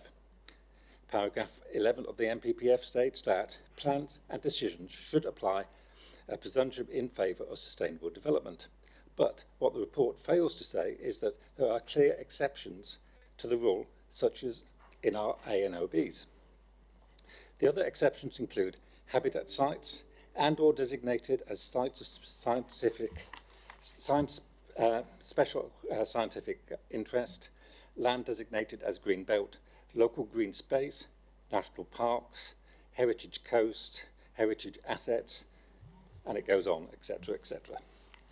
I would consider the effect on the conservation area by the development, which is to protect heritage assets, and it is in the Green Wedge, which is our designation for local green space, which to me is an area of particular importance as described in the NPPF, which therefore is a clear reason why, in this particular case, paragraph 11 of the NPPF does not apply. I therefore ask the committee to refuse the application. However, if this application does go forward, I would like a condition to make sure that the storage area is kept as storage and no height increase in the future. Thank you. Thank you. Members, do you have any questions? The cameraman's got his hand up. I keep seeing it. I keep wanting to go to him. Jeff, I couldn't hear everything you said, but in the neighbourhood plan, it's made, in is the it, for neighbourhood- Livingston? Yeah, the neighbourhood plan mirrors basically our local plan with the built-up area boundaries and the green wedges. Yeah, it's the green wedge that I'm always acutely aware of. Yeah. Yeah. Right, members, any questions? No? Right, who would like to start then? Oh, surprise, Councillor Barlow. That's the first time. When I first looked at this on a satellite and there was a green field or a nursery next door, I thought, this isn't right. However, then I looked on another website and lo and behold, there appeared a load of houses that you've allowed there. So as far as I'm concerned, by allowing that, you have almost allowed the next door to be, that's not quite the same then. And I see no reason not to allow this to go in there. I take Councillor Young's point and would agree with his conditions that we should tie to the house, the garage, because it does seem substantial, that make sure that that is tied to the house as a condition, that it shouldn't be allowed to become a separate dwelling and shouldn't be allowed to grow. Thank you. Not that I'm making a proposition. No, of course not. Anybody else like to speak? Mike? Yeah, following on from Councillor Barlow, I can see no reasons for refusal of this. The policy wording on the green wedge is not affected. It doesn't increase the coalescence. It's not about what's drawn on a map, it's about the policy wording and many appeals. If you particularly look at Topsham Road Exeter Road and Topsham, where we're down to one field because appeal inspectors keep saying no, it's absolutely fine. You've got a field in between, you're fine. So I don't accept that. And add to that, the neighbourhood plan was endorsed in 2015. They only last 5 years approximately. Yeah. It's well out of date, excluding we haven't got a 5-year housing land supply, which means it's only enforced effectively 2 years now. So, I don't, unfortunately, I'd love to, but I don't unfortunately carry much weight with the neighbourhood plan at this minute in time. It's another house. It's exactly that. It's adjacent to another development. I can see no reasons for refusal. Thank you. Anybody else like to speak? Right, back to you then, Councillor Barlow. You wanted to make a proposal. Not to me, of course, but you know. Much as I would like to. I would propose that we support this subject to a tie on the garage, a condition on the garage that it remains property of that house and it is never to grow in size, if we're allowed to do that. Thank you. Seconder? Right, Councillor Adele. Do you want to? No. Right, Damien.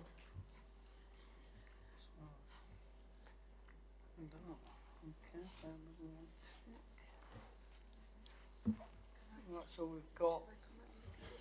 Apologies, we've got. Oh, hold on. Wendy wants to. I was just commenting on the condition proposal, just for clarity. So condition 13 already removes permitted development rights for the property, including Class E, which means that you couldn't make any alterations to the garage without requiring planning permission, nor could you do any extensions to the dwelling itself without formally applying for planning permission. In terms of the use of the garage, to use it as a separate dwelling would require planning permission. So right, however, we could and we often do put a planning condition on saying that the garage shall be used for purposes ancillary to the main dwelling only. So we could add that as an additional condition. As long as it is as ancillary and there's a condition that we will uphold, that's great. Thank you. Okay. Right. Okay, Damien.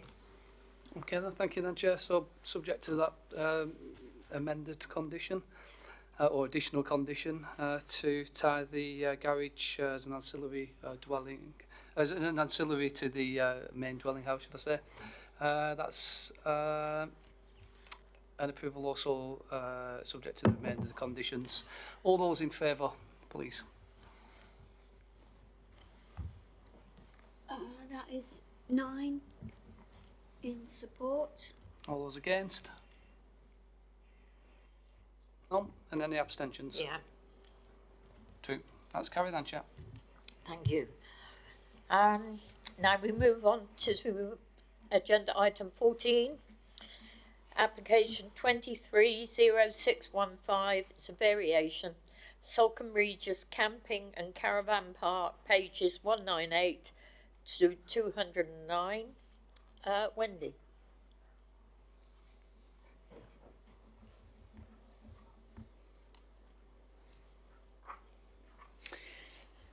Right, okay. So this is an application that relates to Salcombe Regis Camping and Caravan Park at Salcombe Regis, and here is the application site boundary. And there was permission granted in 1987 relating to this building in here to replace an existing structure with a building to be used and, well, the condition restricted the use of the building to use solely for the permitted purpose of a residential dwelling, a site office and shop in conjunction with and solely for the permitted use of the caravan site. And this application seeks to vary that condition to allow the building to be used as a dwelling house, not solely in connection with the caravan site. So effectively to allow it the potential to be used as a open market dwelling with no restriction on use. The site itself is in the countryside, so subject to Strategy 7, which presumes against development in the countryside in unsustainable locations unless required for essential purposes such as forestry, agriculture, etc. It's also within the AONB. This shows the plot itself. So this is the building that is the question of the application. And here are elevations of the building. So it's this element here, and this is the dwelling itself. Well, I mean, currently it is, I think it's historically been used mainly as a dwelling. I think historically this has been a dwelling and this has been a site office, although those uses have changed in recent years. And I believe an extension was permitted to this at some time in the past also. So those are the existing elevations. None of that will change. There's no physical alterations to the building. This is the internal layouts, and that shows, again, this as being the office reception and this laid out as a dwelling at the time that consent was originally granted. And again, no change to the internal layout. It's relevant to note that in 1996, planning permission was granted for a site warden's office, which is, I believe, this static. So it's a static home. So in addition to the sort of the larger dwelling, shop, reception building, there was consent granted for a static unit to be used as a site warden's accommodation. So that, to my knowledge, that's still that's condition still remains, and the applicants in their supporting statements say that there is on-site warden's accommodation elsewhere in the site. So whether that's the unit they're talking about, it's unclear, but that was granted consent as warden's accommodation. Also relevant to this, and I say relevant because it's sort of the consequences of losing this building. Will the site be able to operate appropriately? So there was also in 2016 permission granted in the centre of the site for a new games room, sanitary block, toilet and additional parking. The condition for that extends the use slightly to a games room, tourist information, sanitary block and toilet and additional parking. And it's understood that this is the building there's the elevations of the building here, that are currently being used effectively as the site office and site reception at present. So this is the building which is subject to the application. So you can see this, this is the larger part of the dwelling, but this is also part of it, and the entire building is subject to the proposal. So you can see there's already private amenity space and parking. So in terms of providing suitable level of amenity for future occupiers, it would satisfy in that regard. And this is another view of the building here. So the key issues we're looking at here, sorry, there's just one more building in here and another view here. So the reason for the change, so the new site owners have said that during COVID, the ways of managing the site have changed, that there is more a sort of remote management. At the same time, the supporting evidence states that there is on-site warden's accommodation elsewhere within the site, that this building is no longer required to provide accommodation for the site warden. Obviously, it's a very substantial dwelling house. That the reception functioning is happening elsewhere in the site, and that the building is not required operationally. Currently, it could be used in its entirety as a dwelling, but only if occupied by people that were in conjunction with the caravan park, so whether that would be employees or holiday makers. So in terms of considering this, so the site is within, so we're looking at again under Strategy 7, where the presumption that, you know, ordinarily this would not necessarily meet the criteria unless we were taking the view it was needed to support a rural business, but this is the contrary. This is having this as a standalone market house. If you're looking at the aims of Strategy 7, which is to avoid isolated dwellings in the countryside and to reduce reliance on the use of the private car, because this site is not close to local facilities, it isn't a site we would ordinarily consider to be a sustainable location for a dwelling. However, if occupied by either holidaymakers or site wardens, the number of traffic movements in terms of day-to-day living are likely to be, you know, very similar to that from somebody who was occupying it as a market dwelling. There's no other adverse impacts arising in terms of the building is already there. It's makes no difference to the landscape impact, etc. It's purely the fact of looking at, you know, is it sustainable? Is there a material difference in terms of the comings and goings? Officers have taken the view that it doesn't present any noticeable harm. If it was, bearing in mind that there is the potential within existing buildings on the site to offer the operational facilities that you would need. So it is proposed to agree to vary the condition so that the building could be used as a shop or a reception in conjunction with the holiday use, but as a residential dwelling that is not tied. And the reason for that differential is we were uncomfortable with the view that as originally it was proposed to just remove the condition in its entirety, which would mean that the whole building could, for example, become a shop, you know, in an unsustainable location that could have no bearing on the holiday park. So it was felt that that use and the reception use still needs to be tied to the holiday park, but it would be acceptable if this was to be used as a independent dwelling house. So the recommendation set out in the officer report. Thank you. Thank you. Question? Could you confirm then, so the way you're wording this, is the house going to remain part of the overall property of the caravan site, or are you saying that the dwelling house could be sold separately and have nothing to do in the future, so that should the campsite change hands, it would not be part then of it, it's been sold off? Or are you saying that it's still tied to it, but you're allowing it to be used as a domestic dwelling?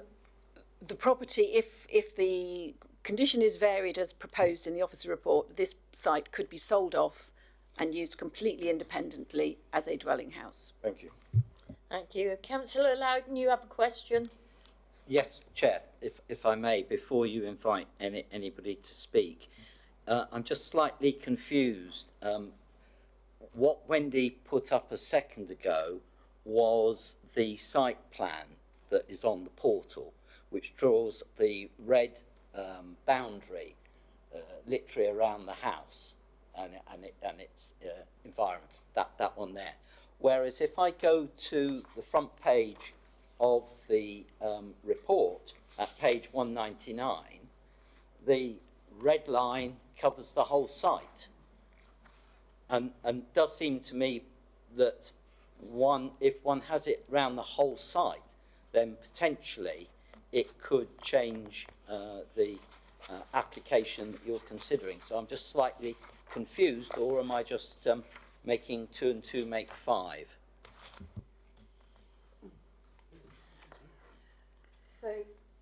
So the application is seeking to vary the condition of a previous consent that related to the entire site. So the red line is this one. This is the relevant red line. So that is that's because that is the permission, that's the parent permission effectively, that's the site area. But the building, I suppose this is just identifying what the new curtilage for the building would be. I mean, arguably, should it be outlined in red? I think this is the key location plan that we would expect to see. This is showing what the new curtilage of the dwelling would be. It makes no bearing. What we're doing is we would be, if it was approved, amending the condition of the previous older consent. But the condition is specific to this building, so it won't have any implications for the wider site and how it operates. Okay, thank you. Right, and now we have an objector, Duncan Watt. I'm afraid Duncan is poorly, so he's asked me to stand in for him, if that's okay. Yeah. You have 3 minutes, Mr. Watt. If you just turn the microphone on. Richard, it's Richard Can, Can I press the button? yes, please. Yes. Okay. I and the residents of Salcombe Regis who have asked me to speak, as Duncan's not well, object to the application as follows. The property is situated within an A and B where consent for new residential dwellings is not normally given. The original 1987 consent for this property was only granted because of the accepted need to provide a shop and manager's accommodation on site. As a result, under previous ownerships, the touring site had been very well managed, but there has always been a strong on-site management team. The applicant for this application, who only purchased this touring site earlier this year, is suggesting that there is no need to have on-site managers' accommodation. In the applicant's supporting statements, they make great play of their automated management systems, and one can acknowledge the management of permanent static sites might not require the manager to live on site. However, this site is not a permanent static site. It does not have consent for all year-round operation and is predominantly touring caravans and a camping site with tents. To believe that touring sites require less management and do not need a resident site manager is unproven and could put this site in jeopardy. What happens if the proposed off-site management is proven to be inadequate and an on-site manager and shop is needed, but the property is no longer available? Would the council agree to yet another house and shop being built? Site delineation, which John Loudon has already touched on. The applicant originally drew a red line around the entire 12-acre campsite rather than just the manager's house. It is important that the revised line is just around the house. The same mistake is made in the operational proposals document, which I think John's already touched on. Funnily enough, The same mistake over delineation was made when the applicant applied for a certificate of lawfulness to turn the current site into a static caravan park with 12-month occupancy. The certificate was rejected, but may go to appeal. We expect these subsequent confusions to be corrected in these and other applications. Finally, to give consent to release the original tide conditions on the property when no consent exists to change the site's nature into an all-year static park would be seen as a classic case of putting the cart before the horse. Thank you for listening. Thank you. Now the agent, Richard Boother. Welcome to the meeting. You have 3 minutes.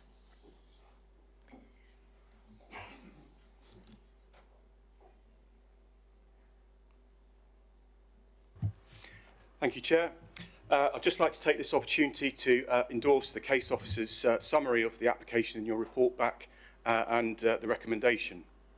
In the past, parks of this nature provided an on-site reception for customers, often alongside other facilities such as a shop, as was provided by the dwelling at Salcombe Regis.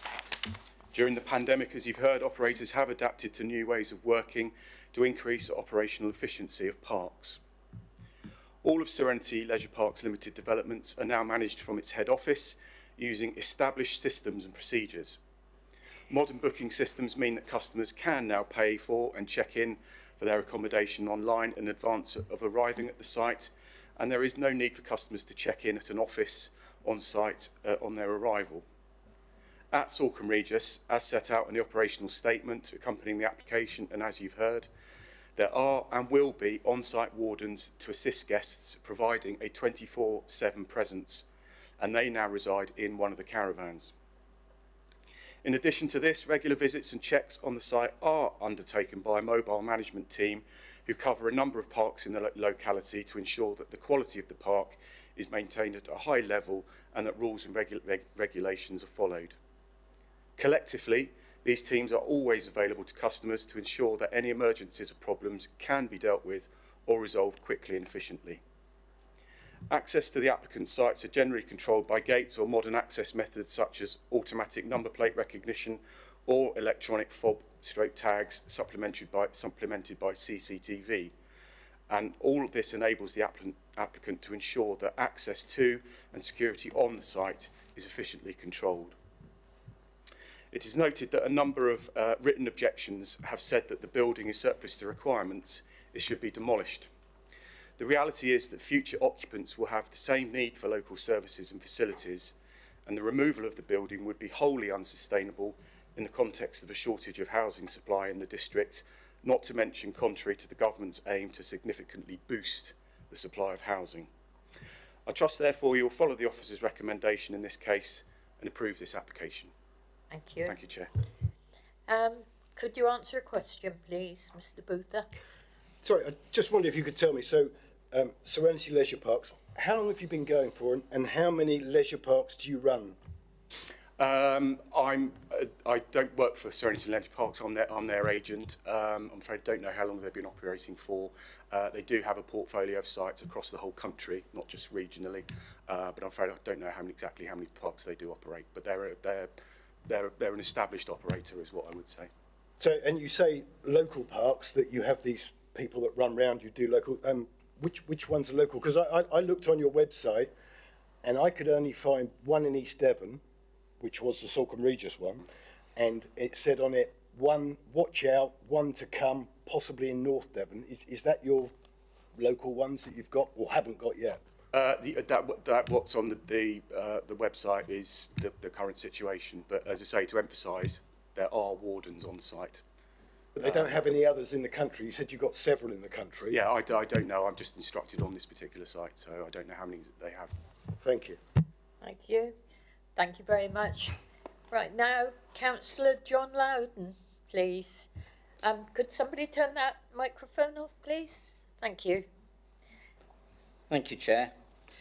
Can I start off by drawing the committee's attention to the comments that I've submitted as ward member, and they're set out on pages 202 and 203 in your pack, and also draw your attention to the comments from the Town Council, also on page 202. The variation of condition 3 that's being sought is made under section 73 of the Town and Country Planning Act 1990. This section is only to be used where there has been a minor change of circumstances. I contend that the change of circumstances here cannot be considered as minor because they go to the heart of the 1987 application reference 87/P0699. Without the need for a manager's accommodation, consent to build this house in the AONB would not have been given. And I take, that's my interpretation of what Wendy said earlier on. It's my interpretation. Remove the building and its use from the site and you're left with several alternate ways of running the site of 75 touring and 22 static pitches, which when full could easily have more than 200 people on site. You've heard from the agent about the owner's intentions for managing. Some of the options that could be used are 1, using the building approved under application 16/0634, which is at page 208 of your report. And the report identifies that such use, quote, appears to be in breach of the condition applied for this application. Not sure that works. This raises the question as to where, therefore, will hazardous chemicals, oils, gas cylinders, vehicles such as mowers, etc., be stored on site. Secondly, remote teams, which we've heard about, serving the applicant's sites. Well, we know there is only one site in Devon up and running, that's this site. If the one in North Devon is up and running, well, that's an hour and 3/4 away as at 10 o'clock this morning, according to Google Maps. That doesn't make for a timely response. An on-site warden could be the third option, operating 24/7 from, quotes, holiday accommodation. Now that phrase is how the applicant in their submitted document, operational proposals for the management of Salcombe Regis caravan and camping site, describes their location. However, conditions applied to planning application 96/P0664 site, condition 2, no touring unit, i.e. tent, caravan or motor caravan, shall be occupied by any one person for more than 4 consecutive weeks. Now that's taken from the officer's delegated report into application 23/0027 CPL made earlier in August this year for the same site. So are we to have on-site wardens moving month from site from one pitch to another? This site and is required to be licensed by the council, and as part of that process it's a requirement for the owner to have an extensive emergency plan. An owner has to comply with the Health and Safety at Work Act 1974. The emergency plan must cover how the owner would respond to fire, flooding, an outbreak of illness, a lost child, extreme weather, as well as the evacuation, coordination of, and immediate and emergency response to any of these events. Given the implications of withdrawing the building and the associated alternative management of the site, I am surprised that the views of the council's licensing officers have not been sought. I am uncertain how the alternative arrangements would comply with the Health and Safety at Work Act 1974. So, Chair, I would ask the committee to reject this application. Thank you. Thank you, Councillor Loudon. Right, that's all the speakers. Councillor Barlow. Thank you, Chair. I have concerns on this site. The main reason being that we've just passed one, where we've made a condition to a building that it remains ancillary to the main building. You wouldn't give an extra building there if they'd come along, and this is exactly the same as this. We would not have passed a house there if it wasn't for the caravan site. That the planning officers agree with. We're now saying, oh, we don't need it anymore. So therefore we can sell that, and that's just a house.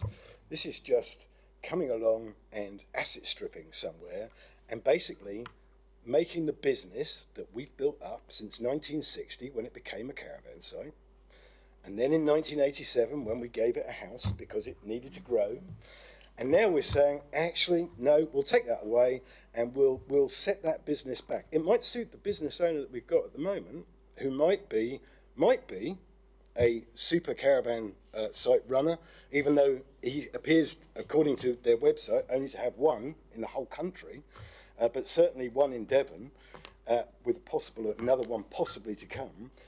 But they're not what they say they are, or certainly it doesn't appear so according to their website.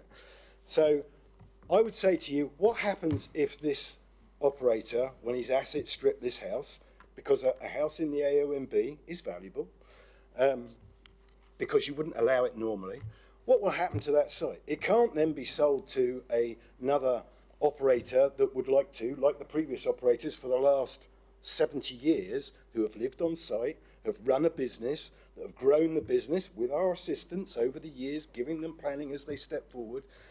They would not have that ability because there isn't a house there. Can't live in a caravan.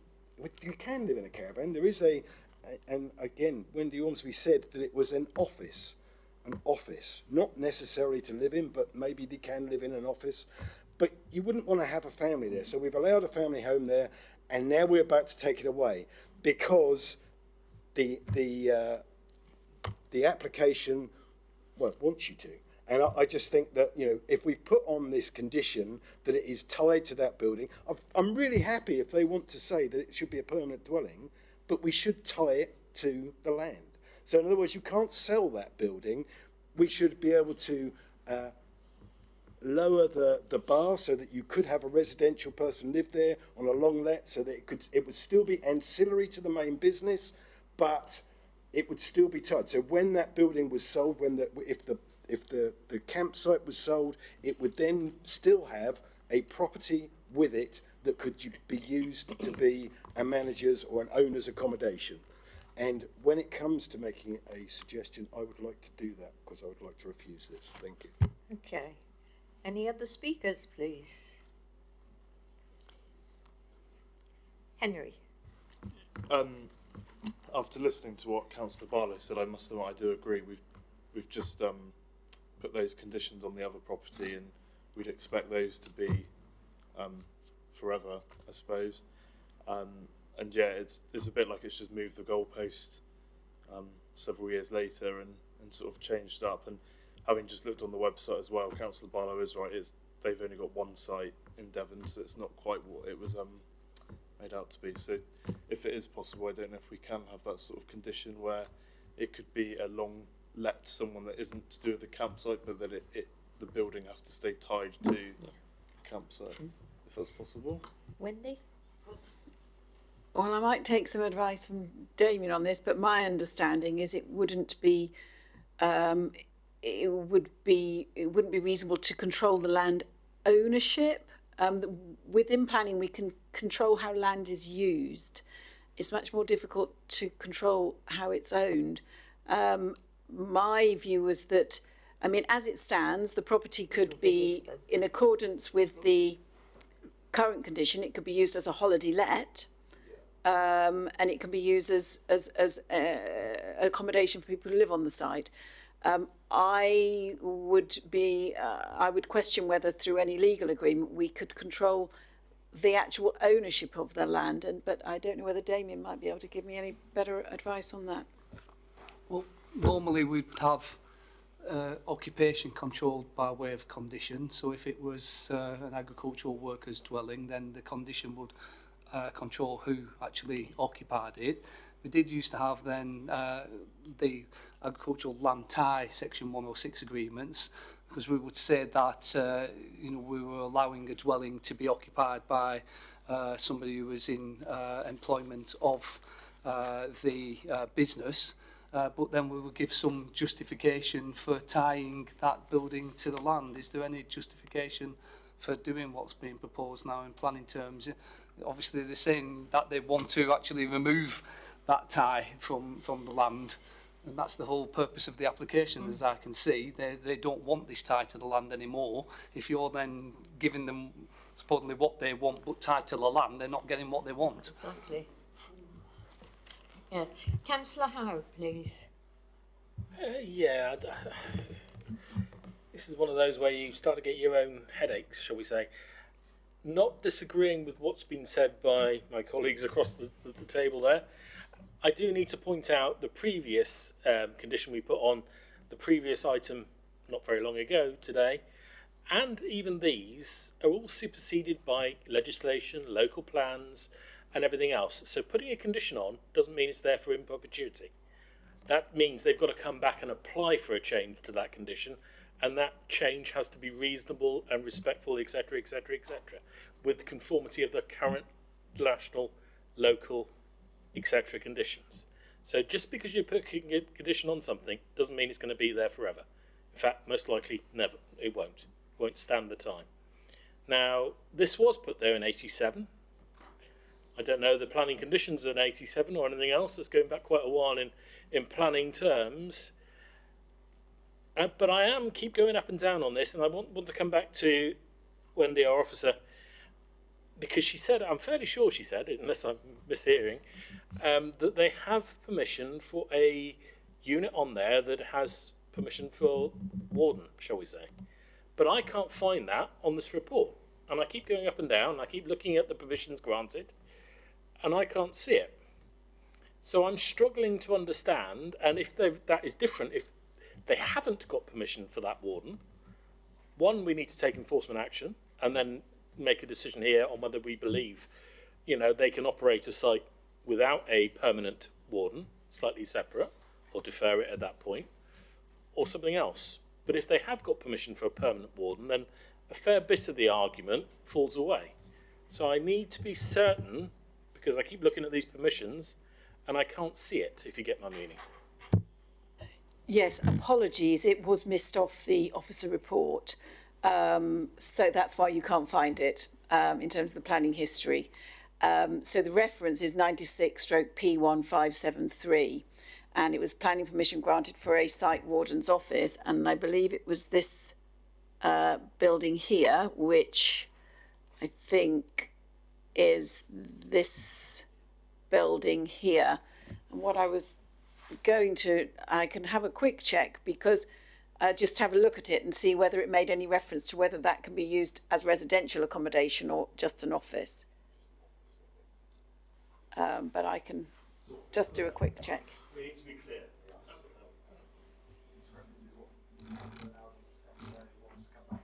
Check. Can I help you on this? Can I refer your officer to the delegated report for the other application for this site, because that is this is contained within it. That may help. I have it here.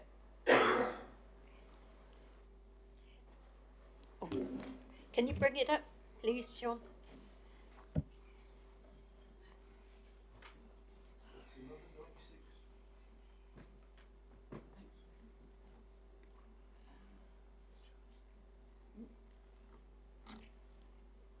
This 96P1573, site warden's caravan. Sorry, thank you. So the conditions as cited in here are condition 2, the caravan hereby permitted shall be occupied only by a person and his or her dependents engaged in the management of Salcombe Regis Camping and Caravan Park. So this refers to it as a site warden's caravan. Let me just see.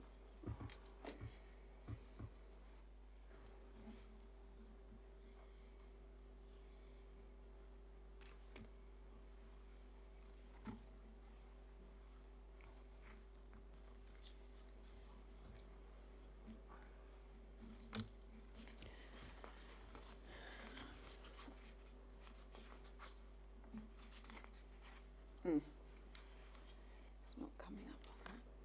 Apologies.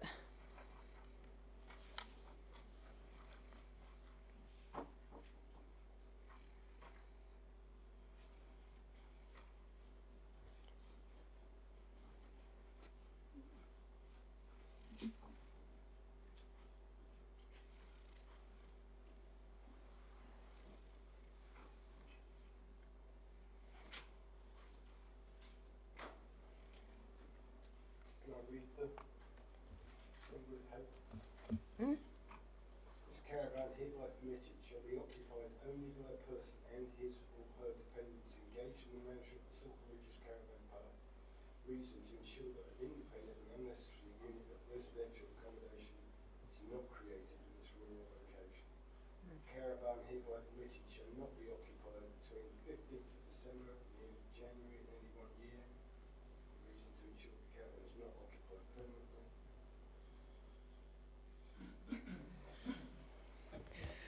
It's pretty standard. So it appears that planning permission was granted then for a site warden's caravan. What I have to say I'm not clear on is whether or not that permission was implemented, whether the caravan still remains, whether it is still an extant and lawful consent.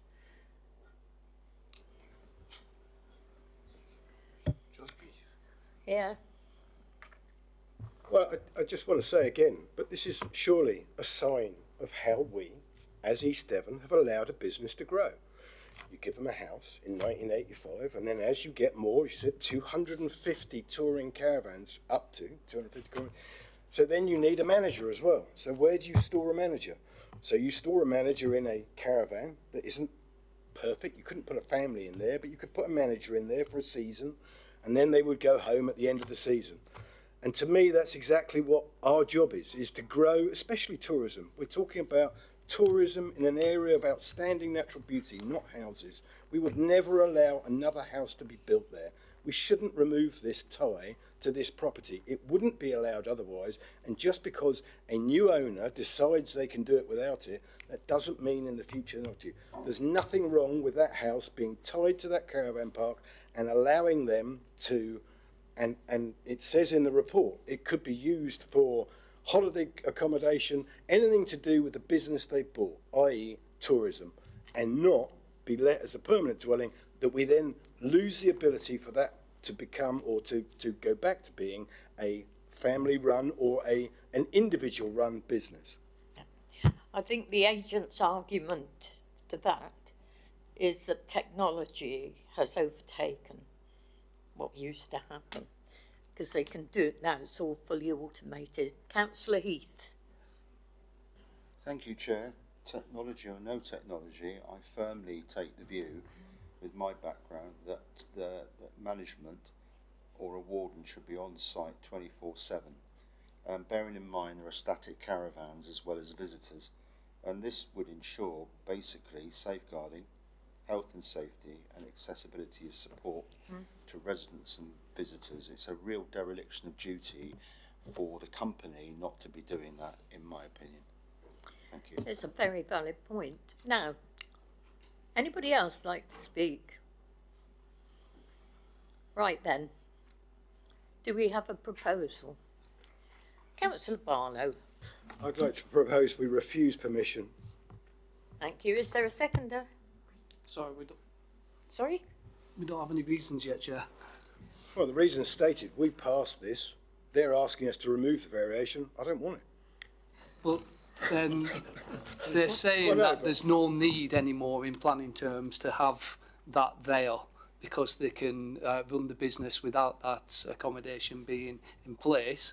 The planning manager is agreeing with them that that's the situation.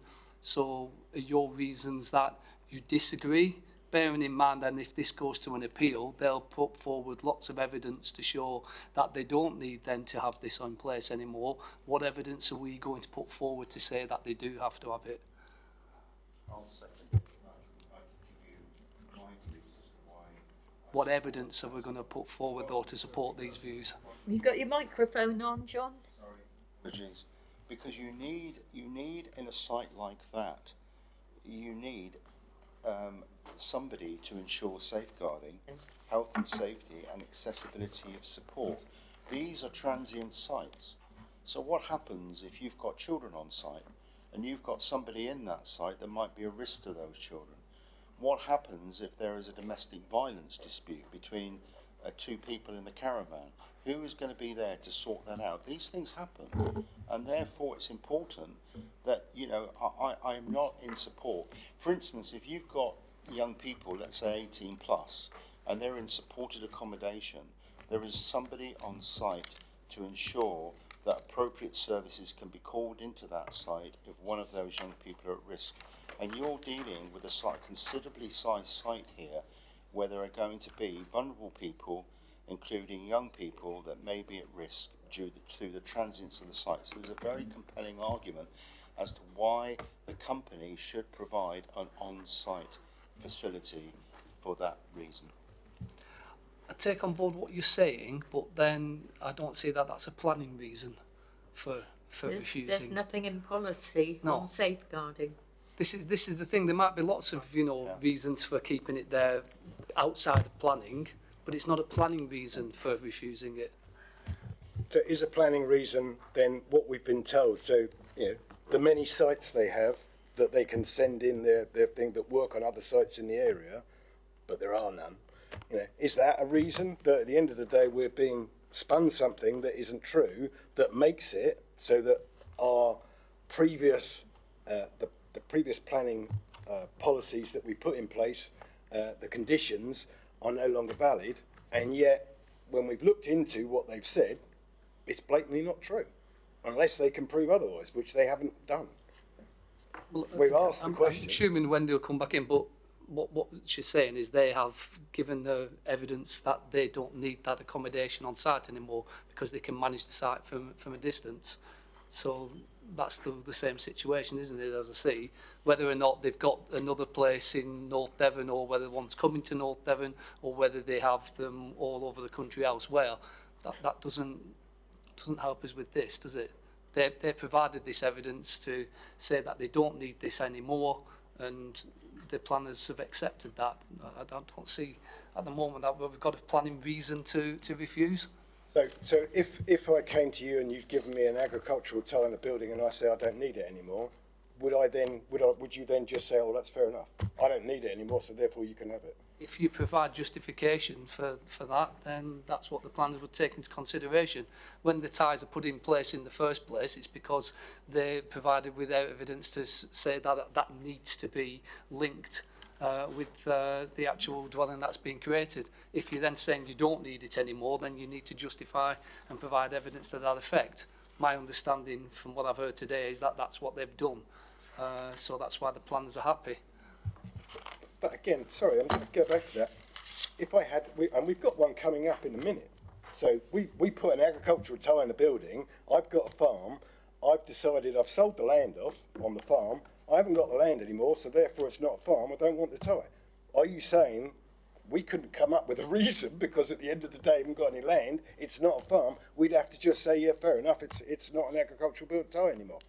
And prove there wasn't an essential need. So it's not just your farm, it's other people's farms as well. If there's someone in the local area that still needs an agricultural dwelling, you need to prove that there's no one else that needs an agricultural dwelling. so have they proved then that there isn't anyone else, or in the future there won't be anyone else that will need that building in the future to that business? My answer to you is no, they haven't, because we don't know what they're doing. We don't know how long they're going to be there.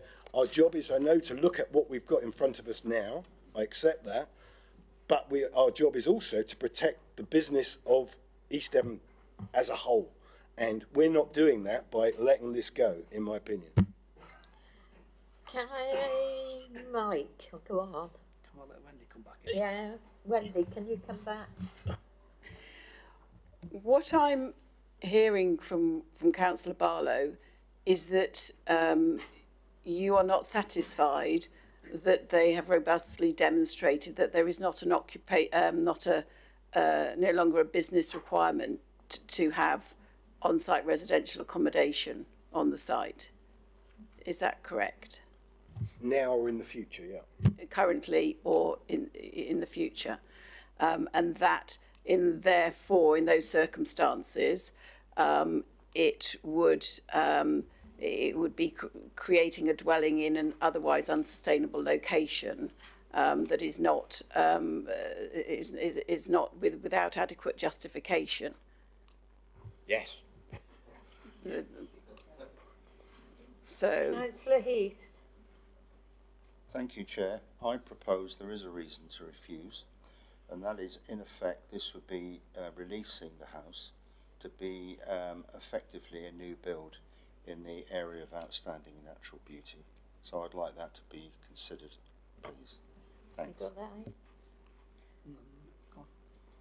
If I could comment, the fact, I can understand the point you're trying to make. However, the building does exist and it is there, and the impacts already exist. And if it was to be retained for its current purpose, we wouldn't have any issue. So I don't think that that in itself would be a justifiable or a reasonable reason for refusal. Mike? I'm going to go a different tack for the minute. I think we need to defer this. And I have explicit reasons for that. And just looking on the website at the number of applications and the uncertainty of the applications, as Wendy's already mentioned, we need to prove that the actual development given in, 96, has been implemented and is in fact in practice. We need to also know for sure that the site closes down in the month and a half, that actually that application prevents the use of that mobile home or caravan or whatever we're calling it. But there are so many applications on this site, and I can't open them all or get them all out and everything else, but we need certainty of all those things. I believe at the same time we also need evidence from the applicant as to how they are staffing it and covering their health and safety and everything else. Not health and safety policies and all the rest of it, just a statement of fact that someone is permanently on site as per licence conditions and everything else for the time it is needed. And I think from there we could possibly go forward, but at present we haven't got the information we need. Wendy, you want to come back? I mean, yes. What I'm understanding is that you're proposing deferral to obtain more evidence about how site licensing requirements in terms of on-site supervision are provided for, whether the provisions that are there are lawful, essentially. Yeah, and the clarification of the current permissions, because there are many permissions on this site for many different things, 40 caravans here, mobile homes, tents, etc. We need to make sure they all, provided your 96 permission is being enacted and is being used, all of them comply with the same conditions. And in fact, coming back to safeguarding issues, the site is closed for the 6 weeks from the 15th of December to the end of January as is stipulated on that condition. Through you, Chair, I don't think that has any bearing on this application. I mean, by all means, officers can separately investigate how the site is operating, but in terms of this application, whether or not the site is operating 10 months, 11 months, 12 months, doesn't have any bearing on whether or not it's appropriate to, whether this dwelling is needed as site warden's accommodation or other, because as you know, as I said, it could be used for holiday letting purposes. So I personally I'm clear on what the planning history is that's relevant to this. The only thing I'm not clear about is I recognise there was a permission granted for warden's accommodation. What I'm not clear about is whether the permission was implemented, whether it is still there, and if not, how is the site? Where is the residential accommodation for the necessary wardens on the site? And that it would be possible to defer to get further information in that regard. So, right. Well, I'd like to make a recommendation as per what Wendy put into English. To defer? No, not to defer. For further information? No, not to defer further, to refuse on the grounds of Wendy put into English what I tried to say over the last 20 minutes, that basically the conditions that was put on, we have not had proof that it is sustainable as a business as is. And we would be doing a great disservice to the people of East Devon should this be taken away and then in the future it's no longer sustainable. And then we have suddenly a brownfield site in the middle of the countryside that actually isn't sustainable as a caravan site, oh, and lo and behold, we'll put houses on it because it's no longer Now, sustainable. let me be clear. Did you actually make a proposal to defer? Well, it wasn't seconded either way, Chair. Well, I didn't ask for a seconder. But there's one proposal from you and there's one from you. Can we take that one first then? No, sorry, we had a proposal for refusal initially from Councillor Barlow. So then we've kind of moved on from there. Councillor Howe said, I've got another idea. So at the moment, as far as I'm aware, the proposal is with Councillor Barlow. I don't know exactly what the wording of this is, to be quite frank with you, but we have got something from you that we need to work on. Is that something we would allow to pull back on the code of conduct to get, like we were discussing earlier, that should we go against officers, you could then help firm up the words that I put to Wendy? If Wendy feels that you've put forward a valid enough reason in the first place that she can firm up, then yes. But if she's of the view that the reason doesn't stand up anyway, then no. So over to Wendy again. Wendy. Sorry, Wendy. Poor old Wendy. So my understanding of the arguments that you have put forward in terms of a reason for refusal, potential wording would be that it has not been robustly justified that the building is not required for operational purposes of the camping and caravan site, either currently or, well, or in the future, or likely to be required in the future. And as such, there's no justification for permitting a unrestricted dwelling house in the countryside, contrary to Strategy 7 of the East Devon Local Plan. That's exactly what I said.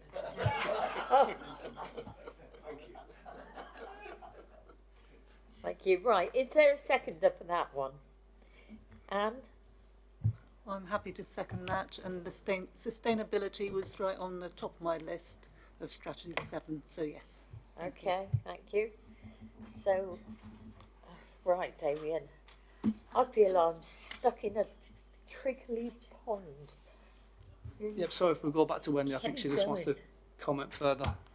I'm just aware that one of your concerns, Councillor Barlow, was about the impact on the ongoing viability of the caravan park in such case, and that wasn't reflected, so I think I would need to add into that and the potential adverse impact on the viability of this tourist site. I think this is where 12.9 might come in, where given time to go back, and obviously this has been a surprise to you, that you would have time to go back and make sure that the conditions are as robust as we can get them, if Damien would agree with that.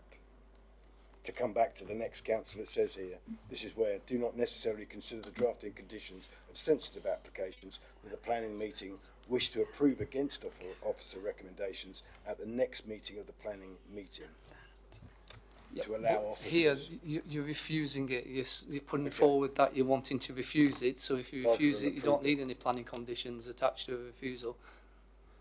If it was that you were going to approve it contrary to officer recommendation, then you may need the planning conditions to be firmed up, but you're not.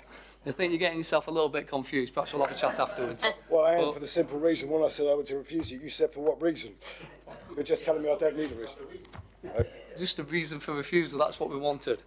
I think, and again I say this hesitantly, I may well need Wendy to correct me if I'm wrong, but I think I've got written down a reason now for refusal.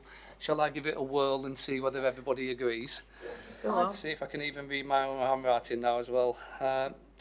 So refusing it on the basis that you've not been, you don't consider that the removal of the condition as being robustly justified, that the building is not required for the camping and caravan site at present or in the future, and so there's no justification for the building to be put into the open market in contrary to Strategy 7. I can't even read my own handwriting, to be honest with you, Wendy. If you've written it down in a better format and you can read that, that would be much appreciated.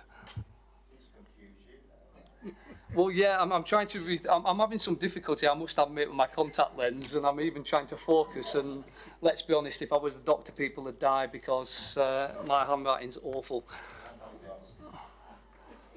So, are you able to just elaborate on the wording that you've written down, please, Wendy? That might be easier.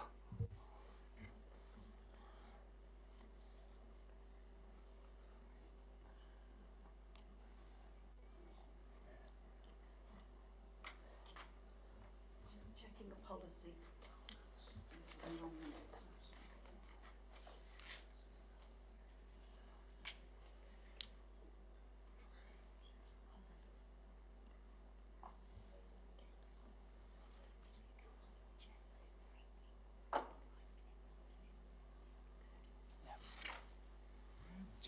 Comfort break for 5 minutes after Yeah. this.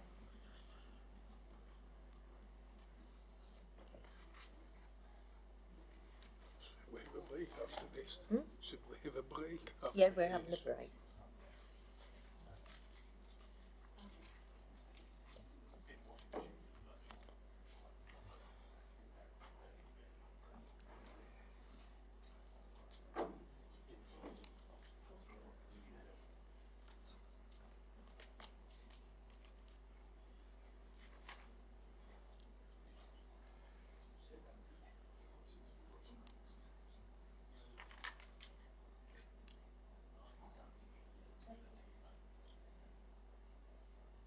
It's very interesting sitting here and having a look at all their reactions. Yeah, We need- yeah. I can.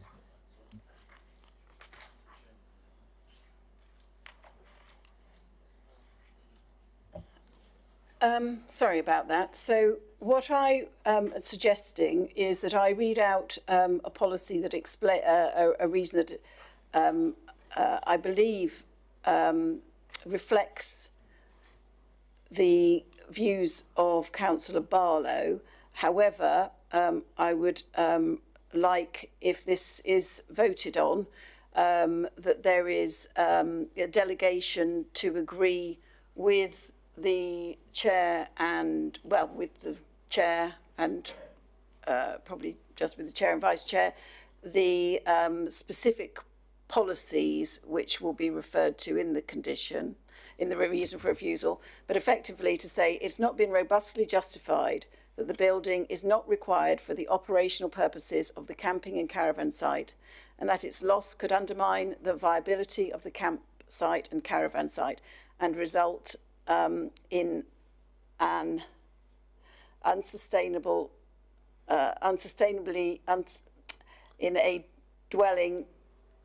in an unsustainably located dwelling in the countryside, contrary to Strategy 7 of the East Devon Local Plan.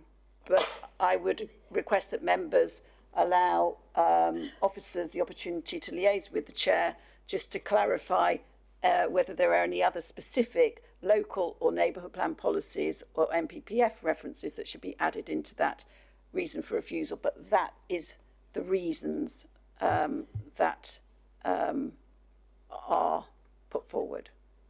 Yeah, okay. Could I ask for the ward member be included in that group as well, just to make sure that everything is included, Yeah, not myself? yeah. Yeah, right. Thank you, Chair. I'm not even going to attempt to reiterate what's just been said. Suffice to say that, do you wish to all vote on that proposal, please? So, I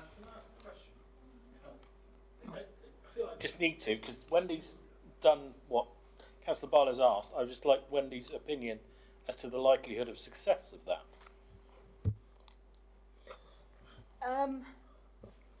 It's the officer recommendation is for approval on the site, and my view is that if the applicant is able to demonstrate that there is warden accommodation within the site, that it would be challenging to win an appeal on those grounds.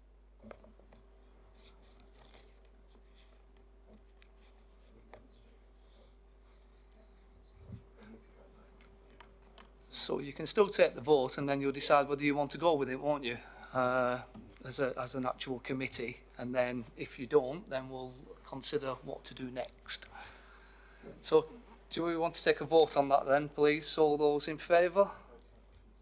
Yeah. 1, 2, 3, 4, 5, 6, 7.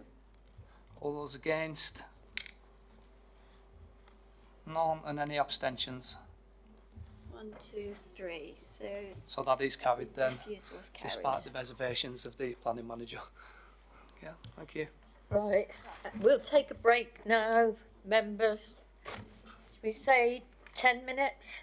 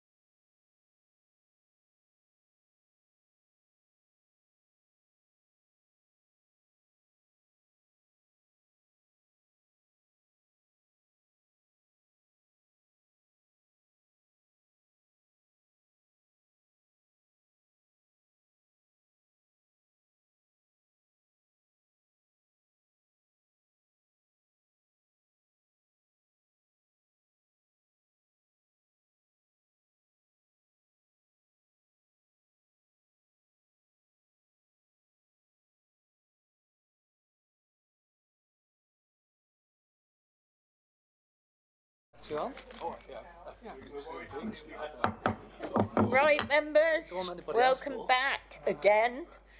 Agenda item 11, planning application 222633, full application, Ashdale Farm, Dalwood, pages 139 to 154. Wendy, please. Okay, so just as a quick update, just for clarity, the description of this application it has been amended to the siting of a static caravan to provide a temporary agricultural workers' dwelling.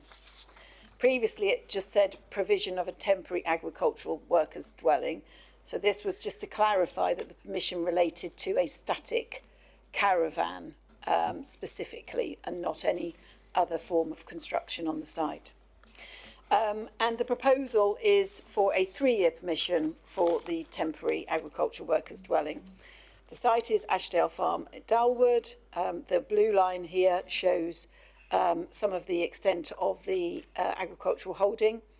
These are the agricultural barns on the site here, a couple of here, and the red line here shows the siting of the mobile home and the access to the highway.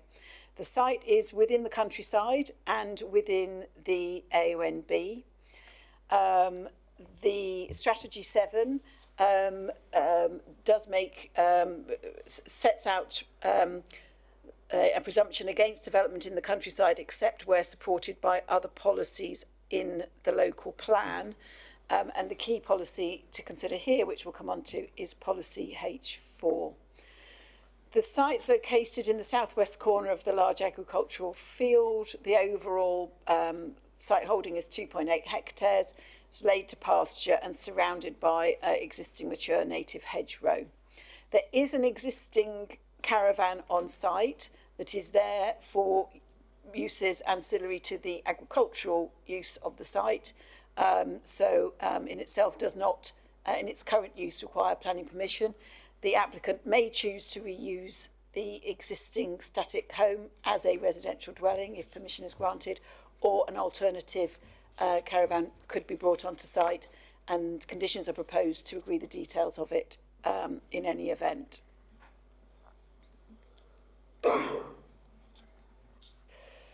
So this is a picture. So this is the application site that's proposed, and as you can see, that's the existing static caravan that is currently on the site. This is the site access, the access to the farm, which will be retained and reused. This is a view from the southern boundary. So this is the only real public view. So this is from the lane looking through a field gate across. And you see this is in winter, so where there's limited foliage on the trees, and you can just about make out the static home that's currently there, sat behind the trees. So in terms of the relevant policy, policy H4 sets out that homes for rural workers can be supported provided they meet certain criteria. One of them criteria being that there is a robust business case put together to justify the need for the agricultural workers' dwelling. So that's in terms of looking at the way in which the farm unit will function, and whether or not there is a need for a full-time equivalent member of staff to actually be living on site. That has been undertaken in this case and reviewed, and it confirms that there is a need justified for a full-time worker to live on site. The site will be used for bringing in young newborn dairy calves and rearing them up to the age of 3 months, prior to then returning them back to the dairy farm for growing on and breeding. As is often the case with that type of sort of animal husbandry, when you've got young animals, there is often a justifiable need for 24/7 on-site presence in case anything happens to the animals. So that assessment has been assessed and found to be valid. The proposal, because it is a new business, we would only consider granting a temporary permission because that business needs to prove itself. If in the 3 years' time they're not able to then prove that the business has been viable, then they would need to remove the temporary workers dwelling. If they have demonstrated that it's a viable business, then we may consider the need for either renewing the permission or something more permanent on the site.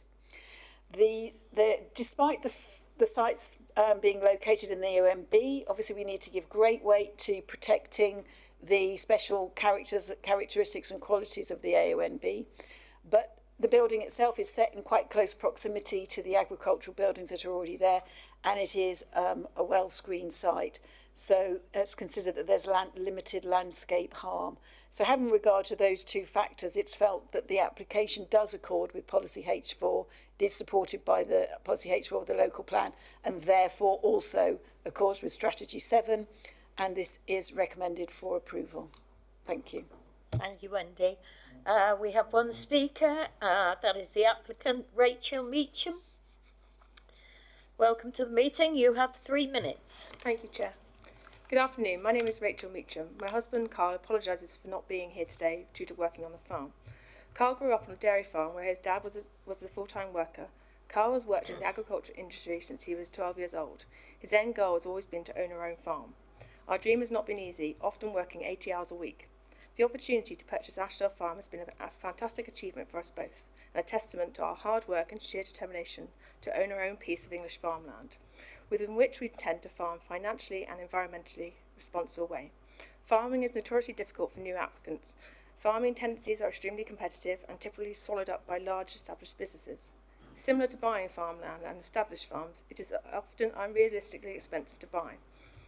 We have been on the lookout for a farm like Ashdale Farm for many years. It is an ideal place for our business to thrive and prosper whilst fitting in with our budget and the proposed business plans. We are aware that Ashdale Farm is small from an outside point of view. This is why we intend to carry out heifer calf rearing. Calf rearing does not require a lot of land, and it is a profitable, low-risk enterprise which we can successfully carry out. Due to the nature of calf rearing, calves require constant care and attention to maintain higher levels of health and welfare to the animals. If we cannot live at Ashdale Farm, we will not be able to give the animals the care and attention they deserve, which will severely impact on our vision to make Ashdale Farm a successful business. Despite Councillor Jubb suggesting our farm is too small to run as a livestock farm, we aim to prove that you do not need a significant amount of land to rear calves. They just need good stockmanship, which is achievable through shelter, food, water, love and care. The farm was purchased with previously having had provision for a temporary dwelling, and it had also been part of a camping and caravan club offering accommodation for 5 caravans and 10 tents. There are 2 very visible caravans on the main road within 1 mile of the farm. There is also 50 caravan holiday parks in the Blackdown Hills, 3 of which within 2 miles of the farm, and not forgetting an aerial mast that glows red in the neighbouring field, all of which have been approved in the area of outstanding beauty. To ensure the caravan cannot be seen by any highways or viewpoints, we have now painted it brown so it blends in with the existing buildings. We are aware of the importance of the area of outstanding beauty, so we intend to enhance the local wildlife and environment as much as we can. So far we have planted 23 trees, constructed 10 bird boxes, planted multiple fruit, vegetable and flower beds, as well as allowing the hedges to grow, therefore increasing the wildlife and enhancing the environment.